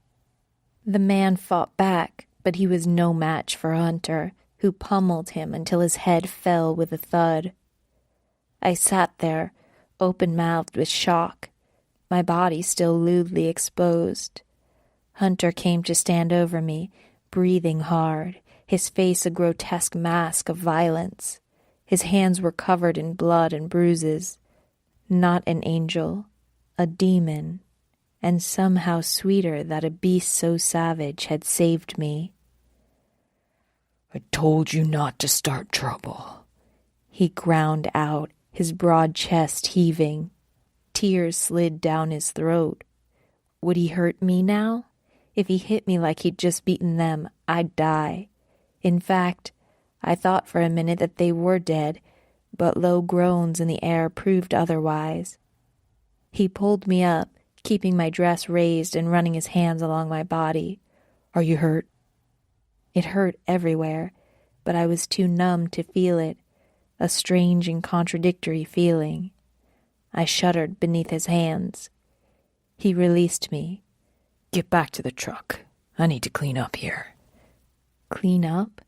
What did that mean? I ran around the diner. His truck gleamed in the sunlight, blinding me. If I got in the back of that truck, would he touch me again? Did I want him to? Yes. Something inside me whispered, "Wash them away. Make me clean." Instead, I ran toward the road. I couldn't see any other buildings nearby, but the hill crested just up ahead, blocking my sight to anything beyond. I was running on fumes after the interrupted meal and my fight with the men. I glanced back. The truck sat exactly where I'd left. He must still have been cleaning up, whatever that meant. My muscles felt nebulous and insubstantial, but somehow they managed to drag me up the road. At the top of the hill, the scene spread out before me with depressing majesty, a blank canvas of farmland and sky, not a building in sight. My feet slowed to a trot, but didn't stop altogether. There was nowhere to run to. Gravel crunched beneath my feet, then louder as the truck rolled up beside me, a hiss as the brakes halted its motion, then the door opened. "Get in the truck." I glanced up at him. He didn't sound mad, even though I'd clearly disobeyed. He even looked handsome, if intimidating, up high in the cab. Those intense eyes. Maybe the creepiest part was how unaffected he seemed after beating up grown men, almost killing them. Maybe he had killed them. Maybe that was what cleaning up meant. I kept walking. With a shudder, the truck rolled forward to catch up with me. "Get in the fucking truck, Evie."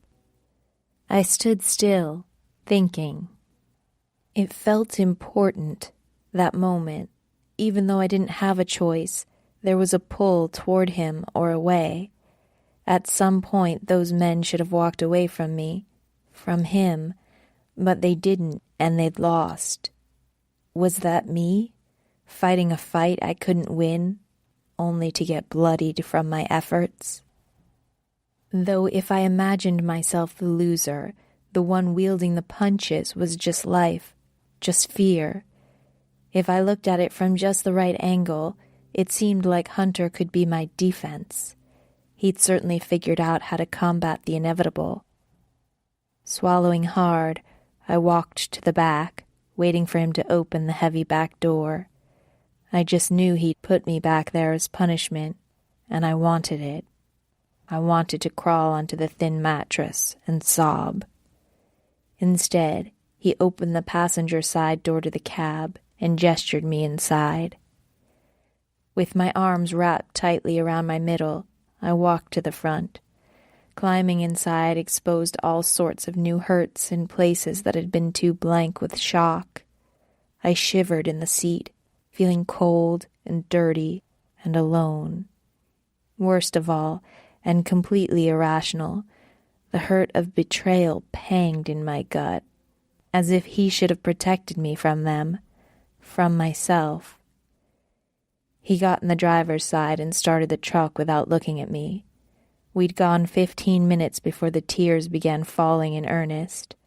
Another 5 before broken cries tore from my chest. Unstoppable. I hated him for not putting me in the back, where he wouldn't bear witness to my pain. He pulled over and shut off the engine, magnifying the gasping sobs I couldn't hold in. "Are you hurt?" he asked hoarsely. "Do you need to go to a hospital?" As if you would take me, I spat. "Do you need a doctor?" A doctor? Sure, I needed a psychiatrist. I probably need daily sessions for the next 10 years just to make sense of everything that had happened to me with Hunter, then another 10 years for everything that had happened before. I shook my head tightly. A hospital wouldn't help anything. I didn't even care about getting away anymore. It was all a big joke. Freedom. Trapped at home or trapped out in the world. Would it help to get strapped to a hospital bed? Not at all. The sobs threatened to tear me apart. I wasn't sure how much longer I could go on this way. I wasn't sure I'd ever stop. I wrapped my arms around my waist as if holding myself in. A muscle ticked in his jaw. "I'm sorry. I'm sorry I let them touch you. I should have been there. Should have known you'd try to run. A cry hitched in my throat. He'd caught onto the same perverse responsibility that I had, the implication that he should protect me even while we both knew he could hurt me. Incredulity had a calming effect. "Don't you see how messed up this is?" No, I didn't need to be afraid anymore. The worst had already happened. Almost happened. And the truth had become clear when those men were on top of me. I trusted him. So I rephrased the question. "Don't you see how fucked up this is? That you beat up those guys for... Here my courage deserted me. For what you did." I finished lamely. I saw the ripple in his throat as he swallowed. He looked less menacing in a side profile, or maybe that was just the grief in his eyes. It didn't look new. It looked ancient, as if it had always been there. In fact, I thought it had been, and I'd been too wrapped up in my own sadness to notice his. "So what do you want?" he asked. "You want me to let you go?" I said nothing. He gestured angrily out my window. "So leave. Get the fuck out." Tears sprang in my eyes. Wasn't this what I wanted? Okay, in my fantasies I was dropped off closer to civilization, but even barring that, I wasn't sure I could get by without him. I hated the helplessness, but in this moment, with my flesh still warm from cruel hands, I hated even more the thought of wandering. What was the point? Niagara Falls wasn't a person. It was just another place to be alone. He sighed. "Let me keep you a little bit longer. You can take some time to recover. Then we can talk about what to do next." "Are you giving me a choice to leave?" He frowned. No, he wasn't. "I'm just asking you not to fight me anymore. Don't run from me. And in return, I'll show you new places. I'll even let you sit up front." He said the last wryly, and I puffed a laugh. "I guess I don't have a choice." "You do, more than you realize. But I want to keep you a little longer. I'll make it good for you, okay?" God, he was so messed up. This was his way of asking for a relationship. And I was so messed up, too. Okay.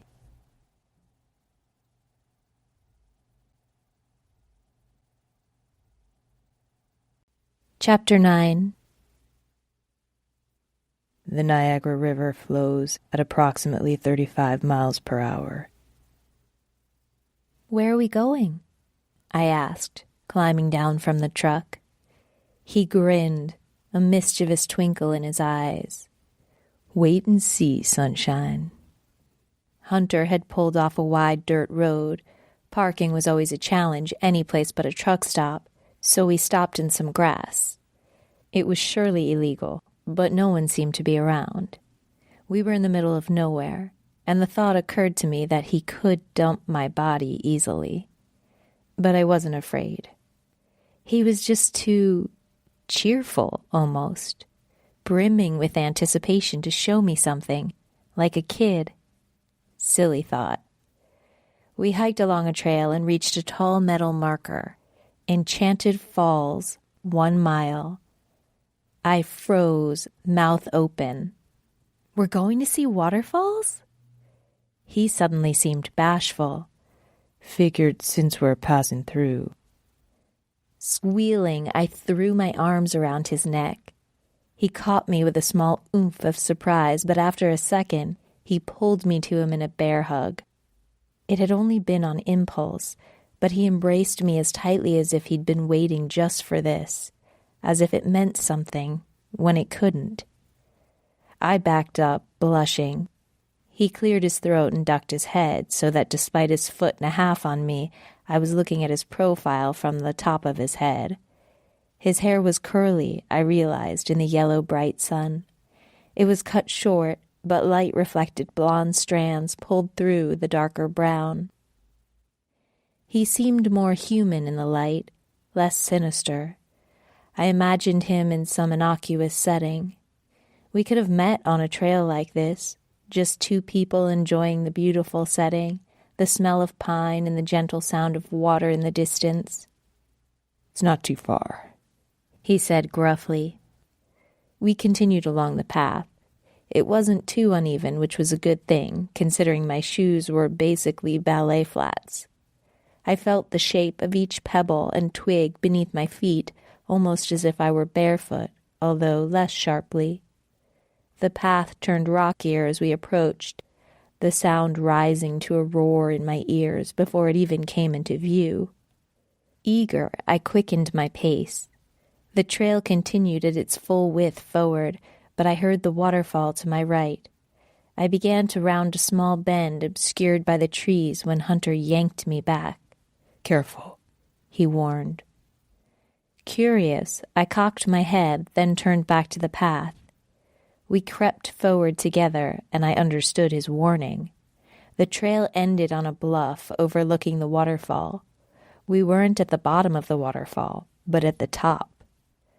My heart squeezed at the sight. Water streamed down in rushes too fast for the eye to process.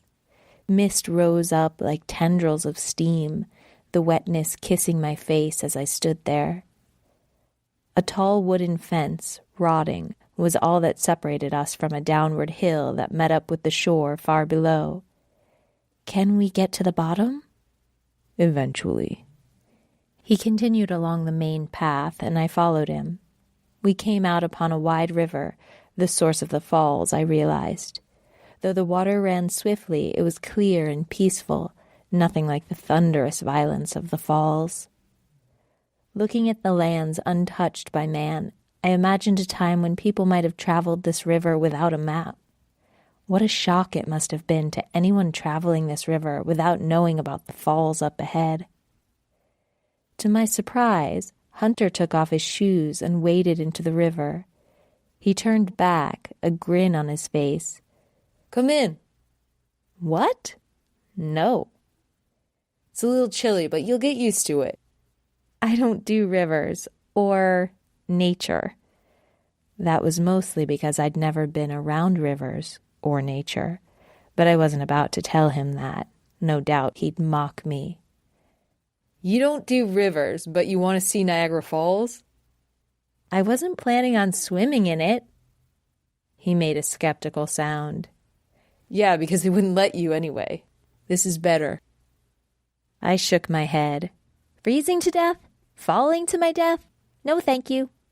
I wouldn't let anything happen to you. Oh, good, because I trust you completely. At that, he laughed. Just try it out. Nothing ventured, nothing gained. I scowled. What are you, a motivational speaker? In another life, yes. Come on. If you don't like it, you can get back out. Oh, fine. I towed off my shoes beside his on the dry, sandy bank. The first touch of water sent a shock up my spine, and I gasped. But I forced myself all the way inside, both fearful and excited of the strange feeling of cool water threading between my toes. The current was much stronger than it looked from the surface. It felt like it was pulling me along with it, and I had to fight just to stand still. The rocks beneath my feet were smooth and slippery. Exhilarated, I stood in the middle of the river and looked around at the trees and fog-frosted mountains. I'd seen all of this before from just 10 feet away on the bank, but it was different here. Now I was immersed, experiencing the sights as well as seeing them. A smile of wonder crept over my face. Hunter grinned back at me, suddenly looking boyish. Well, he asked. Not bad. Ha, you love it. Okay, I hate you 5% less. He rolled his eyes and turned to walk in the direction of the current. Come on, let's go. Wait, where are you going? I thought you wanted to see the waterfall. Yeah, see it. Not fall to my death in it. You're not gonna die. I know, because I'm not going over there. He shrugged. Suit yourself. I'll meet you back at the truck. No, wait. Okay, I'm coming. I followed him through the river, feeling nervous but excited. I was walking through a river in a secluded park toward a waterfall.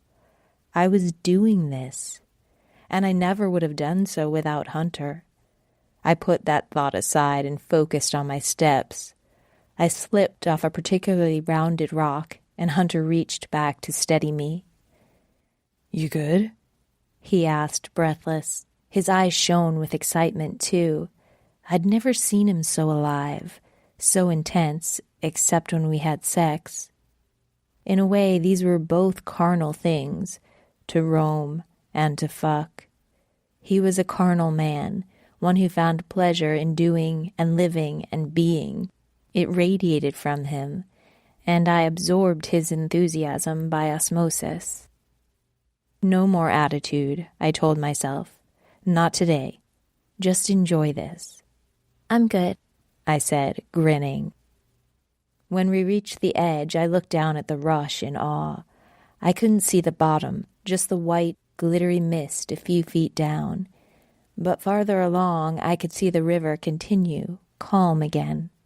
I felt powerful, as if the water running past my shins were channeled through me. Crazy, I said, not taking my eyes off the panoramic view. Crazy, he agreed. And now we jump. My heart sank. I thought you were joking about that. I never joke about extreme sports, he said solemnly. That tugged a smile out of me. I wished he weren't so endearing when he wasn't terrorizing me. I looked down at the waterfall again. Not that far. Definitely the kind of thing someone could survive. Just not me. Evie, he said in a cajoling tone. It's amazing. Trust me. I don't trust you, I said automatically, knowing it to be a lie. It feels like flying. Not very well, I guess, since you fall. Yeah, but first you soar. Just enjoy this. I can't swim. He was surprised. Not at all? I have some vague memories of swimming at the Y as a kid. Nothing recent. Well, I'm glad you told me that before I pushed you. My eyes widened. You're not serious. He shrugged. Damn, he had a good poker face.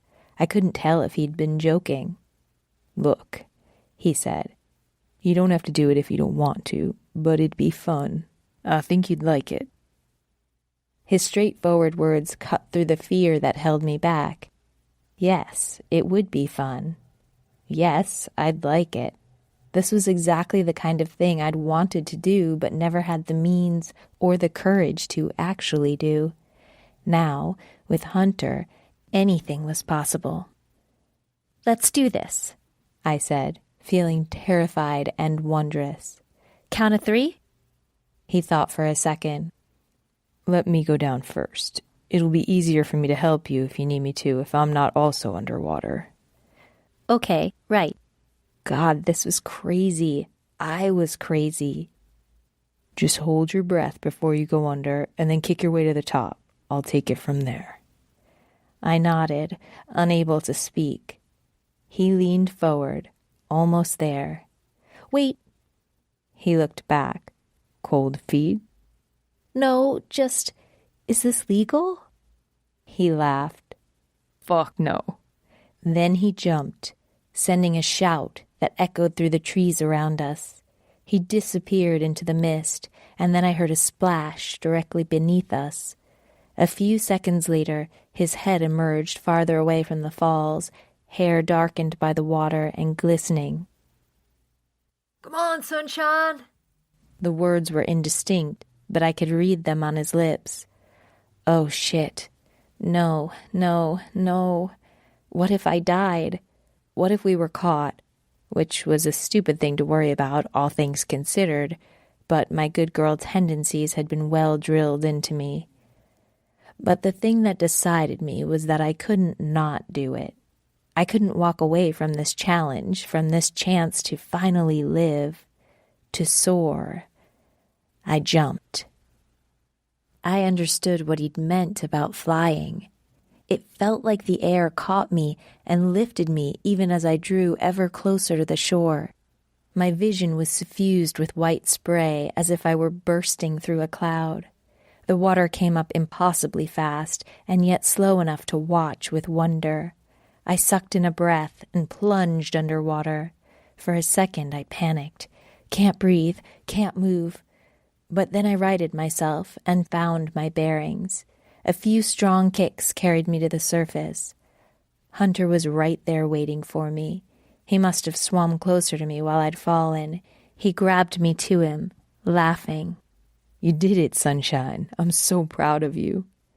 I wiped the water from my eyes, laughing too. "You didn't think I would?"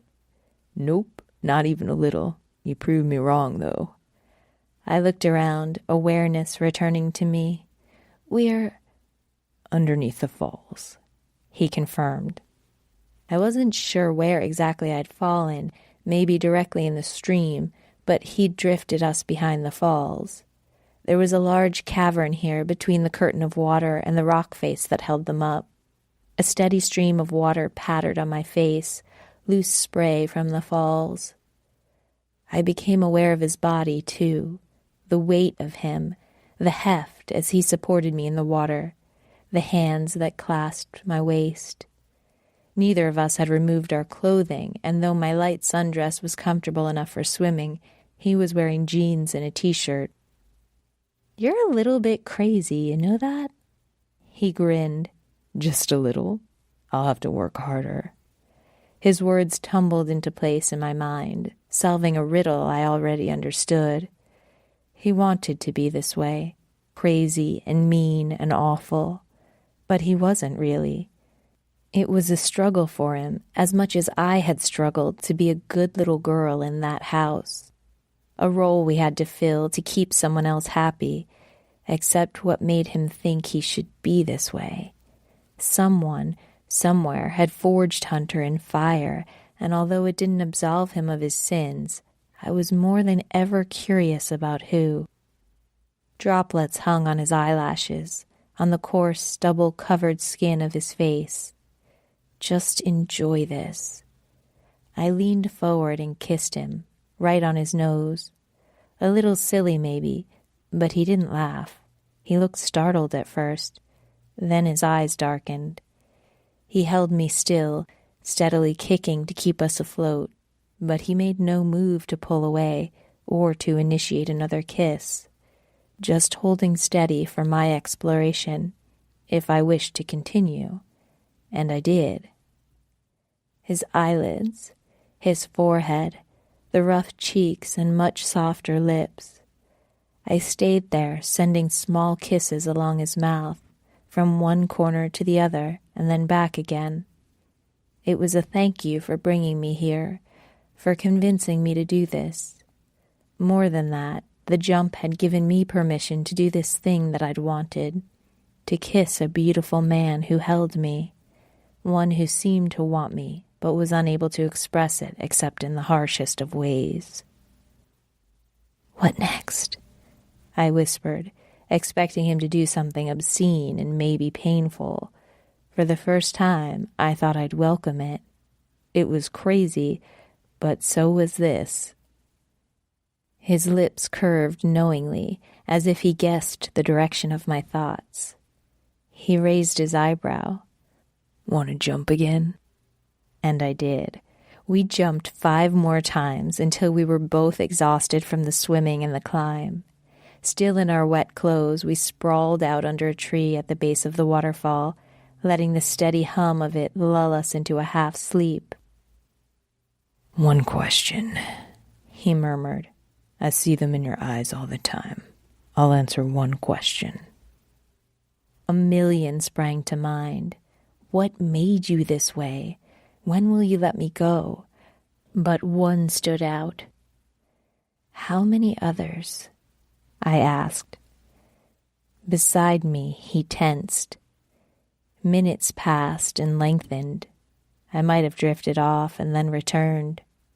Finally, he said, "You were the first, the only one." I sat up. What about your conviction? "You asked me once if I did it. I didn't." He shrugged where he lay, eyes on the sky. "Believe me or not, it's your choice." I had no reason to believe him, and we both knew it. A court of law had found him guilty, and I knew how he'd been with me, so it stood to reason he could have done this to another girl, countless girls. Sometimes that bothered me more than what he'd done to me. I really had nowhere better to be. I was already broken in countless ways, and after today, I felt a strange and twisted kind of gratitude for what he'd done. But to imagine another girl made helpless turned my stomach. And he said it had never happened. I was the first. I was the only. I believed him. He laughed, so bitterly that goosebumps raised on my chilled skin. "I told myself I was getting what I'd already paid for. They locked me up for it, so I might as well do the crime, right?" I was silent. He spoke in a raw kind of horror, like a man desperate, a man divided. "But the truth was, I just wanted you. I saw you looking at the sunrise, and I wanted to have that, to have you. So I took you. I knew full well how wrong it was, and I did it anyway. And the most fucked up part about it all is that I still don't regret it. No remorse. Really fucking crazy, right?" Yeah, it was pretty crazy, and terribly sad. My heart ached for him, for me, for this crazy, messed up world where we were enemies when we could have been friends. "Want to jump again?" I asked softly. He turned to me, incredulous. "I think I've got the hang of the landing now. We can jump together." He answered slowly. "Yeah, I like that, sunshine."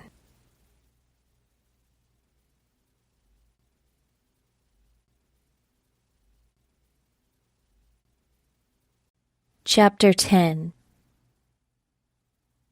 Niagara is a Native American word for thundering water. A woman stood in front of a wide porch. She was obviously pregnant, her belly rounded beneath the loose pink sundress and her hands supporting her back. A young boy rode a tricycle in circles on the gravel driveway. There were no other houses in sight, just a line of trees and then open grassy land. The peacefulness of the scene took my breath away. It was like a living portrait, something I'd only imagined but never experienced. My heart began to pound as we pulled up close. What did it mean? What would he do? My mind spun all kinds of horrible scenarios, robbery and hostage situations. I silently vowed not to let him hurt the woman or her child, though I had no idea how I could accomplish that. She didn't seem concerned that an 18-wheeler was pulling off the road onto the grassy area in front of her fence. "Run," I thought. "Get yourself and your kid inside and lock the door." But she stood there, shielding her eyes from the sun with her hand. Then she waved. Actually waved her hand in greeting, though she still didn't move from her spot. Then another idea came to me. Was she possibly his wife or girlfriend? Was that his child? And as messed up as everything had been, it somehow offended me worst of all, the idea that he would bring some random girl home to his family.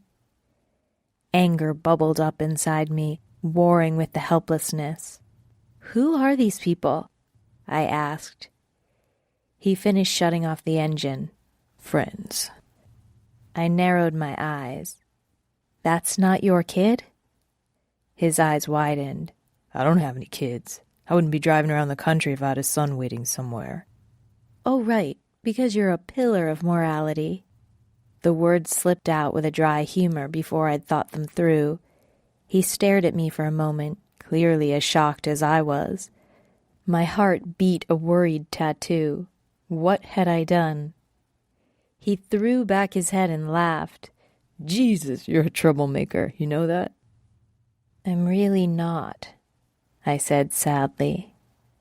If I had been rebellious, I never would have stayed holed up at home for so long, and I would have fought harder against him all this time. What did it say about me that I hadn't? Clearly I was too weak to stand up for myself. Or I secretly thought I deserved it, but that was even more disturbing. Come on, he said. You'll like them. He opened his door and started to climb down from the cab. Wait. He turned back. You aren't going to hurt them, are you? Something flickered in his eyes. No. I understand you have no reason to believe me when I say that, but I'd die before I'd hurt my friends. I believed him. The words settled into place inside me like a jigsaw piece. Sometimes it felt like that, like he was a puzzle and I had to search for every piece to put him back together again. He wouldn't hurt them because they were his friends. I trusted that. What would it take for me to become his friend?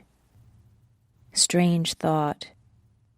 But I dutifully stepped down from the cab and followed him up the driveway. When we'd gotten halfway there, the little boy jumped off his trike and ran over.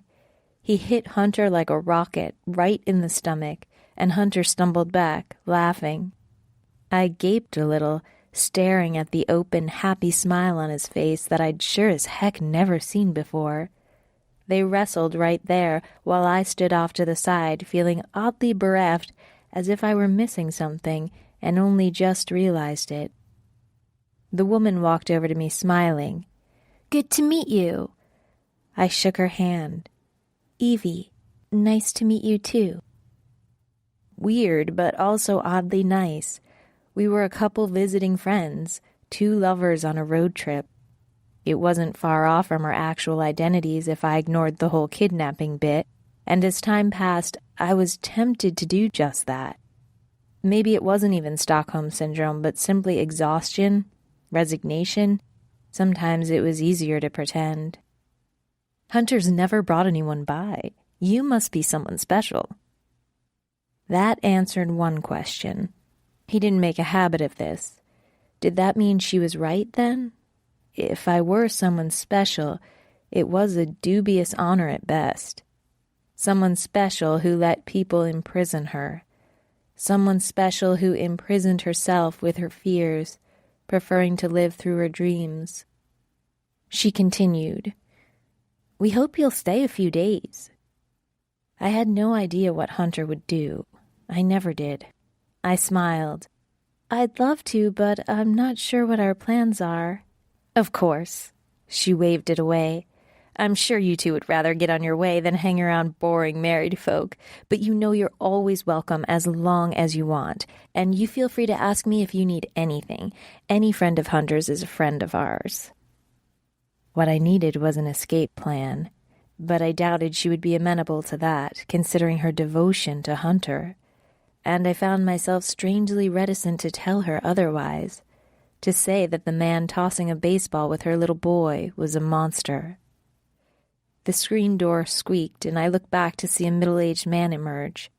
He wore a sweater vest and a friendly smile. Hunter stopped playing long enough to shake hands and formally introduce me. They were Laura and James Trueluck, with their little boy Billy. They'd lived in this house for the past 6 years, but they seemed to know Hunter from before then. I was introduced as simply Evie, and I knew they assumed I was Hunter's girlfriend. The way he curved his hand around my waist and held me to his side seemed to endorse that. The worst part was I didn't even want to pull away.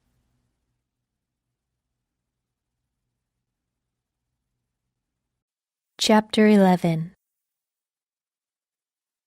Around 40 people are killed each year when they go over the falls, most of which are suicides. We went inside where the men broke off to watch a football game in the basement while Billy played with trains. I offered to help Laura with dinner, especially now that we'd added to her load. She set me up with the ingredients for a large, colorful salad, and I went to work chopping vegetables, a mixture of store-bought and ones grown in their backyard. As she cooked the steaks and prepared garlic bread, she chatted about Billy, about the renovations they were doing on the house. She sent me a guilty look. I'm just talking your ears off, aren't I? It's not often we have visitors here. It's good to talk to another woman. Not at all, I smiled. I haven't gotten out much, so this is nice for me, too. You know, she said, a smile playing at her lips. I'm so glad you're here. I know I said that already, but I can just see how happy you make him. I kept my gaze on the carrot I was grating. I don't know about that. Oh, it's right there in his face. The way he looks at you, the way he talks about you, I recognize that. My throat constricted as I imagined him looking at some other woman, talking about her, even though by all accounts I shouldn't care. But maybe this would be an opportunity to learn something new about him, to gather a new puzzle piece. Who do you recognize it from? I asked, and my voice came out husky. She looked at me, surprised. From James. When we were together, still dating, he didn't admit it was love for a while. You know men, but I knew, and I just gave him patience, you know? He came around. She laughed a little, gesturing toward the house. As you can see. Oh. Her nose scrunched. You thought I meant some other woman. No, Hunter's never been in love before. At least, not that I've ever seen. In fact, I'm pretty sure he never expected to be. Sadness weighed down her smile, and her eyes looked into the past. But life can take us to crazy places. I like to think things turn out for the best, you know, no matter how we got here. Right, I said, but my voice cracked. Her gaze met mine, her green eyes filling with concern. Is everything okay with you? Here I haven't given you a chance to get a word in edgewise. If something's bothering you, I'd love to lend an ear. No, What could I say to that? I know men can be stubborn sometimes, always thinking they know what's right for us. It's damn annoying, that's what it is. I gave a watery laugh. It was a little funny that everything she said was so true, and yet hopelessly irrelevant to us. Hunter and I weren't in a real relationship. I don't think it's the same, I tried to offer by way of explanation, as you and James. You seem so happy together. We are. Her gaze darkened with remembrance. It wasn't always that way, though. There were some bad times. I was tempted to ask what they were, not out of morbid curiosity.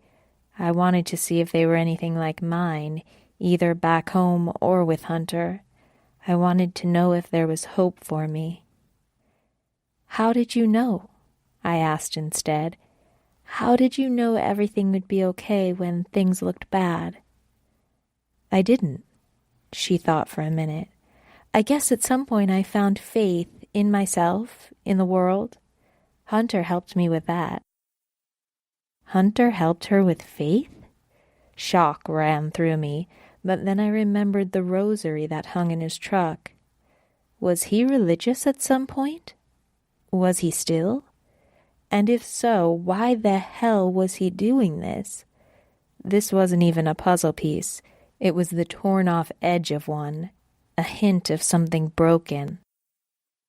I opened my mouth to ask her what she meant exactly, but just then Billy ran inside. He begged for a snack from Laura, who insisted he wait until dinner.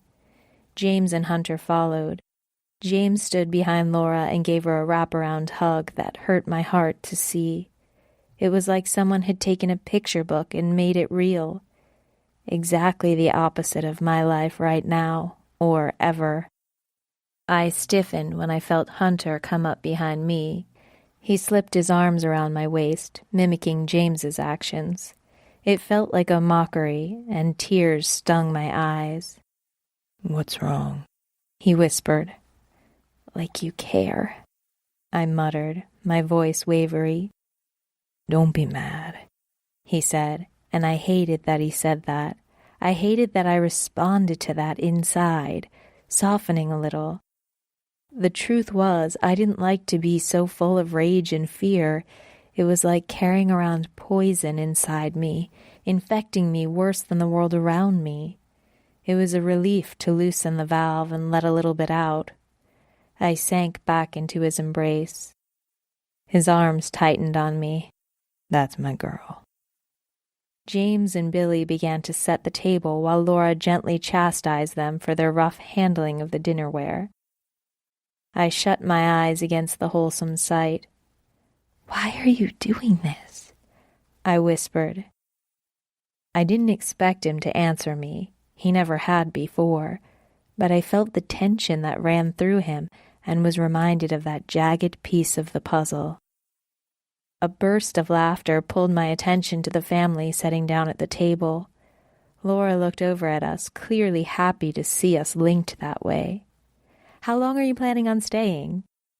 The question was directed at both of us, but we all knew she was asking Hunter. He was quiet a moment, then he said, "I'm not sure. Not too much longer, I think." The phrasing was strange, with a special weight on the words. I got the idea that he wasn't answering her, but me. Why was he doing this? He wasn't sure, and the one always at the tip of my tongue. How much longer would he keep me? Not much. Which was exactly what I wanted, so there was no reason to feel disappointed. Laura's pretty face fell. "Oh, but you two should stop by again on your way back through." The way back? That implied that Hunter had a home somewhere and Laura knew where it was. It implied we were going somewhere and would return. Hunter must have felt me tense because he squeezed my hips gently. The timer went off and Laura pulled the steaks out of the oven. Hunter turned me in his arms. His eyes were clear in the waning afternoon light of the kitchen, and Laura had been right. He looked happier.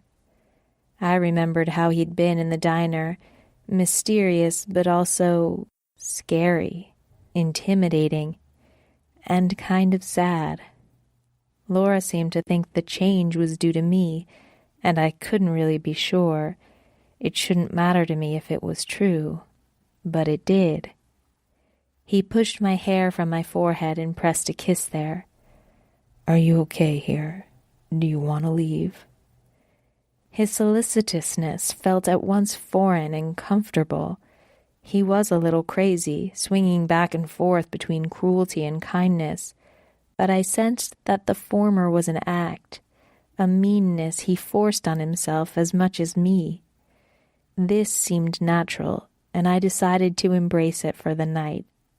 Ironically, he would be himself for once, and I would be the one playing a role. We ate dinner while James regaled us with tales of fishing with Billy at the nearby river. Apparently, this house butted up against an area popular for camping and inlaid with trails. I ended up telling them about all the places we'd been. We'd ended up going through Little Rock after all, though I left out the fact that Hunter had bribed the owner of the bathhouse so we could have a private room in the hot springs, which was technically against the rules. I told them about digging for quartz crystals and showed them the necklace Hunter had ordered made from the pink-tinted gem I'd pulled from the earth with my own hand. I told them about rock climbing and fly fishing, and then ran out of time and breath before I'd even gotten to tell them all the things we'd done. Hunter had been very true to his word when he'd promised to show me new things. Strangely enough, we'd come closer to my end goal. I had mapped the route enough times to know that I would probably have passed through here on my own if I had made it this far. Kind of weird that Hunter had been going the same direction. Or had he driven this way just for me?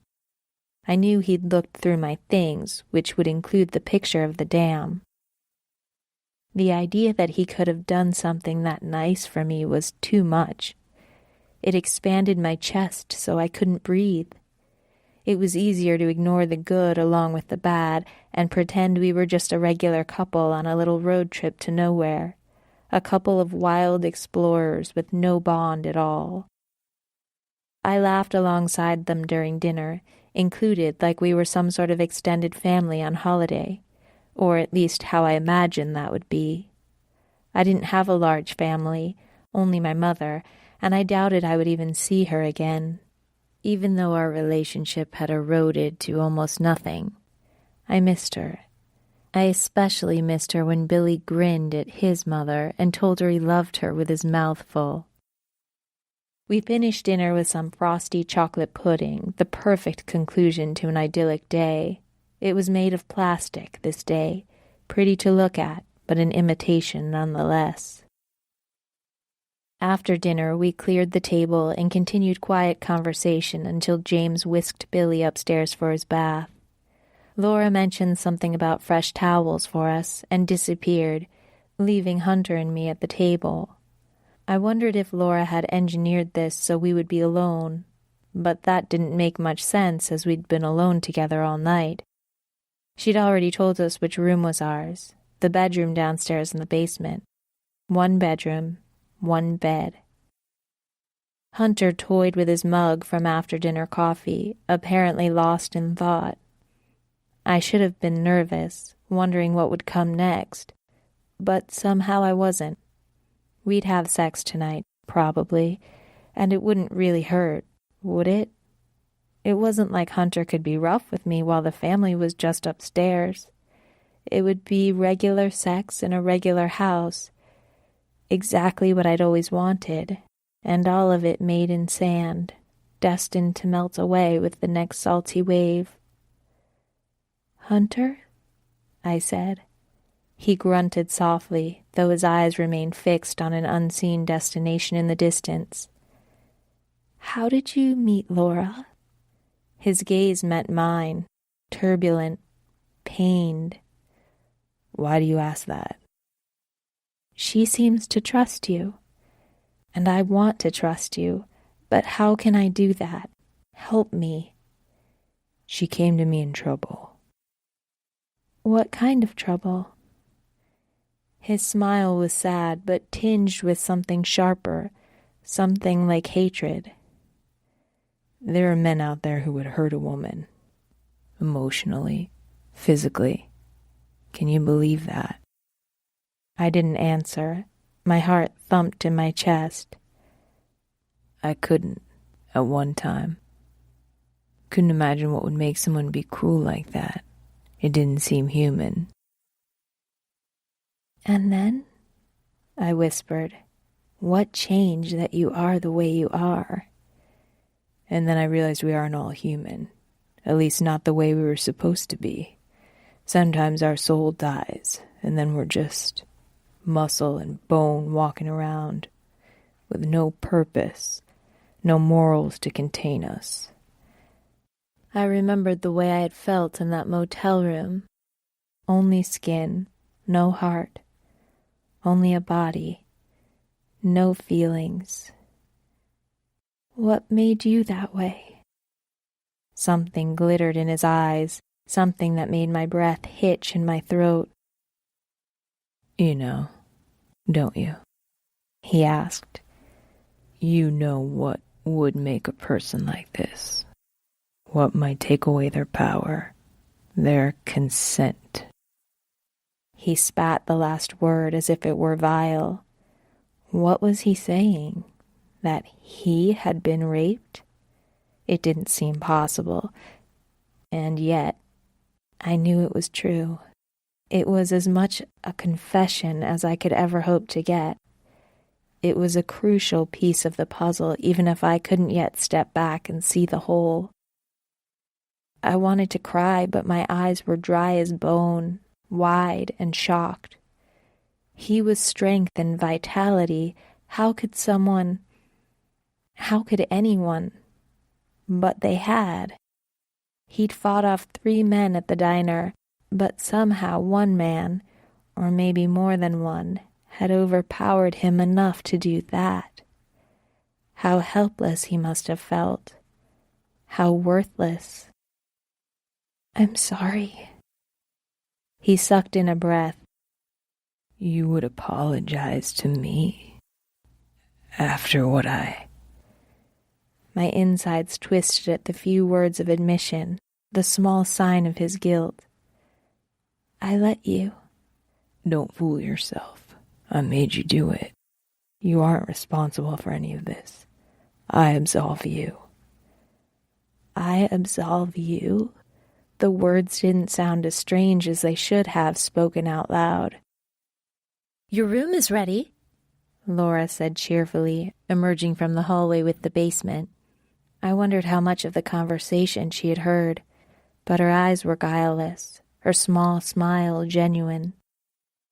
I almost wished she had heard, so someone else could know without the pain of telling her. But she was clueless, and I was still alone. Hunter seemed to recognize my disappointment. He smiled sadly. You won't find friends here. At least, not ones who will stand up against me. I lay awake, held captive by the iron-hard bands of his arms, clenched in his legs, completely imprisoned by the hot brand of Hunter's body. He overpowered me, overheated me until I sweat and wriggled uncomfortably in his embrace. What? He said, slurred. I froze and remained still for a few minutes until his breathing evened out. Then I pulled gently from his arms. I made it to the edge of the bed when he caught my wrist. He tugged me back, and I slammed against the hard wall of his chest. Breath whooshed out of me. Where are you going? His voice was gravelly with sleep. Drink of water? I managed to get out. He released me. Go then. I stumbled to the bathroom and cupped the water from the faucet in my hand, sipping it, gulping it down greedily while I wondered if I'd lost my one chance to get away. The bathroom light shut off, plunging me into darkness.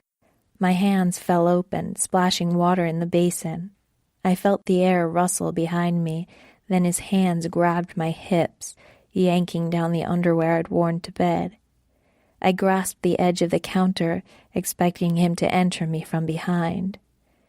Instead, he spread my legs even farther so I could barely keep my balance except for his hands supporting my thighs. Then I felt the touch of his tongue on my sex, gently running over the outer lips and in between. He suckled and kissed me, and I understood it to be an apology in the dark, a plea for relief from the anger I harbored for him. But anger was like a flame, and without fuel it would gently peter out. I was awash in pleasure, rocking gently against his face, completely succumbed to wherever the currents would take me. His lips found my clit, sucking me, nibbling me. He licked there insistently with the hard, insistent press of his tongue, and I cried out softly and came in small shudders, feeling wetness spill from my sex into his mouth. When I had come, I tried to move away, but he held me in place, leaving bruises in the soft inner flesh of my thighs as he held me open for more of his mouth. The curl of his tongue, the slightest touch of his teeth. My fingers ached from holding onto the counter, but I thrust my hips madly, wildly, until I came again and a tear ran down my cheek. He released me then, but only to pull me over to the bed. He tossed me onto the sheets like I weighed nothing, like I was nothing, and I splayed there, waiting patiently for whatever he would do. He shrugged down his jeans, and even in the dark I admired his form. Now I could only see the lean lines of his silhouette, but I knew from experience how his abs were marked by the muscles there, his hips sloping inward, his body beautifully formed. He climbed over me, straddling my face with his knees. He liked it this way, I had learned. He liked the control it gave him, and maybe now I understood better why. I could do nothing but take the broad head and thick shaft into my mouth. He controlled the depth, the angle, everything. I couldn't even move my hands, my arms trapped tightly to my sides. He pushed into me again and again, rocking and rocking, muttering how fucking sexy I was, how he couldn't control himself around me, how he wanted to do everything to me, everything, and I would let him, wouldn't I? Wouldn't you? He asked me, but my mouth was full of him, and I could only mumble a muffled answer, my tongue undulating futilely against the underside of his cock while I said yes, anything, everything. You trust me, don't you? He asked. His eyes were black in the dark light, glittering down at me. He pulled out so just the tip was in my mouth and leaned down so that his mouth was closer to my ear. You trust me not to break you, he whispered. And it was ridiculous, of course, because I couldn't trust him at all. I knew that, and so did he. But I nodded, rocking the hard, pulsing flesh in my mouth as I did so. He released a small amount of pre-cum, salty and sharp on my tongue. The taste of it made my sex clench and liquefy, because we were in tune like that. Even when our mouths spoke lies and our hearts cried out, our bodies knew how to communicate with each other. At my acquiescence, he reached back and pushed my hands to my sex. Touch yourself. Make yourself come. I rubbed the same way he had rubbed me, fingers pressed against the hard nub and pushing, frantic.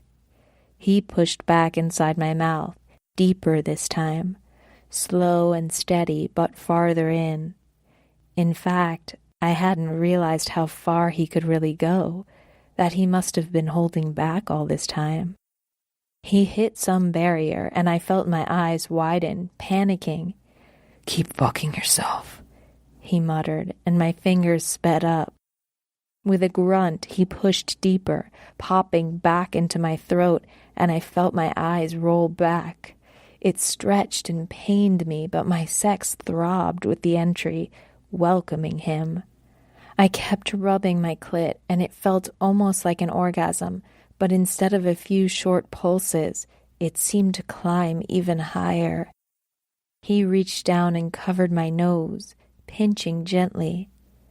We're gonna do this, he whispered, though I wasn't sure who he was talking to. Tears streamed from my eyes and fell down the sides of my face. He was blocking all my air with his cock, with his fingers, but the weirdest part of all was that my fingers never stopped. Everything grew hazy and dreamlike, like the whole world going out of focus except for the sharp and blinding pleasure of my sex. I might have screamed around his cock as I came, shuddering and begging and feeling more than I'd ever thought possible. I was reborn in that moment, burst into flames like a phoenix and floating in pieces to the ground. There was scorching pain and hope for a future unknown. I felt his cock pulse in my mouth, felt the seed flow down my throat, filling me up and keeping me warm, giving me sustenance to rise up from the ashes. He released me, pulling his erect cock from my mouth and curving his body around mine as if to protect me. But from what? From him, came the answer deep inside me. Tears slipped down my cheeks, no longer mine, his. Your story, he said hoarsely. The book got it wrong. What? My tongue was heavy in my mouth, half drugged on euphoria. It's an old Native American legend, but the explorers who came through changed it to make the natives seem more barbaric. I tensed. He had known the story all along? It made me wonder what else he'd kept quiet about. His breath puffed against my neck where his face was buried. Dread filled me. So what really happened? He murmured the words so rapidly they washed over me like rushing water.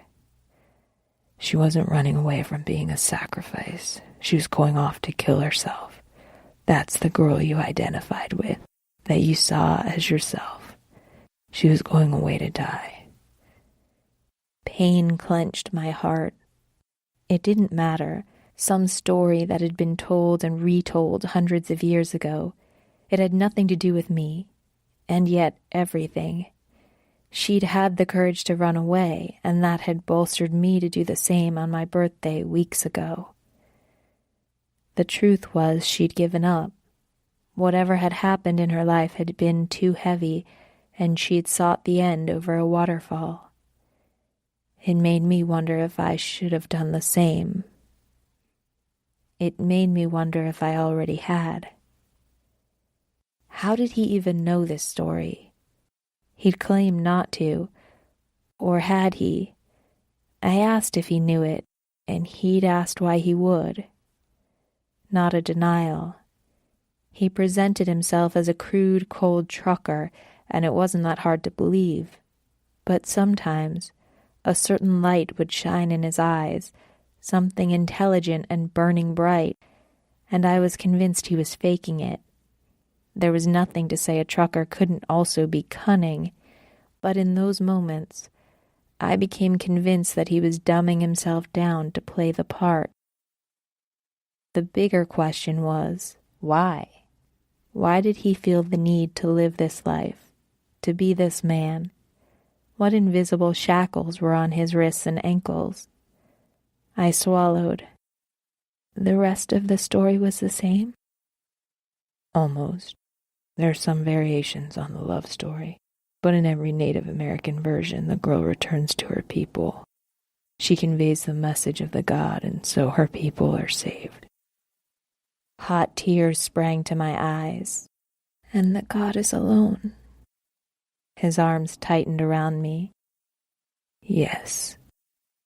I couldn't breathe within his embrace, but I wanted it anyway. Too hot, too sweaty, but I wanted his heat. I was a caterpillar, my many limbs held tight to my body, wrapped up in a cocoon. He paved the way, eased me from a small and ugly life to a beautiful one. The transition had been painful at times, but never more than it would be to leave him. But that was the path of a butterfly, to fly away from the one who had made her.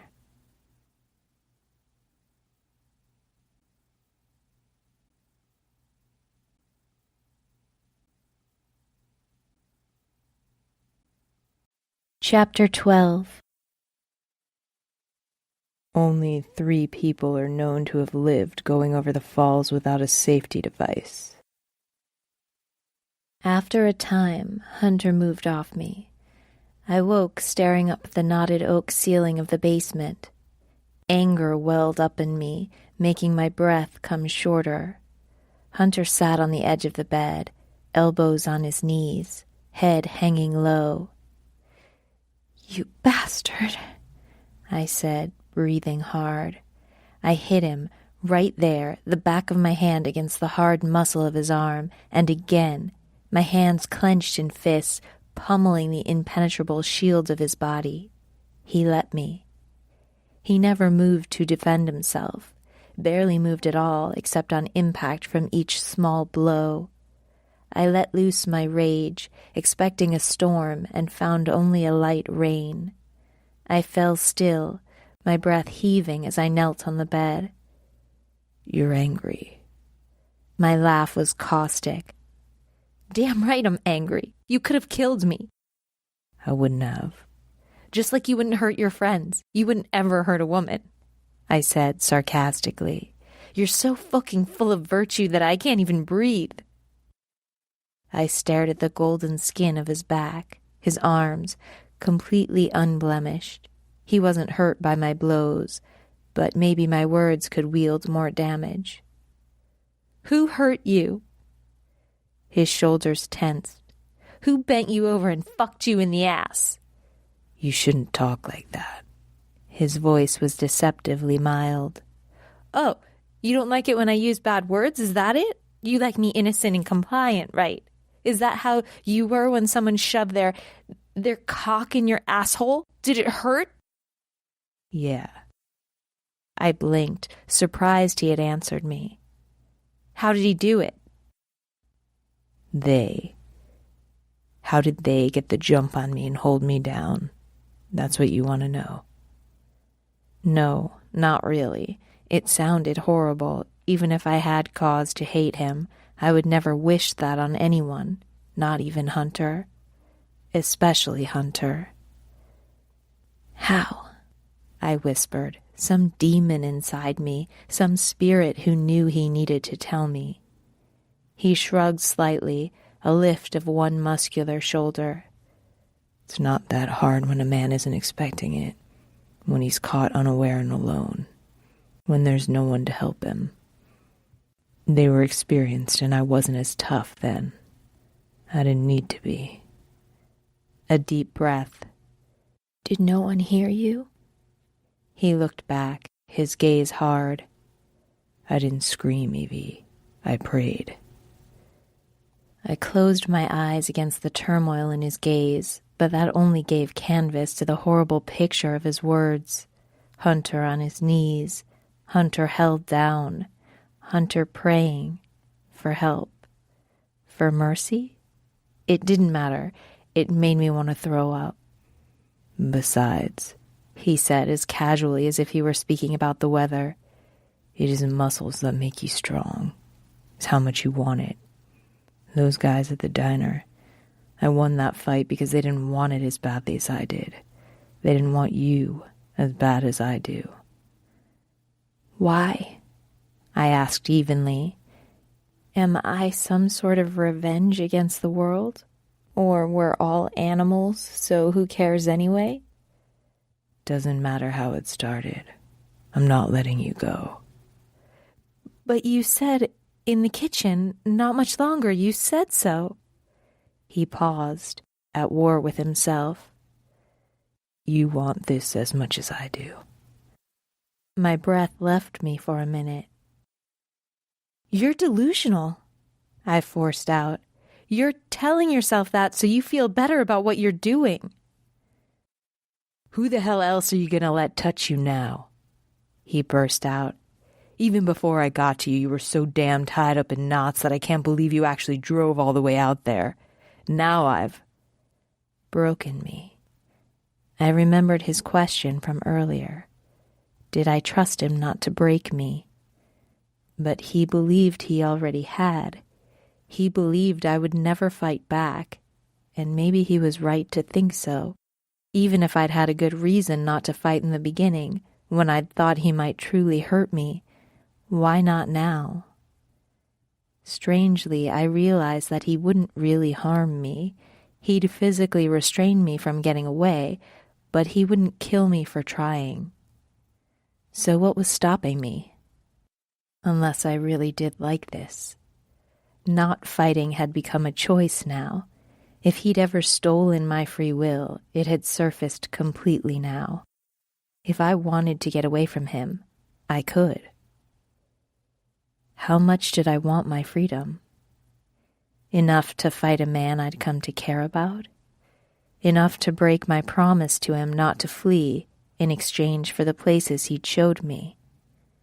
As wonderful as these weeks had been, I was still his prisoner.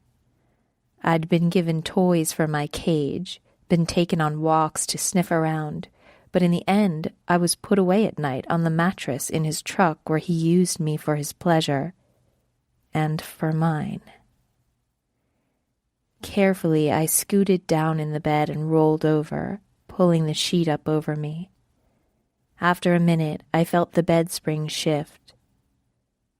"That's it?" he said, and I knew I'd surprised him. It wasn't hard to sound tired. "We can talk about it tomorrow." He chuckled softly. "Are you shutting me out like we're an old married couple? Should I go sleep on the couch?" I ignored him, snuggling deeper against the pillow and tugging the sheet up to my chin. He muttered something I couldn't understand. The bed dipped, and then I heard his steady footfalls creaking the wood across the floor.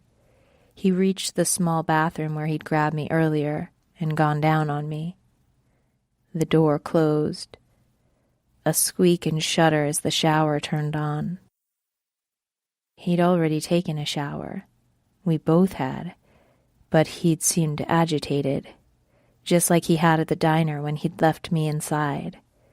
His past was his vulnerability, an Achilles heel on a body otherwise flush with armor. Even thinking about it, talking about it, made him need to be alone. He left me alone.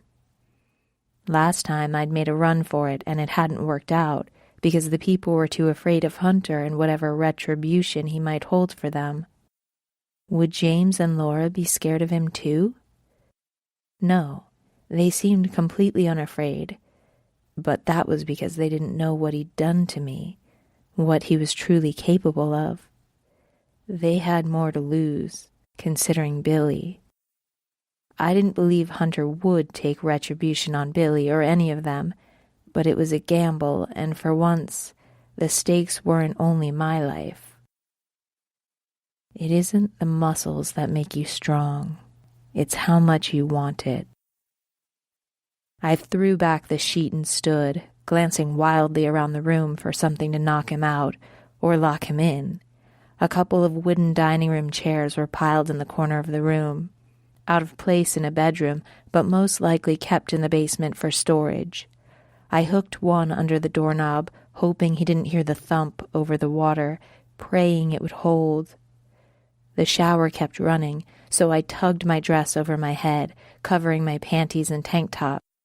My heartbeat thudded in my ears.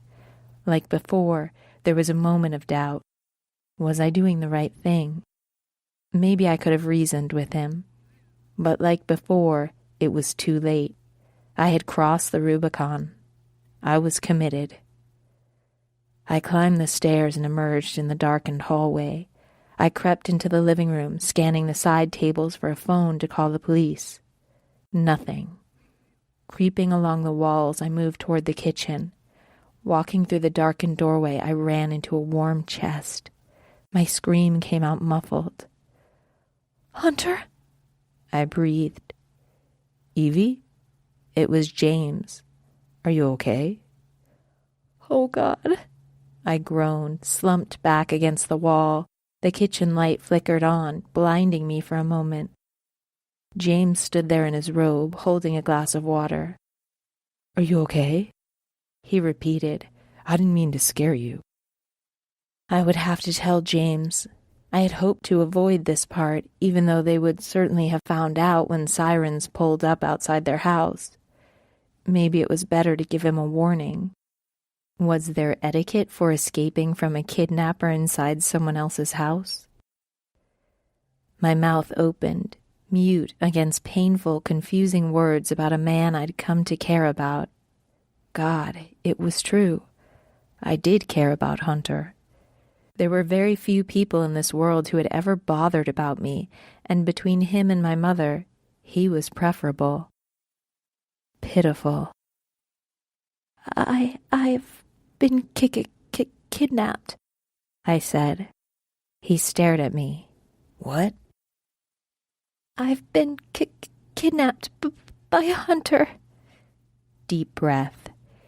"He kidnapped me 2 weeks ago and has been keeping me in his truck with him. I need to call the police." He stared at me intently and then ran a hand through his hair, making it stand up at odd angles and adding a comical edge to the situation. Or maybe that was just my hysteria. "Please tell me you're sleeping," he finally said. This is some sort of waking dream or something. I don't know. Jesus. A tear fell down my cheek. Please help me. Okay, he said. Just calm down a minute. We'll sort this out. Where's Hunter right now? No, you can't talk to him. Panic bubbled up, not just for me, but for James. I didn't really believe that Hunter would hurt these people, but I didn't want to throw the dice if I could help it. I tried to reason with him. Please, let's just call them. I swear I'm telling the truth, and if I'm not, they'll figure it out anyway. Please. He stared at me, sorrow creeping over the bewilderment in his eyes.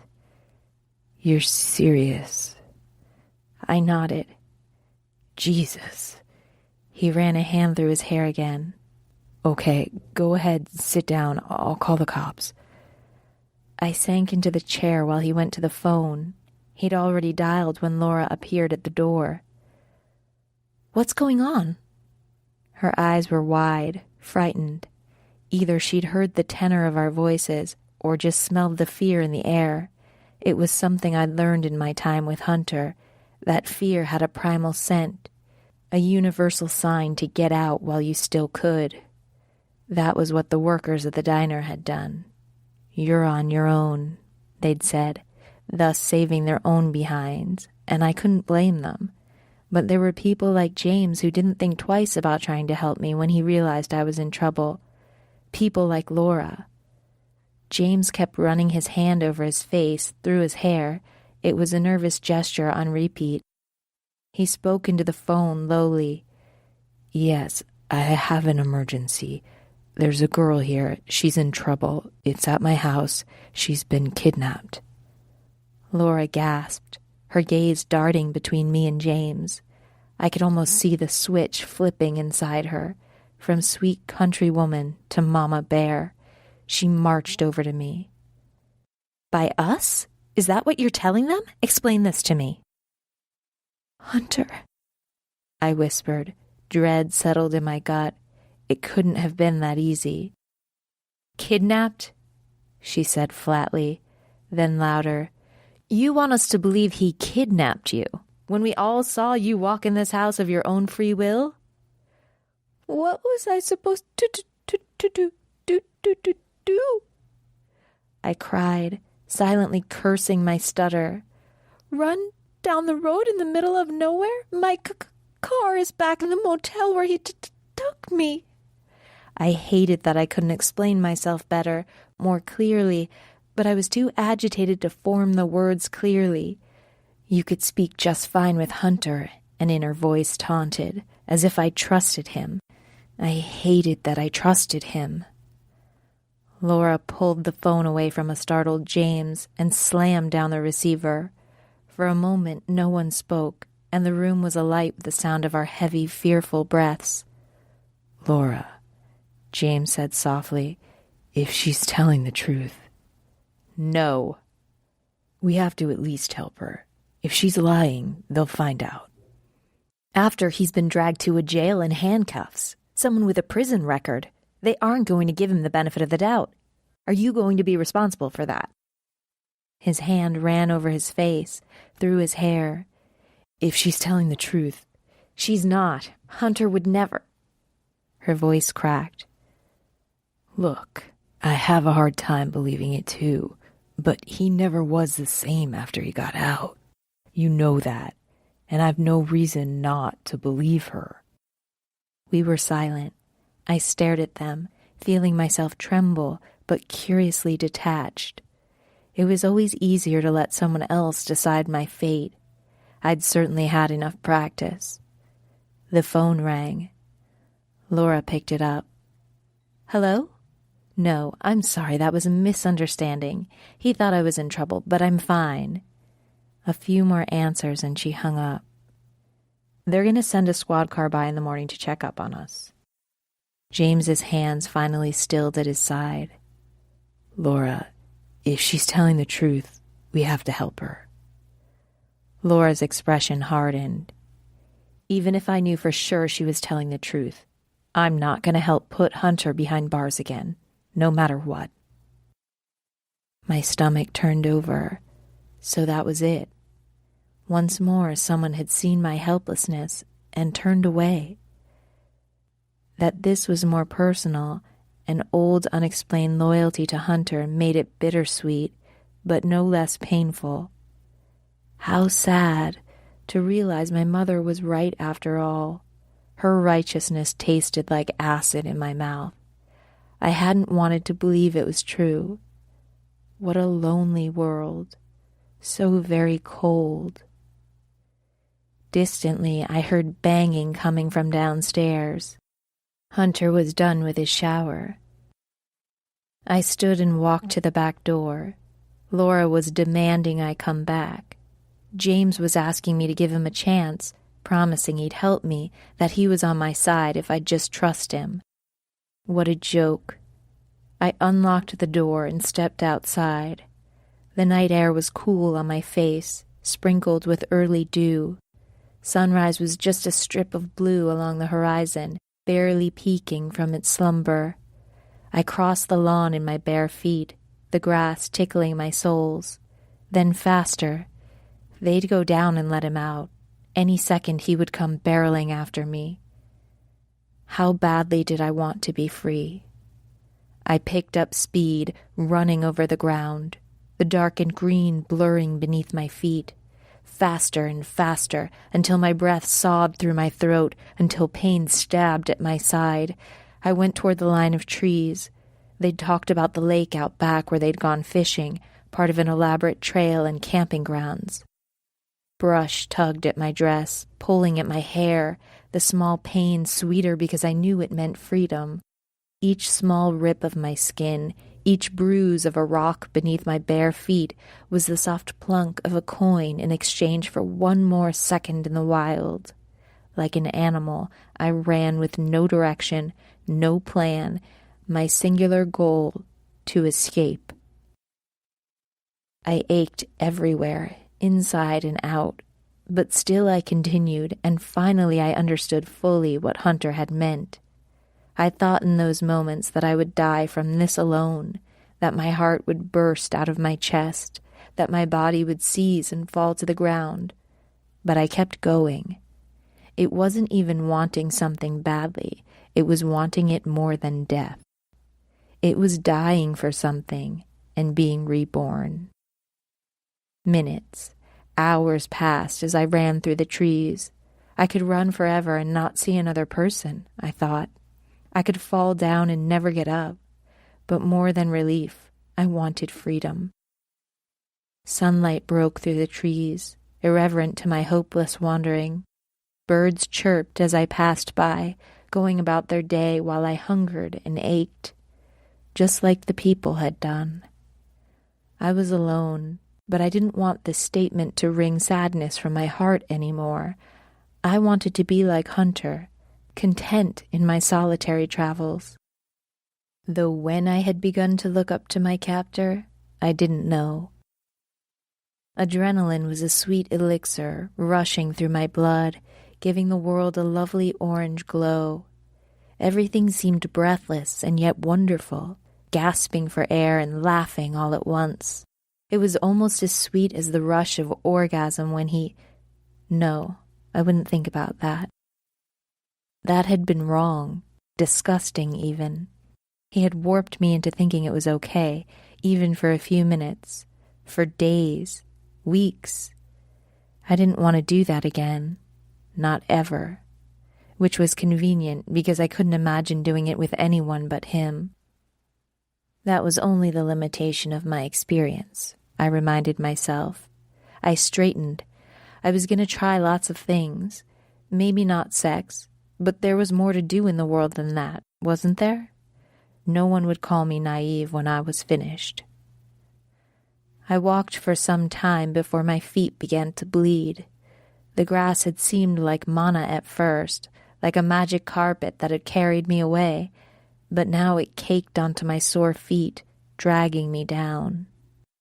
I tried to think smarter, strategically. I didn't have any of the things from my backpack, didn't have my car, and I was alone in the woods. Not an auspicious beginning to my newfound freedom. But I resolved to keep going. Just keep walking, and I'd find something new, something better. The afternoon waned into dusk, the edges of my vision tinted with purple. I could only see trees in every direction. I was so tired. Thirsty, too. My worst fears began to surface in the delirium. I wasn't cut out for the regular world. Gradually, like the drift of a cloud, I became aware of the tinkling of water. I stopped walking and cocked my head to listen, then headed in that direction. It felt like I'd never find anything, like maybe it had been a mirage even as the rush of water got louder, the taste of moisture in the air grew thicker. Shadows lengthened on the ground and pooled into darkness. Night had fallen. I glanced back the way I'd come and only saw darkness. How far had I gone? Miles, light years away. It was impossible to tell and didn't matter anyway. I was too far away to be found by Hunter, too far to ever find him again, even if I wanted to, and an inexplicable sadness stole my breath away. The ground beneath my feet turned from grass to muck, then to wet sand. I stumbled out onto a steep beach. Gentle waves lapped at packed sand. A burst of joy and relief pushed out of my body as a laugh. I stumbled down the bank, washing my feet in the frigid water. I splashed it on my face and drank it down. When my feet were numb from the cold, I reluctantly returned to the shore. A soft whiff of smoky air tickled my nose. Fire? Running over the heavy sand, I saw a reddish point of light in the distance. The closer I got, the hazier it became, large and weighty. A campfire on the beach, and that meant people. I felt light, flying, almost there. 2 black shadows burnished with orange approached me while I babbled. Please help me. Oh, I'm so glad I found you. I was lost. One of them got a blanket and draped it over me. Slowly, the shapes turned into people. They were young, maybe my age, maybe a few years older. Both male, though I would have been hard-pressed to use the word man. Despite the scruff marring their faces, they both had a boyish quality. It was their eyes. No worry there. No hardships weighed on them. They did not seem overly concerned with my hardships either. One took a sip from a beer bottle. The other examined me with detached curiosity. His dreadlocks were tied back with a ribbon. His shirt ripped down the side, exposing pale skin stretched over slender ribs. "Where are you from, sweetheart? You damn near gave me a heart attack. You came out of nowhere like you flew from the sky." I blinked. What a strange thing to say. "I was running away from... Never mind." It was a relief, I told myself. These were exactly the type of people I'd been seeking in the first place. They didn't take things too seriously, not even a dirty, bruised woman stumbling out of the woods. Maybe they were even thrill-seekers. That would explain why they were out here in the middle of nowhere, camping on the beach. Devil may care.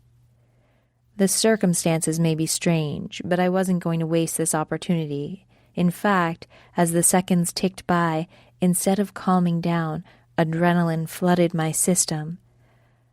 "I'm Evie. What are your names?" The one with the dreadlocks said. "I'm Trevor. That's Rob." "Nice to meet you." I laughed, still a little lightheaded from the lack of food or water or sleep. "Well, Trevor, I'm going to tell you something. I've had a really bad day, but that's over now." "Yeah, because you're here now. You can stay with us." "Actually, I probably need to find a town and a police station." I didn't relish the thought of turning him in, but I didn't have a way of getting back my stuff without him. My car, my camera, my book. Some days I wondered if the book meant more to me than the place. It's a hike up that way. Trevor waved down the river. We're going back tomorrow morning if you want us to show you. Relief flooded me. That would be great. Rob popped open a beer from their cooler and held it out. Thirsty? Hold her down. I woke up without air. Someone was on top of my chest, holding me down. Something else was clamped over my mouth, blocking my breath. I struggled, managing to dislodge the hand long enough to suck in precious lungfuls. But by the time I could focus again, my arms were bent backward, trapped in the sand by two heavy knees pressing down, cutting off circulation. Trevor straddled my chest, mauling my breasts. My dress was pushed up, the thin fabric bunched around my neck, making me feel even more trapped. My breathing came faster. Dark spots danced in front of my eyes. I was going to black out. Maybe that would be best. Then I wouldn't have to feel what came next. But I might not wake up.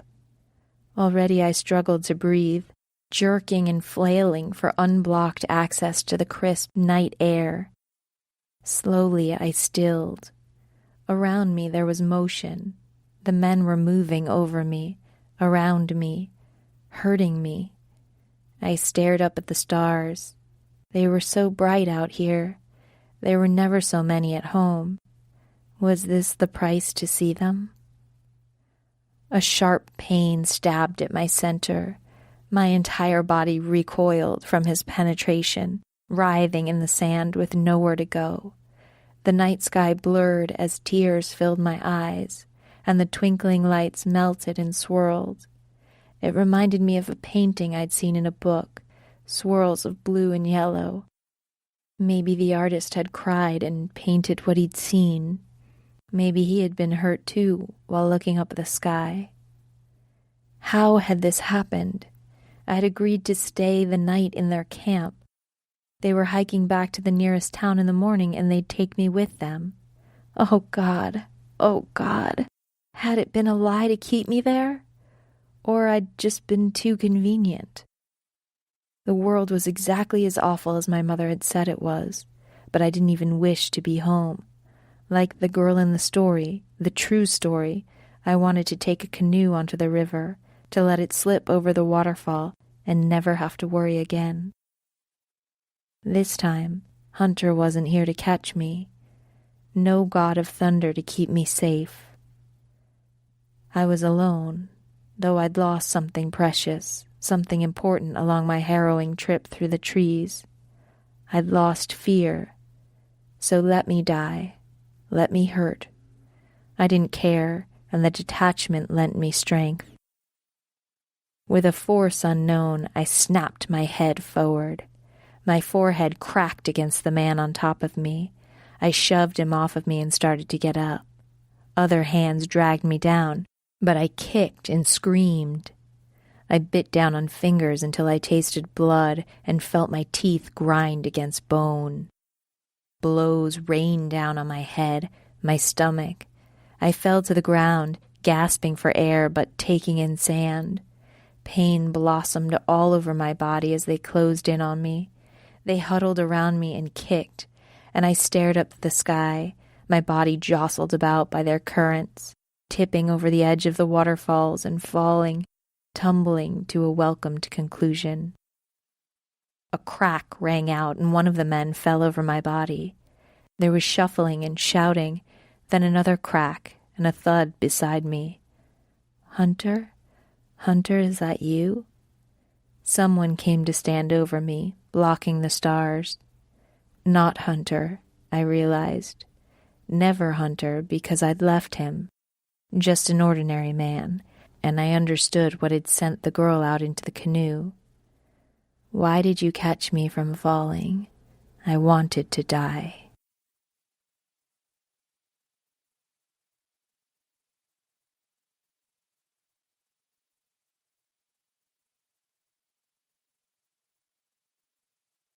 Chapter 13. At the current rate of erosion, scientists predict the Niagara Falls will be gone in around 50,000 years. I woke up bound to a bed, my arms held immobile beside me, my whole body weighted down and sweating. No, not again. I fought, kicking and punching my way out of the restraints. A man appeared over me and held me down, shouting something I couldn't make out. Hunter! I screamed his name, though I didn't know whether it was in anger or a call for help. My heart beat against my chest like a drum. God, he'd made me this way.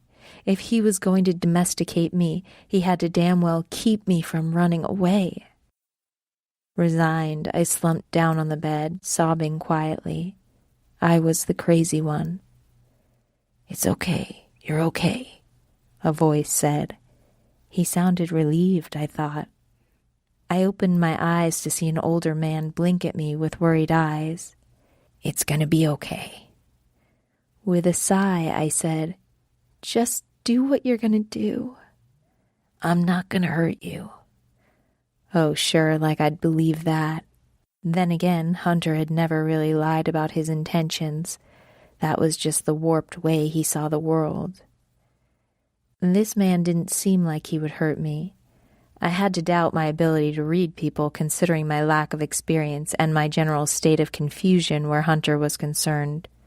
But I didn't feel threatened. He was old, with wrinkles falling over rheumy gray eyes and more hair in his eyebrows than on his head. His plaid shirt was faded and worn, but clean, buttoned all the way up. "Who are you?" I croaked. "You don't remember?" I closed my eyes. The memories were slowly coming back, even though I didn't really want them to. Running through the woods, meeting those boys, fighting them off. I met his gaze. "You shot them?" He nodded. "They brought it on themselves." I looked down and saw that the sheets had been tucked around me, not tying me down, but keeping me warm. My skin was clammy. I struggled to sit, and the old man kept his distance, probably having learned his lesson after struggling with me earlier. "You asked me not to call the police, so I brought you back here to heal. The fever broke last night, I think." "How long?" He looked up, a little uncertain. "Oh, maybe 3 days. Sorry, not entirely sure. Time passes a little different when you're used to being alone."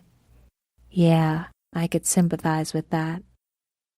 I finally glanced around the cabin, taking in the small bookcase with pulp thriller novels, the open shelf with blackened pots and pans, the small, ancient-looking television, and only one bed. He caught my line of thought. "I slept on a roll in the corner." I'd put him out of his bed. "I'm sorry." "Don't you worry. It was just like camping again.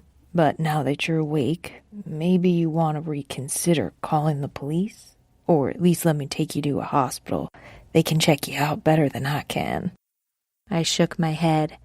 "No cops." My heart had gone from twisted to torn right in half when I'd run from Hunter, but however much I might rage against him on the inside, I didn't want him behind bars. Unfortunately, waking up didn't mean I was fully healed. Though I had no broken bones that we could tell, there were enough bruises that my body wanted to rest all day long. The man's name turned out to be Jeremiah, and he was generous with his space, his food, and his stories. True to his word, he never laid a finger on me. In fact, he was exceedingly careful of my personal space in such cramped quarters. He knew what had happened to me from how he'd found me. He told me the first day I woke up that those boys wouldn't bother me again, and I couldn't summon enough compassion to ask if they had lived or died. Instead, Jeremiah shared with me stories of a young man in the Wyoming wilderness, tales of hunting bear and running from geese that I wasn't sure whether to believe, but I enjoyed all the same. 3 days after I'd arrived, I was sitting at his kitchen table eating scrambled eggs and hot cakes for breakfast. He began telling me a story of how he and his friends had gone up to the falls for a buddy's bachelor party. There was something about smuggling a stripper over the Canadian border, but I had to interrupt. Niagara Falls? One and the same, darling. You ever been? No, but I want to. Oh, it'll blow you away. Right beautiful it is. Of course, nothing is as beautiful as what Candy had to show us. How far away is it? He scratched his forehead. About 5 hours or thereabouts. My spirit sank. That was a long way for someone with no transportation or money. I toyed with my eggs, but I could feel Jeremiah's curious gaze on me. You know, he said, there was a time I had dreams about those falls, even if I knew they wouldn't come to nothing. Really? I figured he was just saying that to make me feel better. How many other people hung their hopes on a waterfall? But I appreciated the gesture. Well, if you haven't noticed, I'm a bit of a hermit. But even us hermits, we have people we look up to, something to work toward, and ain't no hermit better than the Niagara Falls hermit. I made a face. You're pulling my leg. Nuh-uh. He was a real guy back in the 1800s. Francis something or other. He lived on an island right in the falls. He'd climb over some wooden planks and sit on the end like he was on a dock somewhere. People would scream thinking he was going to fall. Despite myself, I was intrigued. This hadn't been in my book. Did he fall? Nope.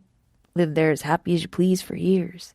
Then one day he was gone into a shallow portion, take a bath like he always did, went under and never came back up. Just goes to show. What does it go to show? Goes to show people think what they want to think. Man was highly educated, well-traveled, been to all these countries, famous for his music. But he goes to live in the falls and everyone assumed he was crazy. But you don't think so? Nah, he just knew a good thing when he found it. Falls is beautiful, so why should he leave? I couldn't stop thinking about that man, the hermit. He knew a good thing when he found it. Was that Hunter, living isolated in his truck? Or was I trying to romanticize something so it would sit easier with me? It didn't really matter. In the end, Hunter did what he did, and like Jeremiah said, people would think what they wanted to think. In 2 more days, I was strong enough to go outside. I took short walks, but kept close to the cabin. I'd need to leave here soon, and that meant I needed money. I asked Jeremiah about it when he came to stand on the porch to smoke his pipe. I know this is a long shot, but you wouldn't know anyone around here who needs graphic design work, would you? I sighed. That's pretty much the only marketable skill I have. He seemed thoughtful. Nope, can't say that I do. I barely know what to do with those computer things. But I have one if you want to look around for a job or something. I raised my eyebrow, doubtful. You have a computer? He grinned, showing off his missing tooth in the front. Bet you thought I was just an old stupid hillbilly, didn't you? Well, I am. But my daughter keeps trying to get me hooked into that stuff, so she got me set up. It's in the kitchen cabinet under the sink. Excited, I ran to the door. On a whim, I stopped and gave him a kiss on the cheek. You're not old or stupid. His eyes danced. But I am a hillbilly. I laughed on my way inside. And I love you for it. I pulled out the laptop and cables, which were pretty new as far as I could tell, and thankfully not messed up from being in a damp, enclosed space for so long. There was a little router that pulled up a signal, though it was slow all the way out in the woods. The cursor waited patiently for me to type some search terms about a job nearby. Or maybe there would be some kind of assistance program for homeless people, which I basically was at this point. Or, if I were really desperate, I could try to get in touch with my mother. Instead, I typed in Hunter's full name. Apparently there was a B-list actor of the same name, so I had to scroll through a few pages of search results until I found the one I was looking for. A news site reporting on a conviction for aggravated assault. 19-year-old parishioner. Spiritual advisor and close friend of the family. abused his position of authority, guilty and sentenced to 5 years in a medium security prison. A priest? Jesus Christ, Hunter had been a priest? No wonder Laura had been so sure of him. And yet, what I'd told her had been true. How had he come to this? Why had he done it? I went back to the search results and found a new article dated 1 year later. U.S. Federal Appeals Court tossed out the conviction on Friday. New evidence brought forward by the victim's friend had fabricated the story over a series of emails released on bond pending official exoneration.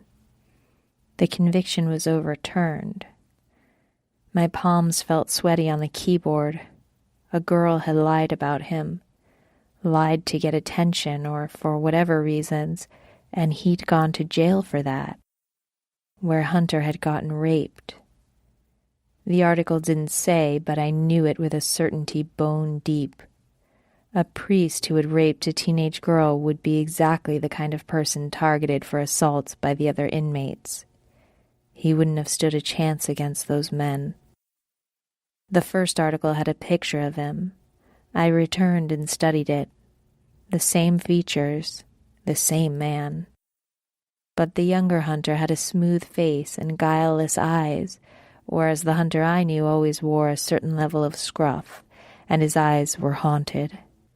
The pain he held was more marked now that I had seen him before.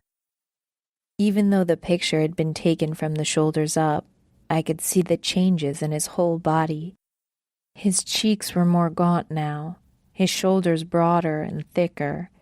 He'd gotten leaner while bulking up on muscle. He even held himself differently. More proud before, now defiant. I had once wondered who had broken him, and now I knew the answer. That girl when she had lied about him. The judge and jury when they had convicted and sentenced him. His fellow priests had turned against him. The inmates had attacked him. The whole world had turned against him, and in a way, he had cracked. He wasn't entirely right in the head. Even knowing this about him, caring for him, I had to admit that his actions at that motel had been inexcusable. But in another way, he wasn't broken. He lived, he felt, he suffered like any person. More than other people. A clink sounded on the kitchen table beside the laptop. Car keys. I looked up at Jeremiah. No way. Don't give me a hard time about this, Missy. I know what I'm doing. I can't take your car. You take it and go where you want to go. Then if you still need a place to stay, you come back here. Ain't no use for a man as old as me to be alive if he can't help someone who needs it. Jeremiah, I don't have a license. If I get caught... He cackled. Lord, girl, I don't have a title for that car neither. You just don't get caught. I narrowed my eyes. Did you steal it? Grand theft auto? Is that what you're trying to charge me with? He sat down opposite me and grew serious. About 4 years ago, I was wandering the country, hitching rides and doing what I had to do in truck stations to earn money for food, if you know what I mean. My heart clenched. Oh, Jeremiah. Now don't go feeling sorry for me. I made my bed, and I never really regretted it neither. There's one day a guy met up with me in the stalls. We did our business, and he handed me the money, along with the keys. I figured it was some kind of setup, but I took it anyway. Drove straight to my daughter's house, even though I hadn't spoken to her in a decade. She was real good to me. Put me up for a while, helped me access my VA benefits, and I finally could afford this house. Kept the car, though. Now it's yours. My heart felt overfull. Okay, I'll use it, but I'll bring it back. He shook his head vehemently. I don't need it. I'm an old man with nowhere to go. I get groceries delivered twice a month. Figured that a man at the truck stop saw that I needed the car more than he did, and that's why I'm giving it to you. Just get where you need to go. That's all that matters.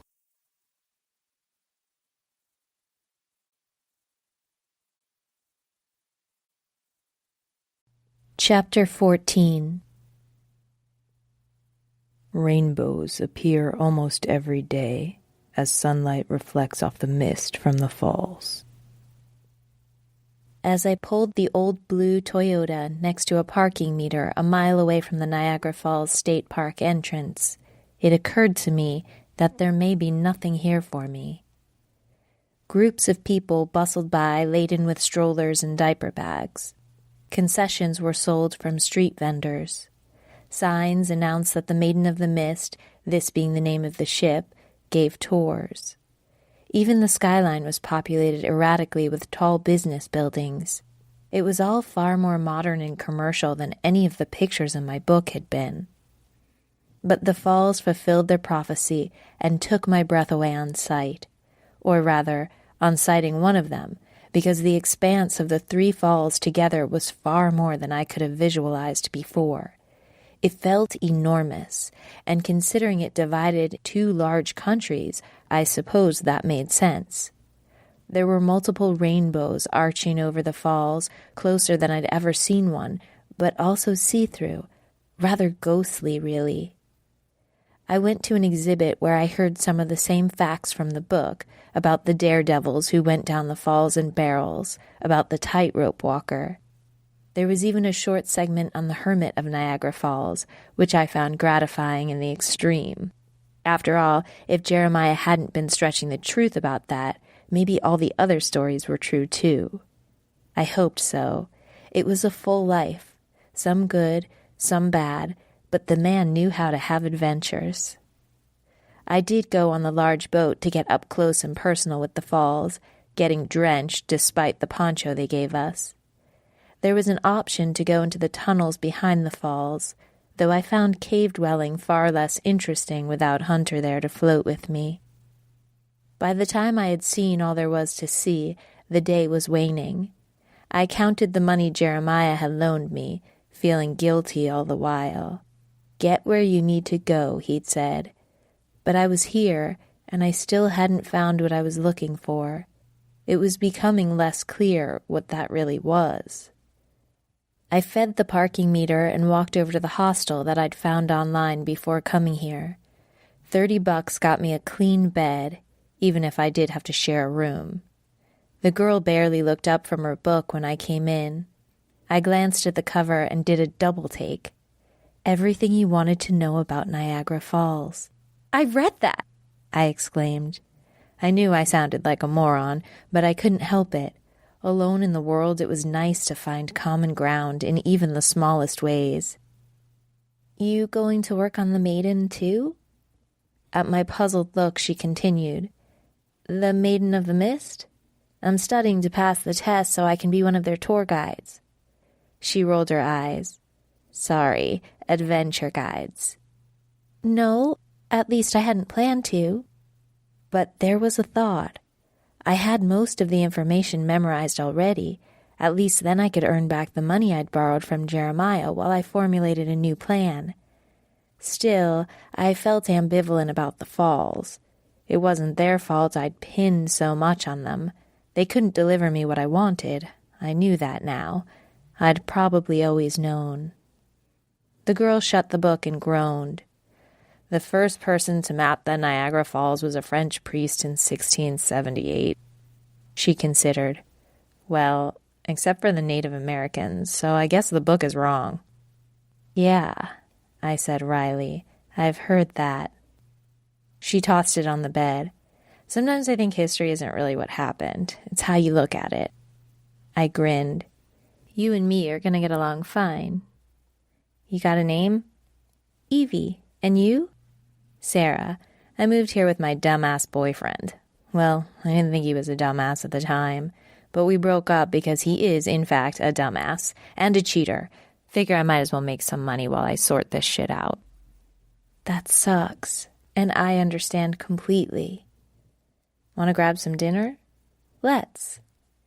We left the hostel room and returned to the darkened streets. The crowd seemed to have swelled as night hovered over the earth. It appeared the locals came here for the concessions and games along the Strand. A tall Ferris wheel blinked bright in the sky. On the ground, everything felt mildly damp and chilly. It would only be worse at the top, and that decided me. Have you been on that? Sarah looked up, blinking against the mist. Not yet, but I'm game.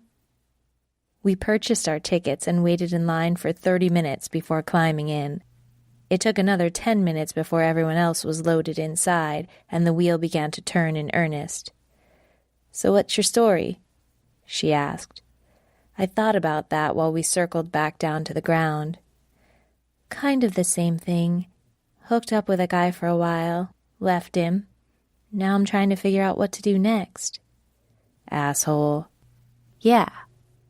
Except, yeah, he really is. By anyone's standards, he's an asshole. But nothing. You're in love. He's a jerk. If I told you everything he's done, you would totally agree. You haven't even told me what he's done, and I already agree with you. But you love him. He's a priest. That gave her pause. Then she shook her head. Doesn't matter. Oh, I think it matters. Plus other stuff. It's just so frustrating. I want to go back to the way things were before I found him. I frowned, thinking how terrified I'd been that first night. Now here I was making friends in a hostel, exploring a new place on my own. I didn't have much of a plan or much money, but neither did I have any fear. My heart skipped a beat. No fear. That's what I'd been looking for, and I'd found it. Well, it doesn't matter now. I don't know where he is, so even if I wanted to find him, which you do, I can't. She sighed, looking out over the purple and blue-hued falls. Well, I know exactly where my boyfriend is. At our apartment with my friend, who I only let stay with us because she needed a place. That sucks. Big time. So screw them, right? Yeah. The word sounded hollow, and judging by the look on her face, she knew it too. But she let me off the hook, and we chatted pleasantly as we grabbed a greasy hamburger from the strip and made fun of the wax statues in the window of the museum. I'd better head back, she said. I've got that interview first thing in the morning. Sure thing. Let me just stop at my car to grab my bag. We headed back through the thinning crowds toward the hostel. I pulled the small bag of toiletries I'd packed out of the backpack. Something caught my eye. Standing in the open back door of the car, I looked up in the sky and saw an orangish light streaking across the sky, like a rainbow, but brighter somehow. Look at that! I pointed. Oh yeah, I saw that last night. I think it's a lunar bow. The book had mentioned those alongside rainbows, but it didn't have a picture. It was beautiful, more striking than all the colors, I thought. Just one. I felt a smile spread across my face. As silly as it was, I felt like this was what I'd come here to see. After all the official sights, the gorgeous views, just a swash of orange across the sky. Bold, brash. Everything that I wasn't only a few weeks ago, but not anymore. I glanced to the side. There was a large overfill lot meant for people who visited with trailers and RVs. In that lot was a familiar truck, and leaning against the side was Hunter. I couldn't be sure. His body was nondescript from this far away, his face in the shadows, but it was him. He didn't move. He wouldn't move. I turned to Sarah. I have something kind of crazy to tell you.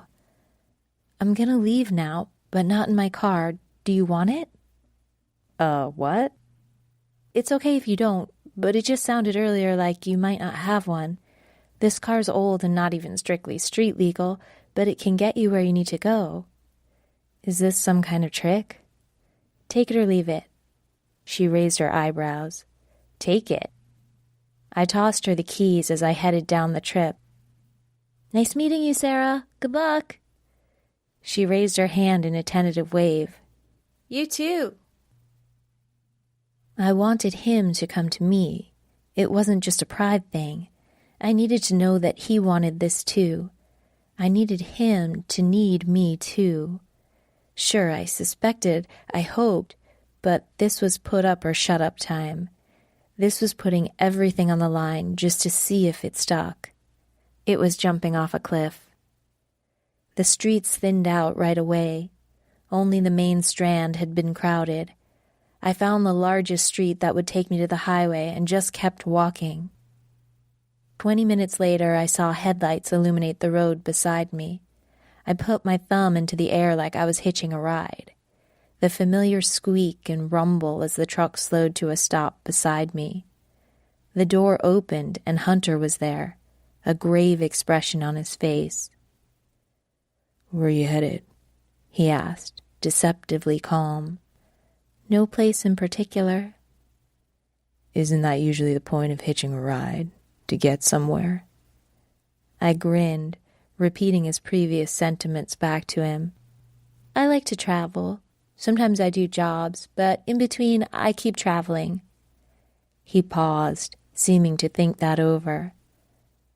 "Well, hop in then," he said so softly I barely heard him. I climbed into the truck and tossed my bag in the back. Without looking at me, he started up the engine and took us forward. Though I didn't have a destination in mind, I expected him to pull out onto the freeway. Instead, he kept going down Main Street, past the turnoff. "Where are we going?" He reached under his seat and handed me a book. "Got something for you." I touched the familiar cardboard cover, traced the lettering. Niagara Falls. Once the mere thought of this had sustained me, small doses of hope.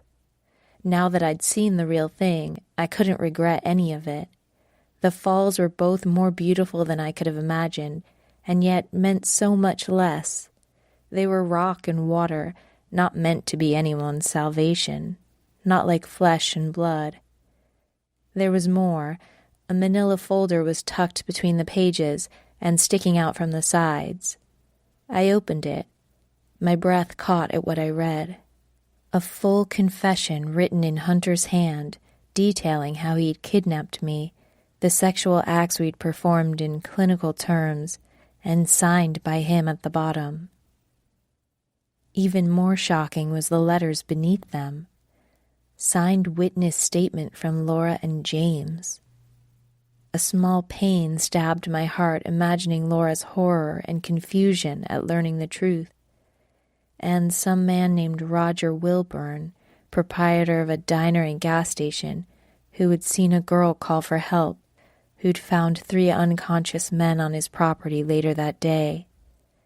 Hunter had collected statements from them that were both factual and damning. The truck slowed to a stop. I looked out the window. The sign on the old building read, Niagara Falls, New York, Police Department. My stomach churned with revulsion. No. With an impassive expression, he nodded for me to get out of the truck, to go into the station and hand these documents over. The gesture took me back to that first day at the motel, the forced casualness, the banked desire. He'd claimed to want my body that night, but he'd really needed so much more. This wasn't about right or wrong, love or hate. If I sent him back to jail, no matter that he was stronger now, he could get raped again. I would never send you back, I said through gritted teeth. He stared at me, gaze burning with unnamed emotion. "What the fuck do I care if I go back? I can't keep you either way. So what do I care where I am when I'm alone?" I shuddered from some combination of shock and want. We were standing in the water at the top of the cliff, the water rushing around us, threatening to pull us under. "Why can't you keep me?" His expression was incredulous. "You know what I did, how it was between us. Even if we don't tell anyone else, you know." "I forgave you that night, remember?" He snorted, unbelieving. "You were a priest. Of all people, you understand forgiveness. Something dark flickered in his eyes, and in those shadows I remembered what he'd once told me. I didn't scream, Evie. I prayed. And fallen over the cliff, crashed into the water as fast and as deep as any person could. It wasn't a surprise he'd become isolated and cold in the aftermath. It was a surprise he'd survived at all. Don't you see? I can't ever be normal again. Never be the kind of man who can give you a real home. I had a home. For 20 years I was trapped inside one. Now I want to roam. With you. I'll never be the kind of man who can be gentle with you, Evie. Not like you deserve. He was talking about sex, promising me more nights of bruising hands and forceful sex and sweaty, panting, screaming into the dark. I met his gaze. I'm not the kind of girl who needs gentle. You aren't the only fucked up person here, you know. You shouldn't talk like that, he said mildly. And I was broken long before we even met. You're not broken. He almost snarled the words, his ferocity terrifying, compelling. I love the way you are. The way you're terrified but do it anyway. The way you stand up to me when you shouldn't. I climbed over to him, throwing my knee over and straddling him. His whole body tensed as if it had been shocked, rigid instead of welcoming. What about the way I fight for us? I whispered, even though you're trying to push me away. In a rush, he grasped me to him, sucking in lungfuls of air as if he'd been underwater, his face buried in my hair. Yes, that. God. Evie. Jesus fucking Christ, Evie. You shouldn't talk like that, I teased, but then he was kissing me, consuming me, and I was falling, drowning, battered and bruised by the rapids, never wanting to surface. His hands were everywhere, fluid on my thighs, my breasts, but not stopping there, never resting, just moving over me as if making sure I was all there, as if taking inventory, possession, and never letting go. A rap on the window wrenched us apart. Outside, a police officer stood, implacable and severe. Hunter rolled down the window. Everything all right in here? The cop directed the question to me. Hunter tensed between my thighs as if I might say no. Actually, I'm being held against my will, and then hand him the signed confession. I'm fine. One eyebrow raised. You sure, ma'am? I blushed as my vulnerable position, splayed over Hunter's lap, came to me. I must look ridiculous to him, helpless to him, and I was. Well, I'm a bit embarrassed. The cop hid a smile. Yes, ma'am. Just making sure. He headed back into the station. I watched him go as a rush of exhilaration pumped through my veins, but when I turned back to Hunter, the air rushed from the space. His eyes were rimmed with red. His lips trembled. You honor me, he said. I swallowed. It wasn't my fault if he went to prison. It wasn't my fault if someone there hurt him. But the truth was, it wasn't mercy that kept me mute or stayed my hand. I'd found in Hunter a kindred broken soul. We didn't fit in with the rest of society and never really would, but neither did we deserve to be locked away or abused for our issues. We hadn't asked to be this way. All we wanted now was to live in peace. In his own fucked up way, he'd honored me that day at the motel. He'd picked me instead of anyone. He'd plucked me out of my nothingness. I rested my forehead against his. Let's go, I murmured. His body released its tension, reveling and accepting. Where to? I have something to show you.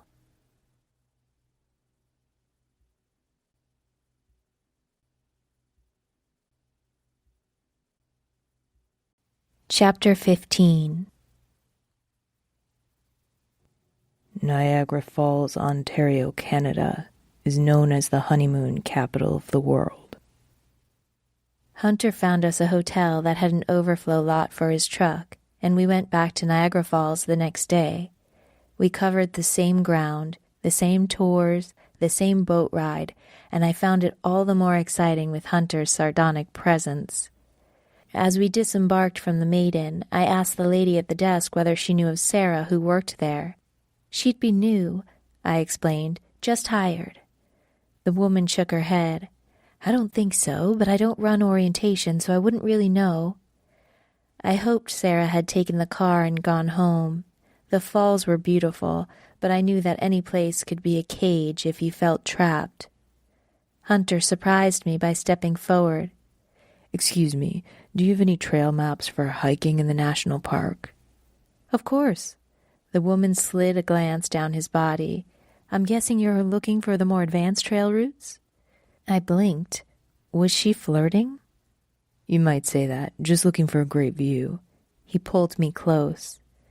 The woman eyed his hand around my waist, then grinned. Understood. You know, if you're really hardcore, there's a whole route mapped out. They call it a self-guided tour. You hike and camp on your own, but the maps will guide you as you go. It takes you all around the whirlpool and the hot spots in the park. His eyes lit up. That would be perfect. Hardcore? Oh yeah, that was him. We wove through the crowds while Hunter started ticking off all the things we'd need for the trip. I was silent, speechless really, astonished at the easy way he donned a solicitous manner with her. That was him, I realized, the old Hunter who had gone to seminary school and counseled families, and maybe the true Hunter still underneath all those rough, jagged edges. I was surprised, too, that the woman didn't see what he was. I supposed he looked handsome and rugged in the waffle tee and faded jeans, with an ever-present layer of scruff on his jaw. If she sensed any of his wildness, it only gave him a more compelling edge. Something different from the dads who emerged from minivans in the parking lot around us in polos and khaki pants. We found an outdoorsy store nearby and loaded up on new clothes and gear, trying on clothes and making faces at the ones we didn't like. Hunter snagged me in one of the dressing rooms for a kiss, as if we were a couple. The idea of us as a normal couple was, quite frankly, terrifying, but also amazing, and I suspected the two always came as a pair. The world looked different in the park. If the gorgeous view of the falls were the front parlor, then the park was the family room, less impressive but more relaxing. It was the same thing we'd done in the smaller waterfalls where we'd stood in the water and looked down, although this place was much more expansive, and these rivers were miles away from the falls themselves. The ground we covered turned orange, the skies grew vibrant. We walked 100 steps carved into rock to reach the peak of the mountain, and the view had stolen my breath. Or maybe that was because the air was thinner there, but I felt rooted to the spot, indelibly planted into the ground, connected to the earth in a startling and soulful bond. This was the Niagara I had dreamed about, the true wonder that hadn't been commercialized. Hunter was affected, too. Some of the lines in his face had eased, the russet glow painting his face with wonder. But despite our auspicious beginning, he became increasingly distant as time passed. Considering Hunter was already so thoroughly contained, that was saying something. He grew more pensive, sadder with each passing day. The physical strain of the climbs and the harsh environment acted as buffers. It was hard for me to talk, much less convince him to open up, but with every step, it became clearer I would have to. We set up the tent and opened up the top. Sex beneath the stars, murmured conversation about the vistas or animals we'd come across, and then sleeping wrapped up in his arms. Bliss, if I wasn't sure something dark brewed beneath the surface. Now my whole body ached with newfound activity. My throat was dry. Hunter held out the canteen without looking over. I took a gulp and returned it to his outstretched hand. He insisted on carrying the bulk of the gear. I covered my eyes with my hand and squinted at the trail ahead. As far as the eye could see, there were shades of orange and yellow, golden rock and blinding sunset. Far in the distance, I could see heavy clouds and the slanted stripes of rain. There were 100 different climates here, flash floods beside a desert, but it had been a full day since we'd met the river. Dizziness distorted my vision. My foot landed on loose pebbles, and I skidded down the incline a few feet before Hunter's firm grasp caught me. He set me right again. You okay? His voice was gruff, dry from the dusty air. Yeah, I'm good, thanks. He grunted and continued ahead. His head bent low, skin beaded with sweat. The start of a beard obscured his expression, but I knew his mouth would be drawn tight, lips parched. We were both at the ends of our endurance, though his physical strength far surpassed my own. The little safety class we'd taken warned us that people still died here every year, and though I doubted it would come to that, neither did we need a case of acute exhaustion. We wouldn't reach the basin with its shops and watered campgrounds before nightfall, which meant another night of camp. We should bed down now so we didn't lose too much water, but Hunter seemed hell-bent on going forward, like he was trying to get away from something, or trying to drown the darkness and exhaustion. He shortened his strides for me, but I still struggled to keep up. Unlike some of the other straggling groups we sometimes waved to in passing, he and I stayed close, within 5 feet at all times. It was a safety precaution, both physical and emotional. He was my ship in a tempestuous sea. I was the talisman he kissed before a storm. Even distracted and discontent, he always kept me close. My breath began to come in pants, my vision blurry. He rounded a corner, and relieved to hide my weakness for a moment, I leaned back against the jagged rock face. As a testament to how bad off I was, the cool prodding of a rock into my back felt relaxing, massaging out some of the kinks in my muscles. Even my skin felt tight, parched. Evie. I blinked and Hunter came into focus. He looked worried. Hi. Shit, he said. God fucking damn it. Why didn't you tell me you were dehydrated? I frowned. I just had a drink. He wasn't listening, though. He steered me down from the small ledge we'd been walking and onto the dirt. I let him lead me beneath a tree and lay me down on one of the sleeping bags. Sitting down beside me, he lifted my head and helped me drink. Nausea assailed me. I pushed the bottle away. He produced a washcloth from our pack and poured water from the canteen. No, I protested. There won't be enough. He shushed me, pressing the cloth gently on the overheated skin of my neck, cooling me down with every soft wipe. Then I'll be thirsty. I smiled weakly. Sorry I'm a lightweight. He leaned down and kissed my forehead. It was my fault. I never should have pushed you so hard. I wanted to keep up. You will. One day soon you'll run circles around me. Takes time to build up. I blinked up at him in the waning light. All along I'd thought Hunter was the hermit in the story, but as I watched him at ease against the earth, his silhouette a sleek extension of the ground and sky, I realized it had been me all along. I'd been the one cut off from society, dangling off of a ledge on a waterfall to feel alive. I wasn't used to this activity, but I would be. He would see to that, and so would I. How are you feeling? He asked, concerned. I can go ahead and bring back help. No, I swear I feel better. It was true. Like a colt standing for the first time, I was wobbly.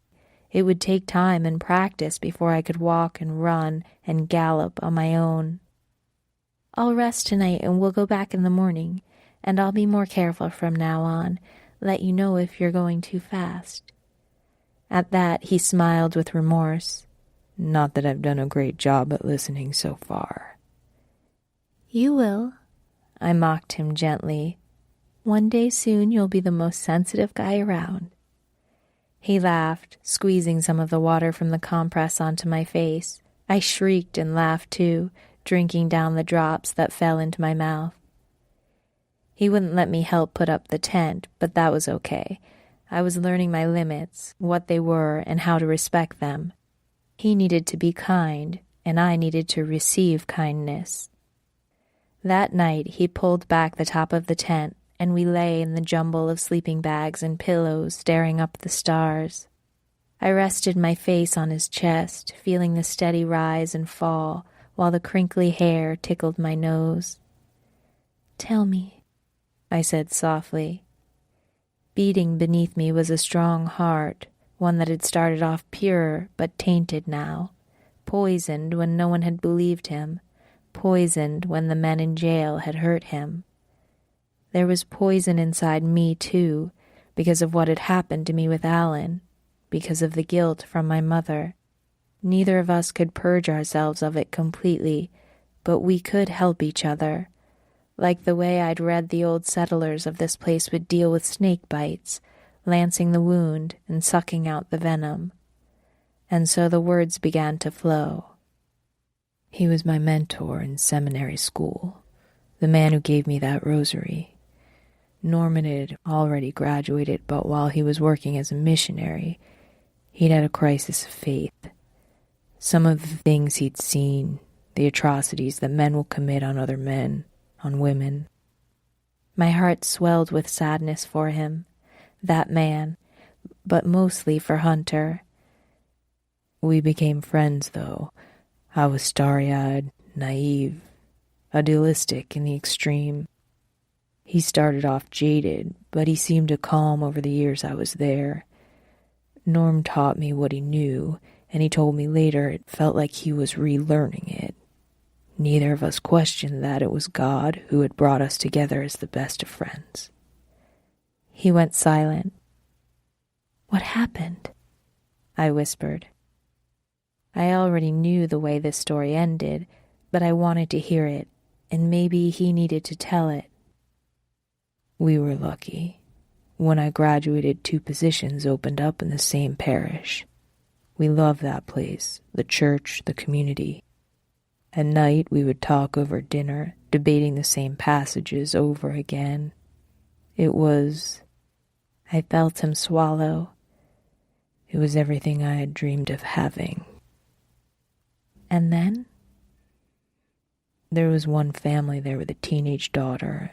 The parents were wealthy, but both very busy. The daughter had come to our Sunday school. She joined the choir. She started having trouble in school. Nothing too alarming, skipping school and hanging with the wrong crowd. But they wanted counseling for her.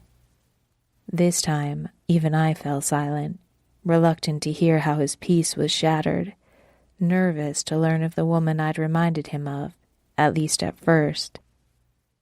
She told me, she said she'd been waiting until she was of age. She said it wasn't the first time a parishioner had confessed to a crush, but it was the first time she wouldn't take no for an answer. I was uncomfortable, embarrassed. I told her I couldn't speak to her one-on-one anymore. I considered talking to her parents, but then she was 19 and living on her own. She started having regular sessions with Norm, and I figured the problem was solved. He pulled me tighter, so tight I couldn't breathe.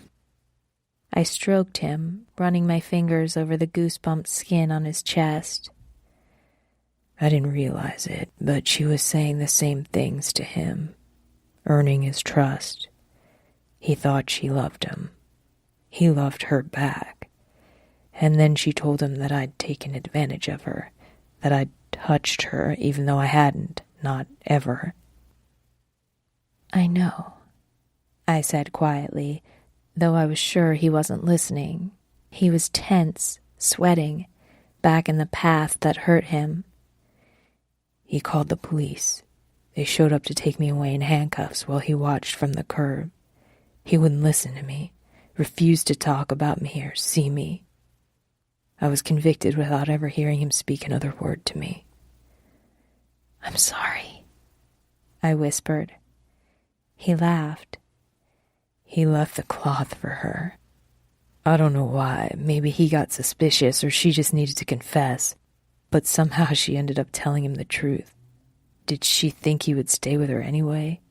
He got proof to my lawyer, and they overturned the sentence.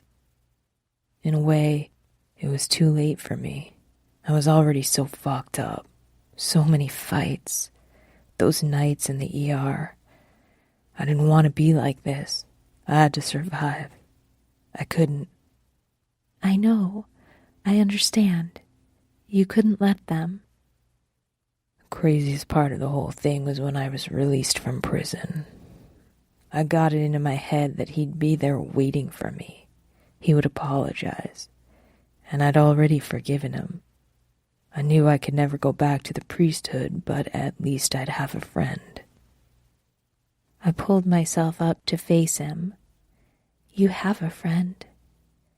He tucked a strand of hair behind my head. "I don't deserve one. You least of all." "I know I'm pretty great," I said blithely. He grinned. "A saint." I rested my forehead against his the way I had in his truck. It brought me closer to him, like I could pull the pain from him and take it into my own body. He did the same for me, really, and we were both conduits for the pain, the currents between us grounding us together. He was the god of thunder, retreating from the world that had rejected him. I was the maiden he'd caught going over the edge, who he'd secreted away in his lair beneath the falls. "Sometimes I think Norm was a bastard, stupid, horrible person," he continued, "and I curse him to hell. Then other days, I knew my friend too well. He believed her. Maybe he was blindsided by her looks or interest in him. Or maybe he was too messed up by what he'd already seen. But either way, he truly believed it of me, and that hurt the worst. He's been out there somewhere feeling like shit, and I can't stop it. I don't even want to care about that, but I do." I knew the feeling exactly. My mother wasn't the best, but she hadn't wanted me hurt. She hadn't realized what Alan was doing to me until it was too late. Like Hunter, too late. And yet, here we both were, 2 second chances, almost a miracle. "Forgive yourself. It's the only way we can be together." His lip quirked. "Are you preaching to me, Evie?" "You know what they say. Those who can, do. Those who can't, preach." "Do they say that?" I have no idea. I've spoken to approximately 5 people in my whole life. He grinned and kissed me, his lips curved as they pressed against mine. It was the first time we had really kissed. His tongue met mine in a sensual meeting, a languid caress followed by another and another. He explored me there as thoroughly as he knew the rest of my body, learning each contour and sweetly sensitive shadow. Though I felt the usual heat flaring between us, there was no urgency, no expectation that it would turn into more. It touched me that he would spare me sex now when he thought I was weak, but he still didn't quite realize that sex with him strengthened me. It was the most intimate of embraces, a show of support and desire unequaled. Anticipation warm in my belly, I began to kiss my way down his neck, his chest, and lower, lower, but he stopped me. Glancing up, I asked, "No?" He shook his head. "You don't need the added salt intake when you're already dehydrated." I snorted, then licked the curve of his abs. "You're not that salty." "Not yet." My laugh was cut short by the shock of cool water on my belly. He had found that damn washcloth again, and he used it to full advantage this time, rubbing it along my body and limbs, over my hardened nipples, and down into the soft, damp valley below. He teased me through the rough cloth, dragging me higher to a sharp, sweet crescendo. I shook in his arms until he released me and moved downward. His tongue replaced the cloth, a caress infused with the absolution we needed in the past, a prayer spoken against tender, swollen skin. He took me to heaven and then pulled me back down again with the sharp, swift thrust of him inside me. It would always be this way, the ecstasy and the pain. They twined together in a path we would walk, unknowing and unseeing, each glad to have found a friend. All I wanted was to be with Hunter wherever his rig should take us, across the country, around the world. Like chasing rainbows and capturing each one in the smile it gave us. This has been Wanderlust by Skye Warren, narrated by Lucy James. Thank you for listening to Wanderlust. If you enjoyed this book, you can find more dark romance at www.skyewarren.com.